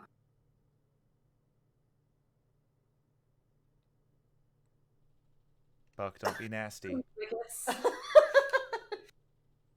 Penelope points at Buck. Don't be nasty. I'm just saying, maybe the clovers you're sitting on are just appreciating all of our nice spots. Hemlock also has a nice spot for a bird, probably. Johnny has a nice spot. You know how I feel about Derek's spot? I know how you feel about Derek's, but I'm not thinking about my cousin's spots, because that's weird. why? This conversation took a weird turn. I'm sorry. That alcohol was surprisingly strong. It hits you in waves. Anise, are you gonna be okay? Anise casts Cure Wounds on herself just to see if it'll sober her up. It does. It does not. That is a different spell. Yeah. I'm gonna even mark. No, wait, that's Hemlock. Oh goodness. I do still have 1 3rd level. I can actually do Speak with Plants. Oh no, are you gonna? Anise calls down lightning on the garden. No, I'm gonna do that later. Like when we're not in like a big group. Call down lightning or speak with plants? Speak with plants. The idea that you speak with plants, but only when you're drunk, would be pretty amazing too. No. Ooh. Well, I think we've probably hit the winding down part of that social adventure. So rather than advance the story now, we've been going for a bit. So I think this is probably a good stopping point. We've hit 11 o'clock in real life too. Yeah. I mean, I might clip Anice's summary of all of this and just make it like the channel summary video. oh my god. Including the part where she's drunkenly, and then I got a familiar. Yeah, about. Yeah. Ooh. I mean, I'm also surprisingly okay to keep playing if we want. I think the next part will probably start more than we want to start at 11. Okay. So, Well, like, this was always one of those things where either we're going to jump straight into the next part or we're going to, take our time and let it breathe. And we picked that one, which is totally fine. Did we want to do Twitter? I mean, we can do truth in there. Oh, do you want to do that part? You can still resolve that. I just don't want to, like, kick into the next story part. So, yeah, if you want to roleplay Truth or Dare, by all means. With the group we have? Sure. With no adult supervision? With no adult supervision. Wait, I'm the adult. Oh no. Oh no. I think you are the oldest person here, aren't you? Huh? Yeah. No, well, no, You were- wait. John's older. Johnny's older than you. Yeah. We do have adult supervision. It's fine. We're the adults. We're the We're all. I think over- Hemlock is the oldest person here. Hemlock's not a person. He's a bird. Oh, Plot twist. dis. So Actually, your cousins are pretty old too, aren't they? I think we're around the same age. Yeah. Yeah. Early 20s, Yeah. mid 20s. Buck is older, but only by like a year. Right. In the grand scheme of elves, they're remarkably human scale. So. Oh yeah. So if they're like 20, hang on. 'Cause if Yeah, they're, like, elf math is hard. they'd be like 12. So yeah, they're like age older, but they're the equivalent of like in their Right. mid 20s. Yeah. Yeah. Elven adolescence is weird. Yeah. Regardless, so if you want to do your truth or dare, you can go for it. And it starts sobering up a little. Yay. I'm just assuming we're upstairs. No, I think we could do it in the garden. Okay, cool. But it was gonna be part of the sleepover. Oh.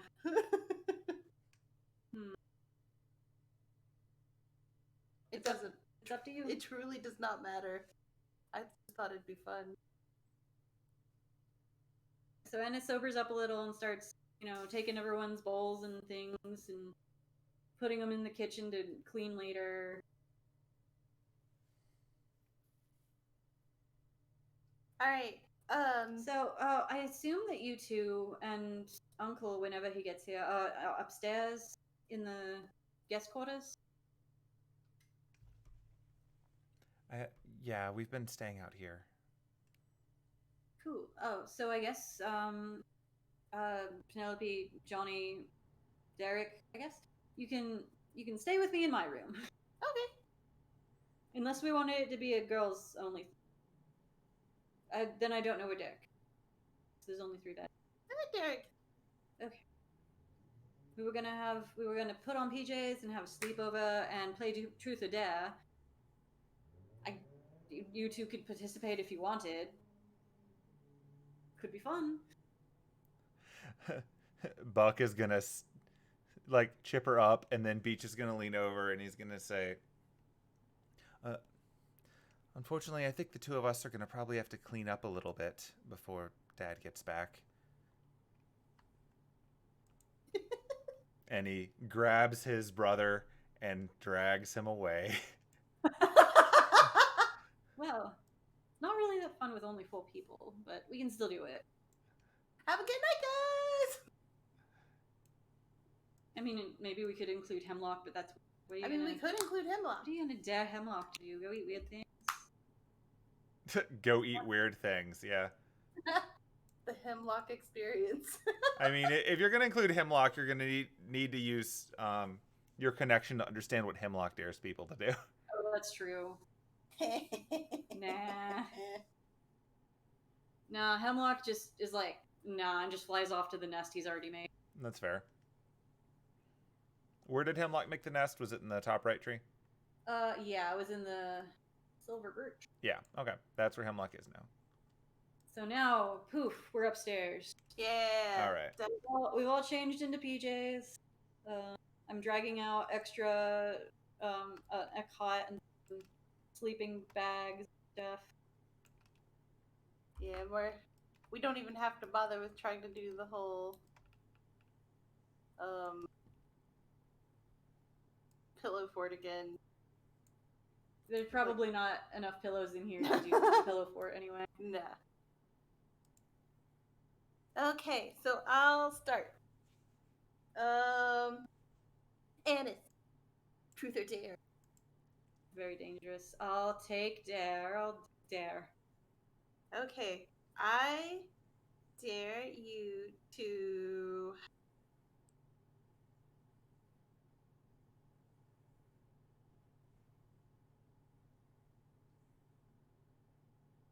I dare you to play the rest of Truth or Dare without your glasses on.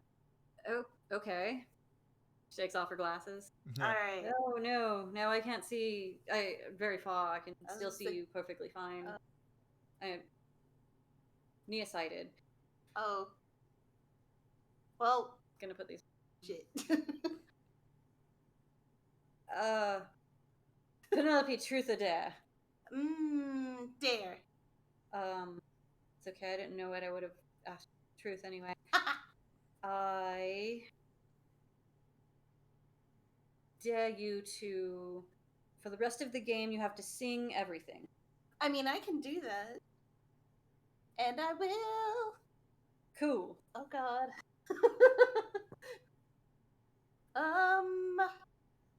Derek, truth or dare? I'm gonna go with dare because it seems like what everyone picks.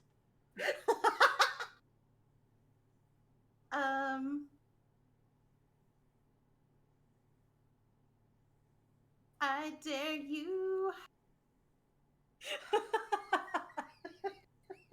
Only Buck were here. He would be losing his shit. He would be. And oh shit, It's okay. I dare you to not wear your scarf for the rest of the game. He pauses for a moment, and then he reaches up and he starts unbuttoning, or not unbuttoning, but like untying his scarf. And he reaches over and he places it on the table just to his right on top of some books. And then he stares back at Penelope and goes, truth or dare?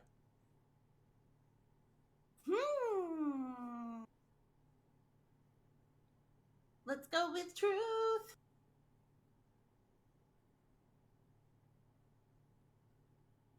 Okay.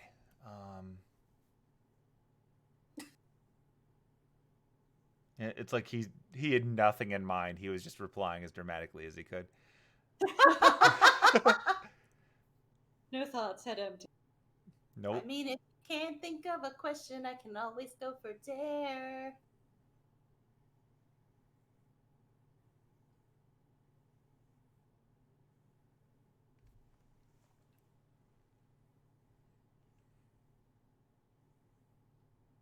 Oh no, I think I broke Derek. It's like you can see like a bead of sweat appearing on his forehead as he's trying really hard to think of the perfect question. And it seems to be legitimately bothering him that he's having trouble with it. Anise Until is he full of eventually gets to, what is your real name? It, I mean, God, there's multiple answers. I think you have to pick one by the rules.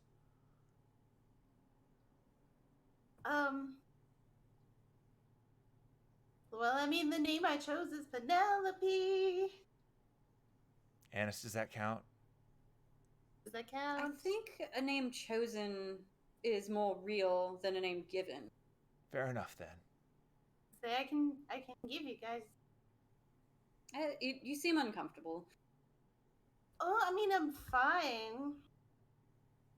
I'm fine sharing. It just doesn't. It's okay. Oh, It's your turn again. oh, Johnny. Truth or dare? I think I'm gonna go with dare. Ooh. I don't have any glasses or scarves to lose.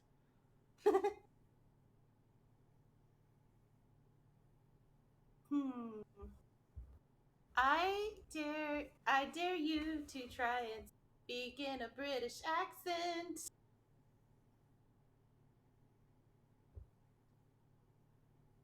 Okay. And now I'm gonna roll performance to see how well she does.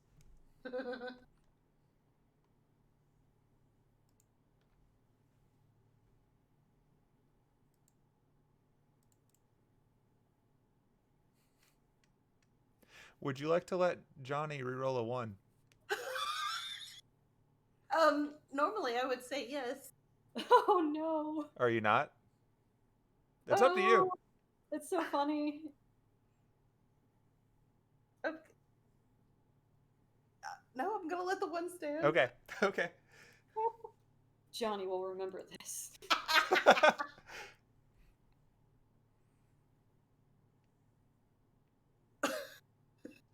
Trying to think of how she would do this in the worst possible way.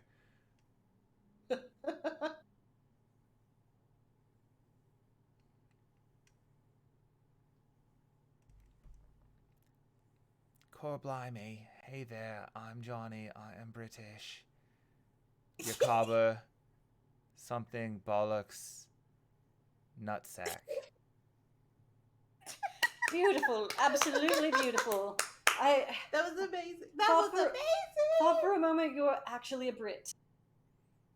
Is that how it happens? Is that how they I'm get sorry. Yeah, you totally got me. you? Anise, truth or dare? Oh,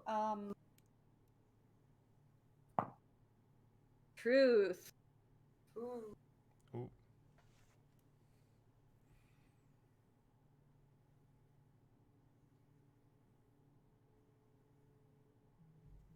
Okay,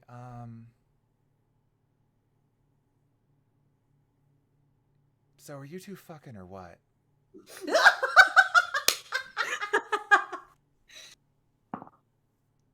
Anise just gets a little red and just kind of nods. Alright, that's fine. You mean her and Derek, right?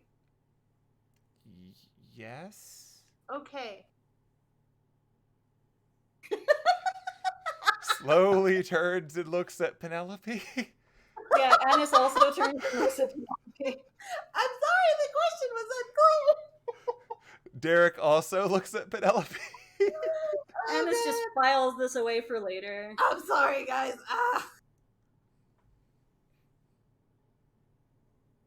Oh, me. Um. Oh no, I broke Anise. Okay, I need to not roll that kind of die then. Hang on. Here we go. 6-sided. Because I have 3 people to choose from.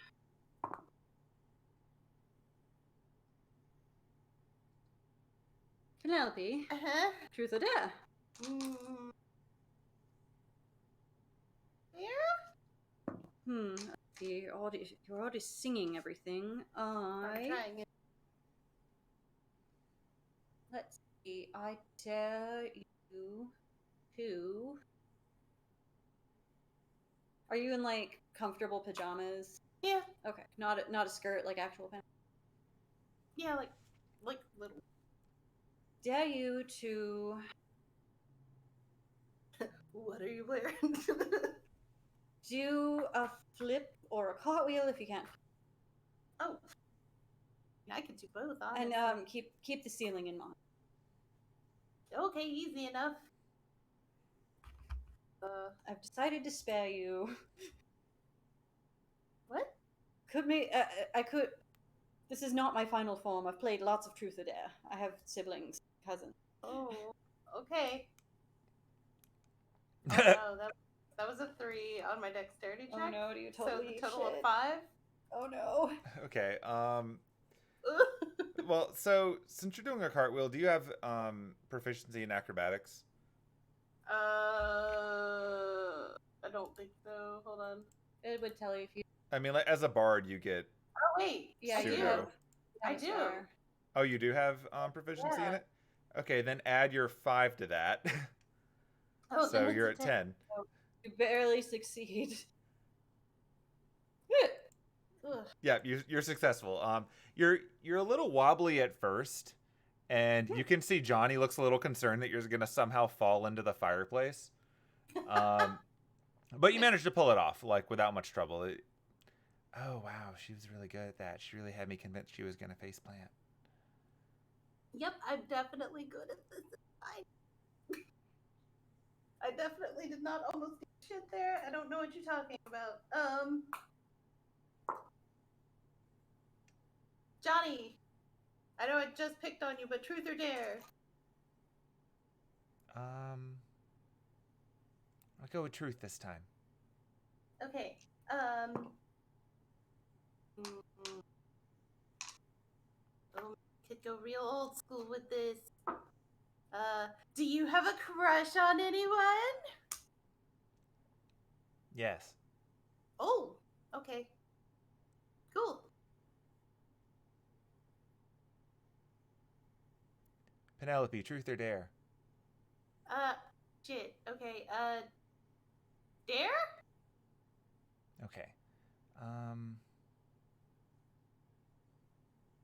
I'm dodging the truth. You can't run from the gay thoughts.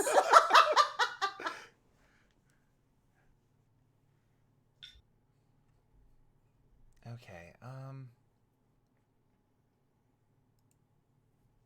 So you've got the ability to send messages into people's heads, right? No. Yeah? Send something embarrassing into Derek's head. Oh, I can totally do that. Oh no. Wait, okay, with sending, don't you have to say it out loud though? Oh shit, yeah. Do I still need to do that then? Do you have to say it out loud? I think so. Hold on. Checking. Oh wait. I know you have to for Okay, all it says is you send a short message. It doesn't say if it has to be out loud or not. Oh, well, is there a verbal component? Is there? VSM, yep, there's a verbal component. Yeah, it's a verbal component. Okay. I mean, not necessarily the message, it might be, the casting of the sending spell. Right. Requires verbal, somatic, and whatnot. Yeah. Usually the cuz like I know with message you have to say it out loud cuz it's like a whisper. I didn't remember if it was like that with sending or not. You can always like go downstairs or go to the bathroom and whisper. Okay, cool. I'm gonna run into the bathroom. Okay. Well, And all right, everybody, cover your ears. la, la, la, la, Everyone covers their ears. I can't hear anything. La la la. Okay, so I'm casting sending to Derek. Okay. All right. You have 25 words to make him uncomfortable. So Anise thinks you have a nice butt, and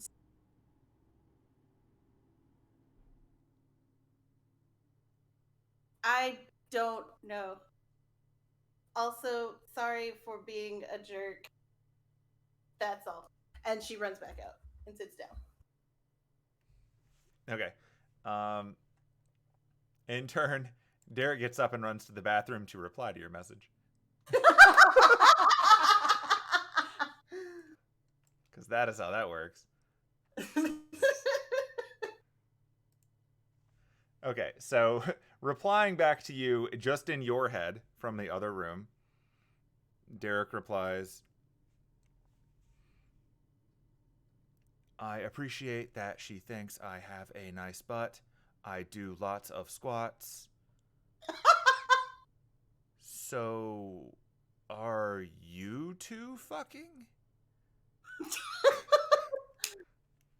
And he returns. And now he's just staring at you. Wait, I need you to clarify. And she's like pointing like at herself and then at Anise. Like basically implying, is that what you meant?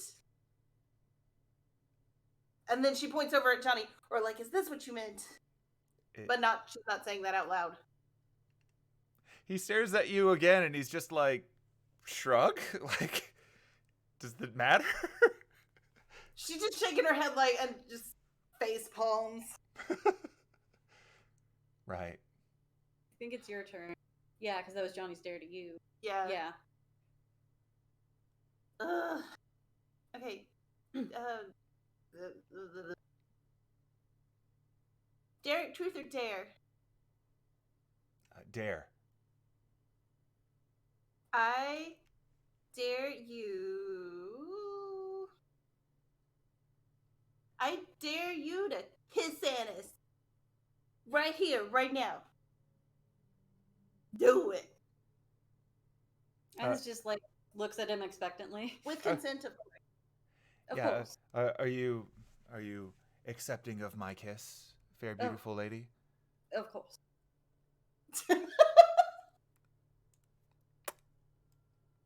Ew. You are the one that's dead. You gotta do the over thing. And this is blushing a little.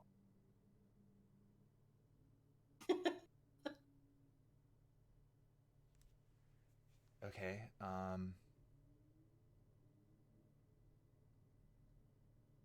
Penelope, truth or dare?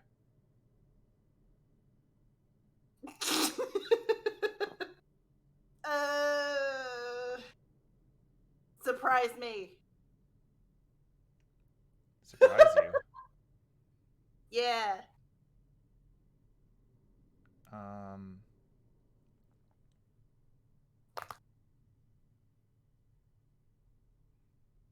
You're very cute. You look a little demented right now. Was that to the cat? Yeah. Yeah. Okay. Sorry.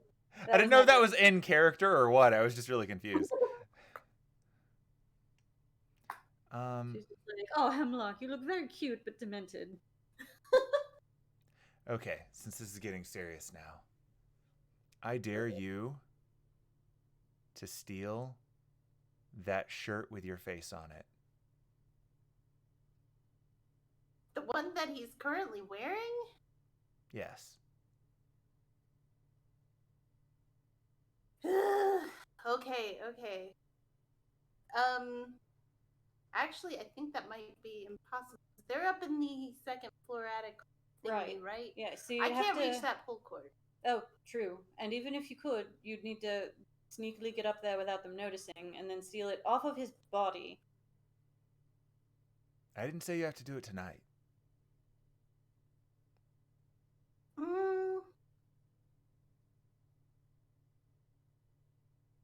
Dare accepted for future shenanigans. He nods. Putting that dare in my future dare.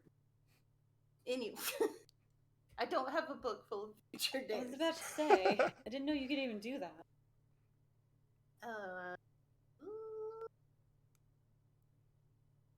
Anise, truth or dare?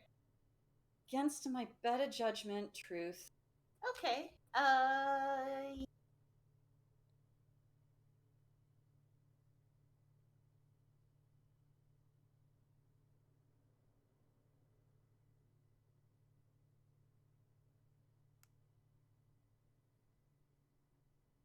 could suggest what I think you were going to ask, but about how they were like, she totally has a type earlier. Oh, you're right. So yeah, what do they mean by you totally have a type? And she just looks over at Derek and is like, well, let's just say that everyone that I have dated in my life has had some similar characteristics. Yes, that's generally what a type is.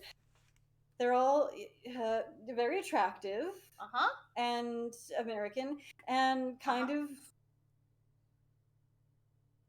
oh boy, very fit. Mm-hmm. Yeah. Yeah, that's it. That's it? Yep. I think you just got complimented and you should run with it, buddy.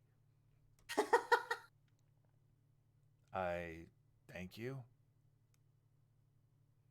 Congratulations. Very.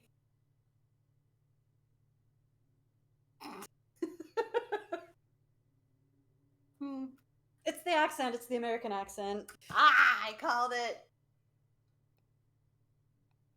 Is it all the American accents? Because we have a few. No, it's just the one he's speaking in. Nothing against Southern accents or any of the others. New Yorker, Boston. She's just like fully red. Penelope has her chin in her hands, like. They've all been very charming too. And now I have answers. Shelly, you can't Or roll the do dice. Shelly, Or do I? Shelly's trying to roll the dice. Oh, why did I put my d6? Come back. I need you. There's so many dice. Shelly, stop. All right, Derek, with a dare. I'm going to keep going with dare because I got to kiss someone last time. True. I mean, I could just do that again, but seem to remember a rule about no repeating the same dare, so that you didn't have to say, everyone say you didn't have to skinny dip to one person. Shelly. She keeps going after the dice.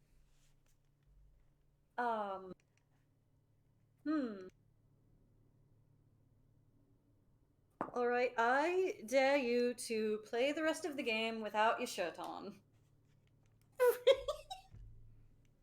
Okay. Gonna make everyone uncomfortable, not just me. Okay, well, he removes his shirt as well, so he's now down one scarf and one shirt. Like strict truth or dare. And I still have all my clothes on.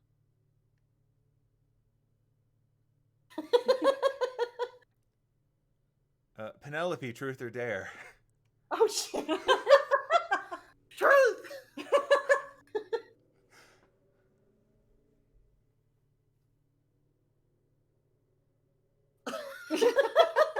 It's clear like his plan A has been once again foiled.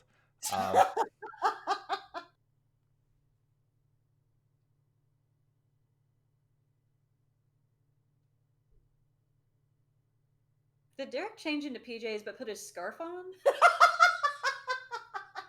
I mean, would it surprise you? No. I choose to think that is what happens. Okay.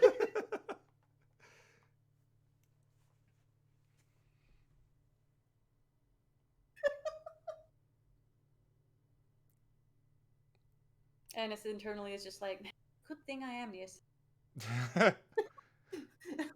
Oh no.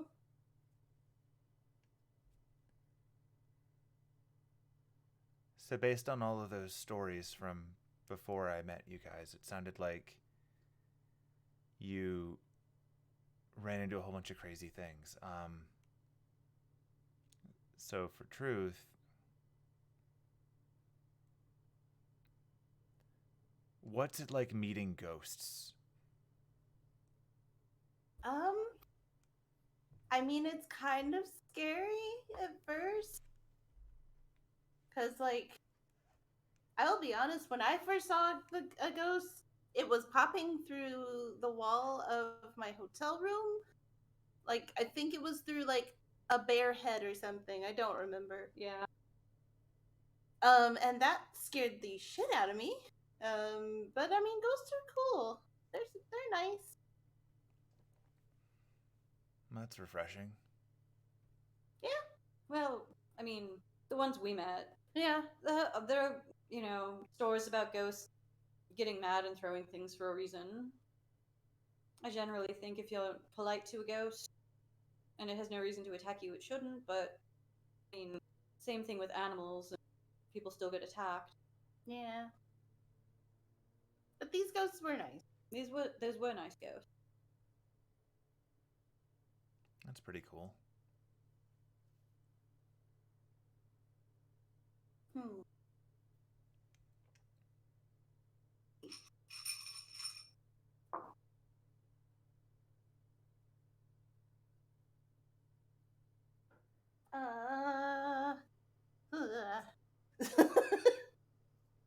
um. Johnny. Are you gonna sing the question at me? Oh shit. Oh, you haven't true. been- Shit, I haven't Oh, been doing that. it's fine. You did it for long enough. Yeah. Truth or dare? Dare. Hmm.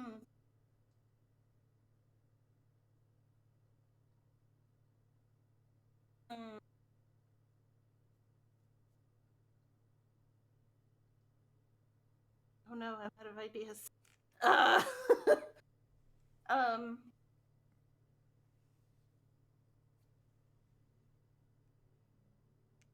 Oh, I dare you to let me wear your hat. Not a very good dare. Sure.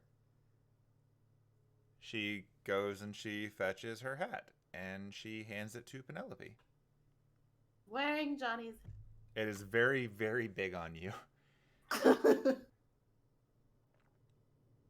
Alright, guys, how do I look? It looks like it's eating your head. I think it looks adorable.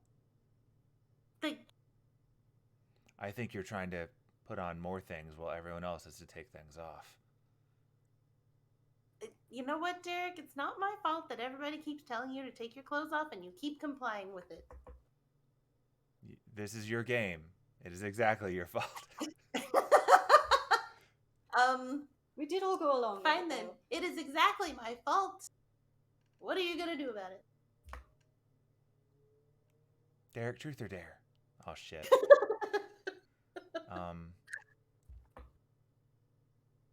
Dare?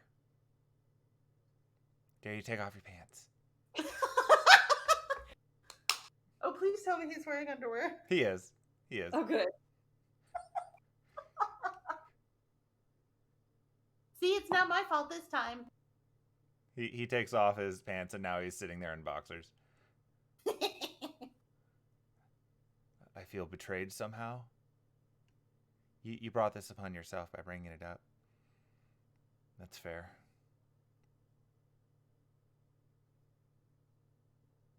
Tee. Penelope, truth or dare? Fuck.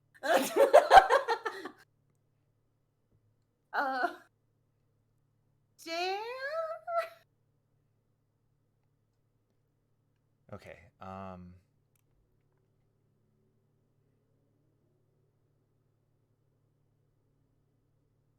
dare you to go bring me that comforter so that I can wrap myself up in a cocoon, because I'm getting cold. Okay, she goes and grabs the comforter and just like flings it on top of Derek. And Anise puts like another look, log in the fireplace. It's a comforter ghost. Boo.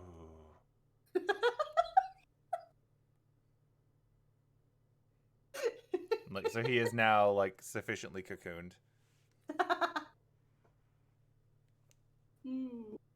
Anise, truth or dare? Truth against my own better judgment yet again. I know if I pick dare, I'm gonna have to pick off clothes.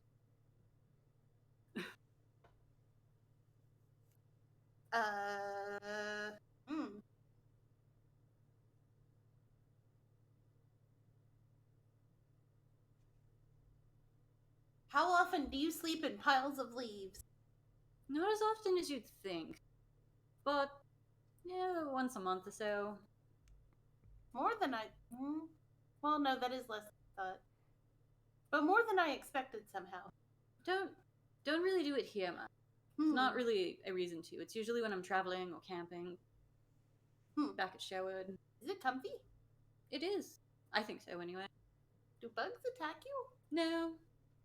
I have an agreement with the bugs.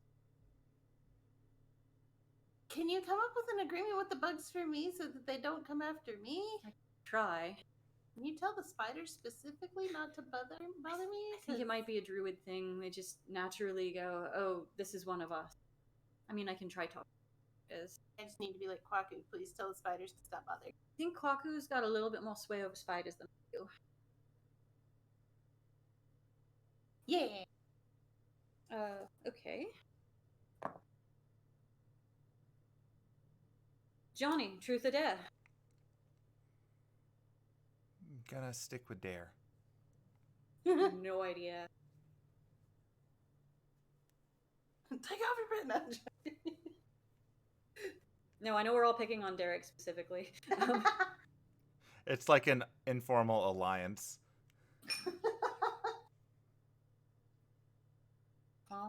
Let's see. Oh, she gets up and goes over to the wardrobe and pulls out. What Anna really have? Embarrassing. She pulls out an old Halloween costume, which is basically like a black cat. So it's like a crop top and some booty shorts and a cat headband. She goes, I dare you to wear this for the rest of the game. All right. Anise, why did you just have that? I'm not judging. It's a cute outfit, but... Halloween, and honestly, also a dare. I'm surprised that you didn't make him wear it. And then she goes to the bathroom. You know, she's got a fair point. You know...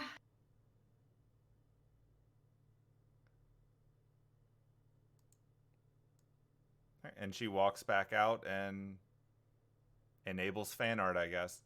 I've already drawn it. Now, is the cat ear headband in front of or behind the horns? So the cat ear headband is awkwardly in front of the horns, just because it would have been harder to fit it behind them at the angle that they come out of her head. That's fair. Oh, and there's like a little cattail on the booty shorts. Yeah. Can thank Buck for that. Aw, Johnny, you look cute. It is quite cute. Your family has interesting gifts. Yes. I won't deny that. Tee.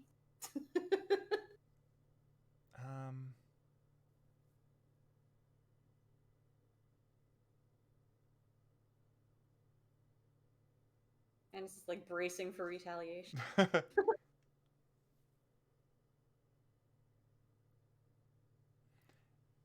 Anise, truth or dare? Dare. Okay. take those things that Derek took off to the bathroom and come back wearing those. His pajamas. His pajamas and his scarf. All right.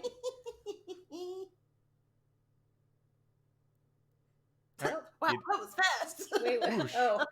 Shoo. Rustle, rustle, rustle, rustle. Oh my gosh, it's Derek.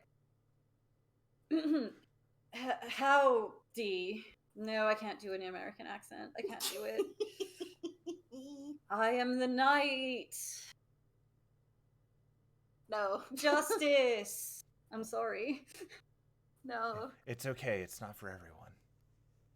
These are very comfortable, though. All right, it's me again. Penelope. Oh God. Truth or dare?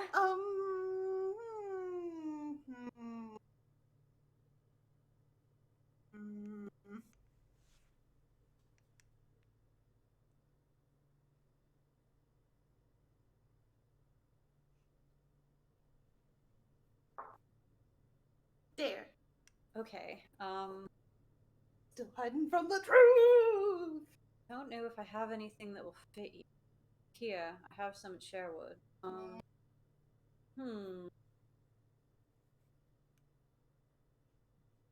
mean, if truth would be easier, you No, can do that. I don't really have any ideas for that either. Oh no. Truth would be easier. Oh. If you want. Okay. Do you have a crush on anyone?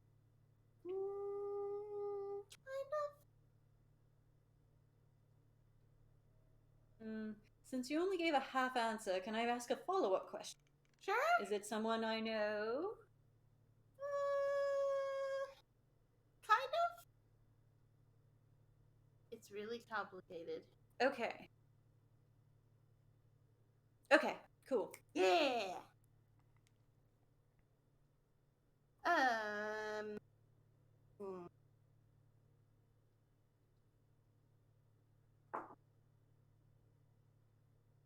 And truth or dare? Dare.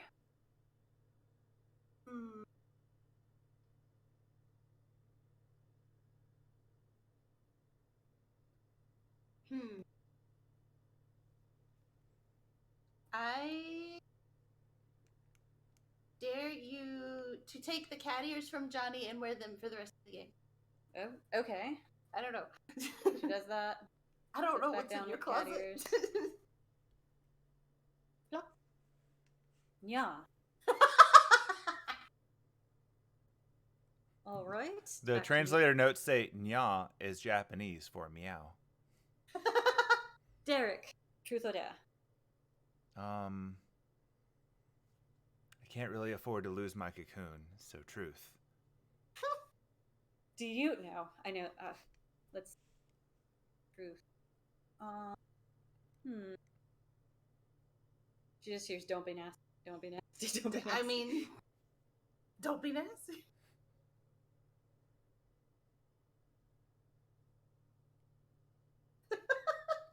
I really wish you'd gone with dare because I had a good dare, but okay, I'll think of something.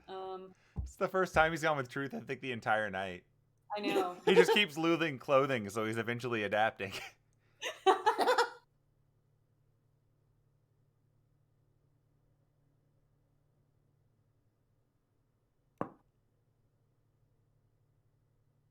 Did you have anyone back in America that you like? Don't have to go into specific. No. Well, okay. You seem surprised. Big crickets. I mean, you are very attractive. But that doesn't necessarily mean that you liked him. Could have phrased that better. I didn't get out much. I know that's surprising, but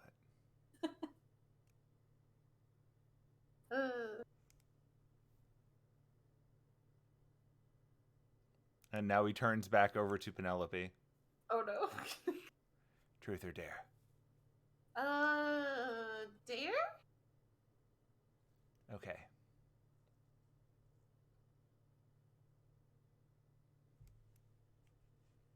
I dare you. Thinking, buying time.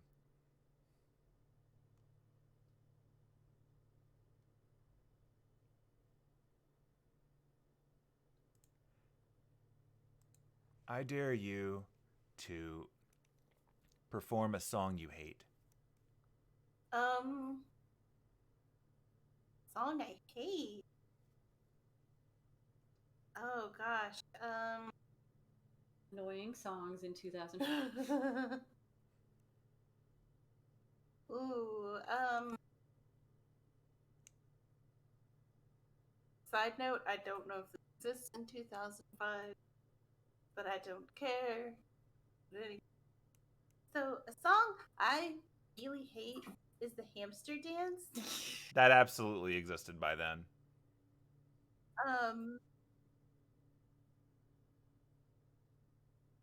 Uh, oof. We're just gonna pretend that I'm doing the song right now. Roll performance. Yeah, we're gonna pretend it's for copyright reasons. Yeah. Yeah, I sure. don't want to be copyright. Pretend it's because you don't want to summon hamster Robin Hood. Oh. 23. Wow. You do a very rousing rendition of a song you hate, but you look real bitter the entire time. Yep. Wow. Oof. It's like I've never seen someone put so much energy into something they hate. I have. Derek, I'm gonna have to get you for this later. You could get him back right now. I could get him back right now. Derek, truth or dare? Truth. What's your actual name? Turning that back around. Derek. Like, it's really just Derek? Darek. My family tried to go more elven, but also modern with it. It was strange. Yeah, I bet.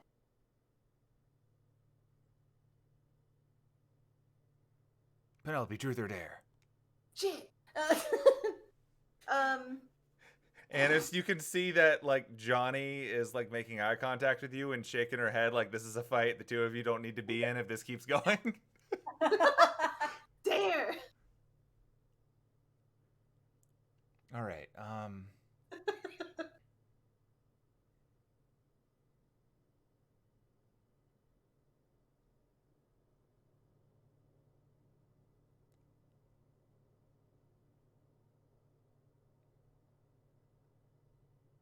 I dare you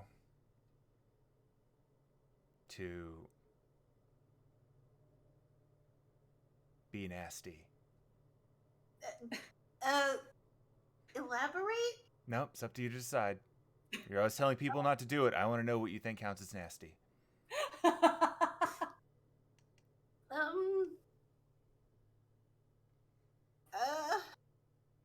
She's like very visibly flustered right now. Like, I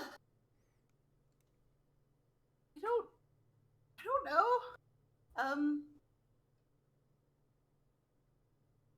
I mean, you could at least say what counts as nasty without doing it.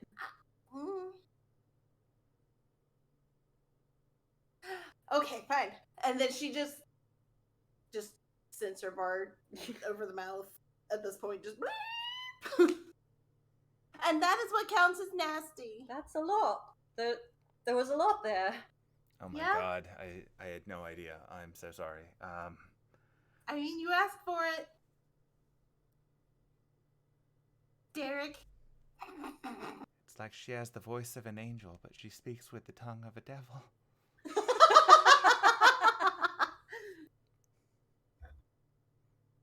You guys unleash this monster. Okay, well, on that note, I'm gonna bow out because I can't top that. I'm gonna crawl over here in my blanket and I'm gonna hide next to the window. Oh, but I had a cute outfit in my wardrobe I was gonna put you on you. I mean, you can put it on him anyway. There's It's nothing stopping. not as funny. It's not on a dare. Fine, Anise. Truth or dare? Uh, I dare you to put that outfit on Derek. oh, on Derek. Okay, I mean, only with his consent, I guess. What's She the outfit? pulls out a French maid outfit. See, Johnny, I could have made you wear this. I don't know if that's more or less shameful. And I could have I put am it currently on, a cat. but it would have been like a ball gown on her. That's the advantage of being short. Okay, so you're gonna try to put a dress on Derek. Try. Okay. You want to wear it? I will. Give me a dexterity check because you're not proficient with dresses. Oh, yeah, definitely not. Dexterity. That's what he means. There we go.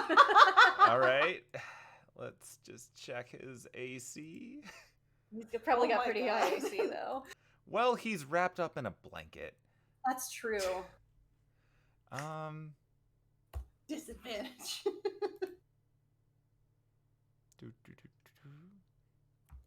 So you got an 18? Yeah.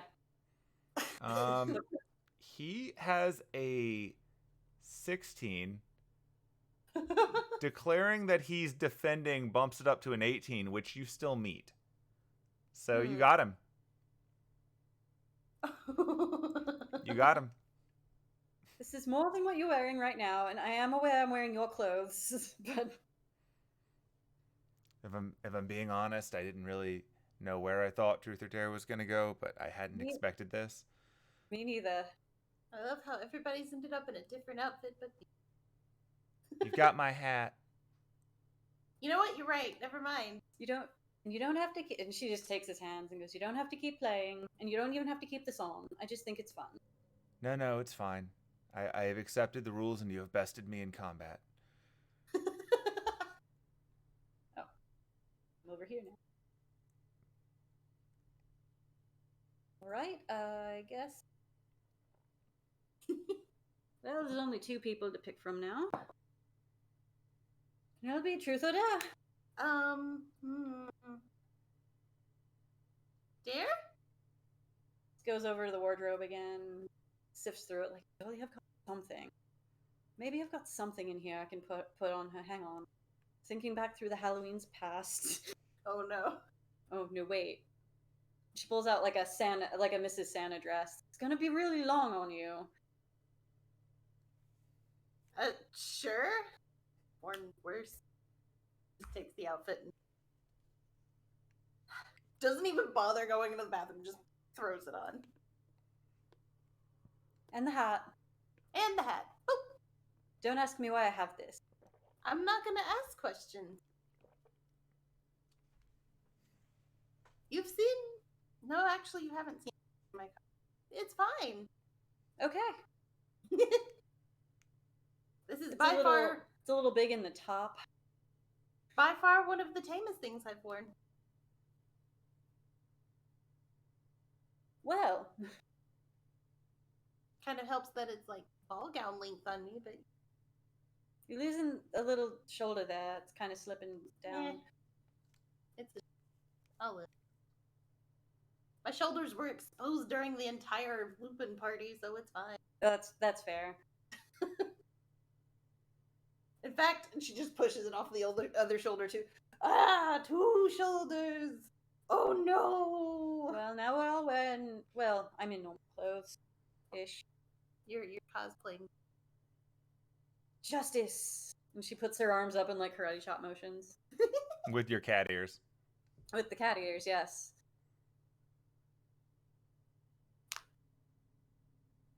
I dared you.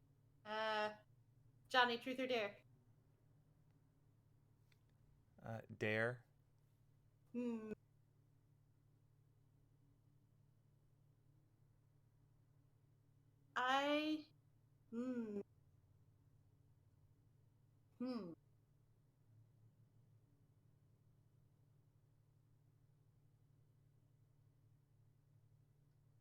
Oh, shoot.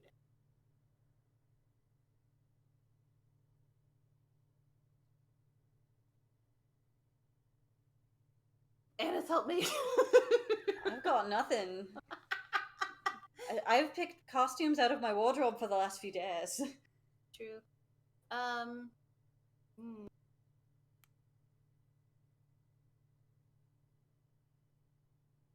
Johnny, I dare you to hug somebody in this room.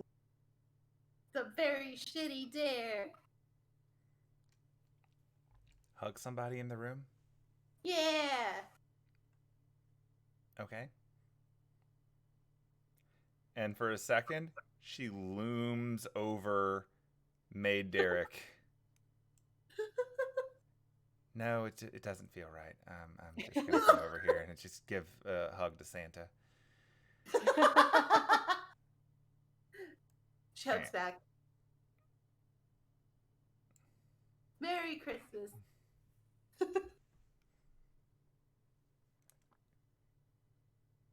So are we all sufficiently tired, or should we Yeah. Yeah. probably wrap that up? I think we're at the end, yeah. I thought it was fun. It was fun. We all learned a lot about each other. And how? Everyone ended up in different clothes. Pretty successful truth or dare, I'd say. Honestly, I'm leaving this truth or dare with more questions. Everyone's wearing clothes, so that's an improvement over some truth or dares I've been involved in. What? And tomorrow you're going to have to find more clothes. What? You've still got one pending dare. Oh, true. You gotta steal the you gotta steal the I have shirt, to steal that shirt. And I think by the official truth or dare rules, I can't help you. That's, yeah, true. Could run interference.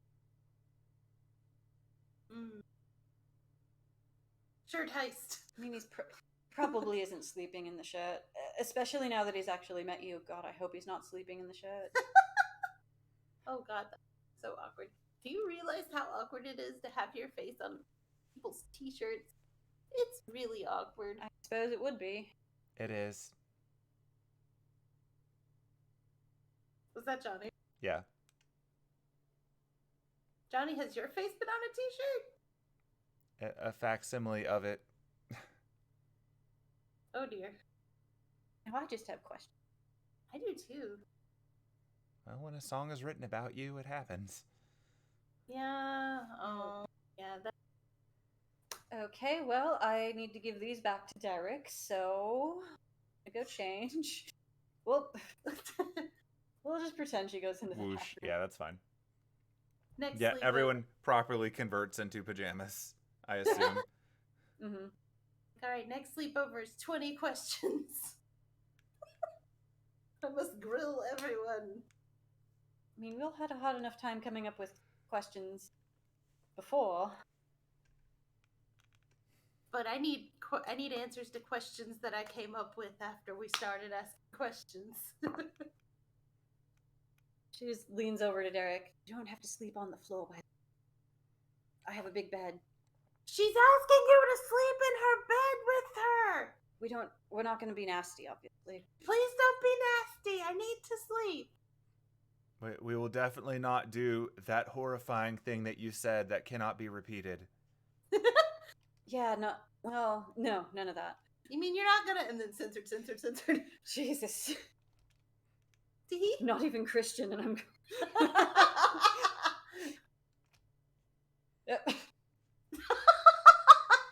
Forgot you could rotate. Oh, okay. No. Oh no, Penelope's stuck. Okay, there we go. Alright, I assume we're gonna be sleeping in sleeping bags. Or no, there was a cot. There was a cot and sleeping bags and whatnot, extra Yeah. blankets. Yeah. Okay, well, for simplicity, we'll pretend that this rug is sleeping bags. But yeah. Yeah. No, someone sleeps in the chest. Clearly, the fridge chest, the freezer chest. Yep. Someone's on the desk. I'll This is a con, apparently. I'll sleep in the fireplace. Someone's under the desk. If it's a con, I need to move one of you to the bathtub. Yeah, seriously. I'm gonna go sleep in the bathtub. Bye. Wee. No, I'm joking. Oh shit! I'm stuck in the wall. No! Penelope, come back! How did you get stuck in a wall? Very carefully, I guess. I don't know. Well, that's a good place to end. Are you free now? Can you move now? There you go. You managed to get stuck between the mirror and the wall. Oh no. Johnny, it was the wildest thing. I got stuck in the wall. How did you get stuck in the wall? I don't know. Anise, your house is haunted. I mean, probably. Good night. And as you lie down and the lights all go out, the last thing that Penelope sees as she goes to sleep is the embers in the fireplace winking at her. Oh, good night, Ignatius. Did that fireplace just blink at me? It happened. Oh no, it is haunted. He usually stays in the attic.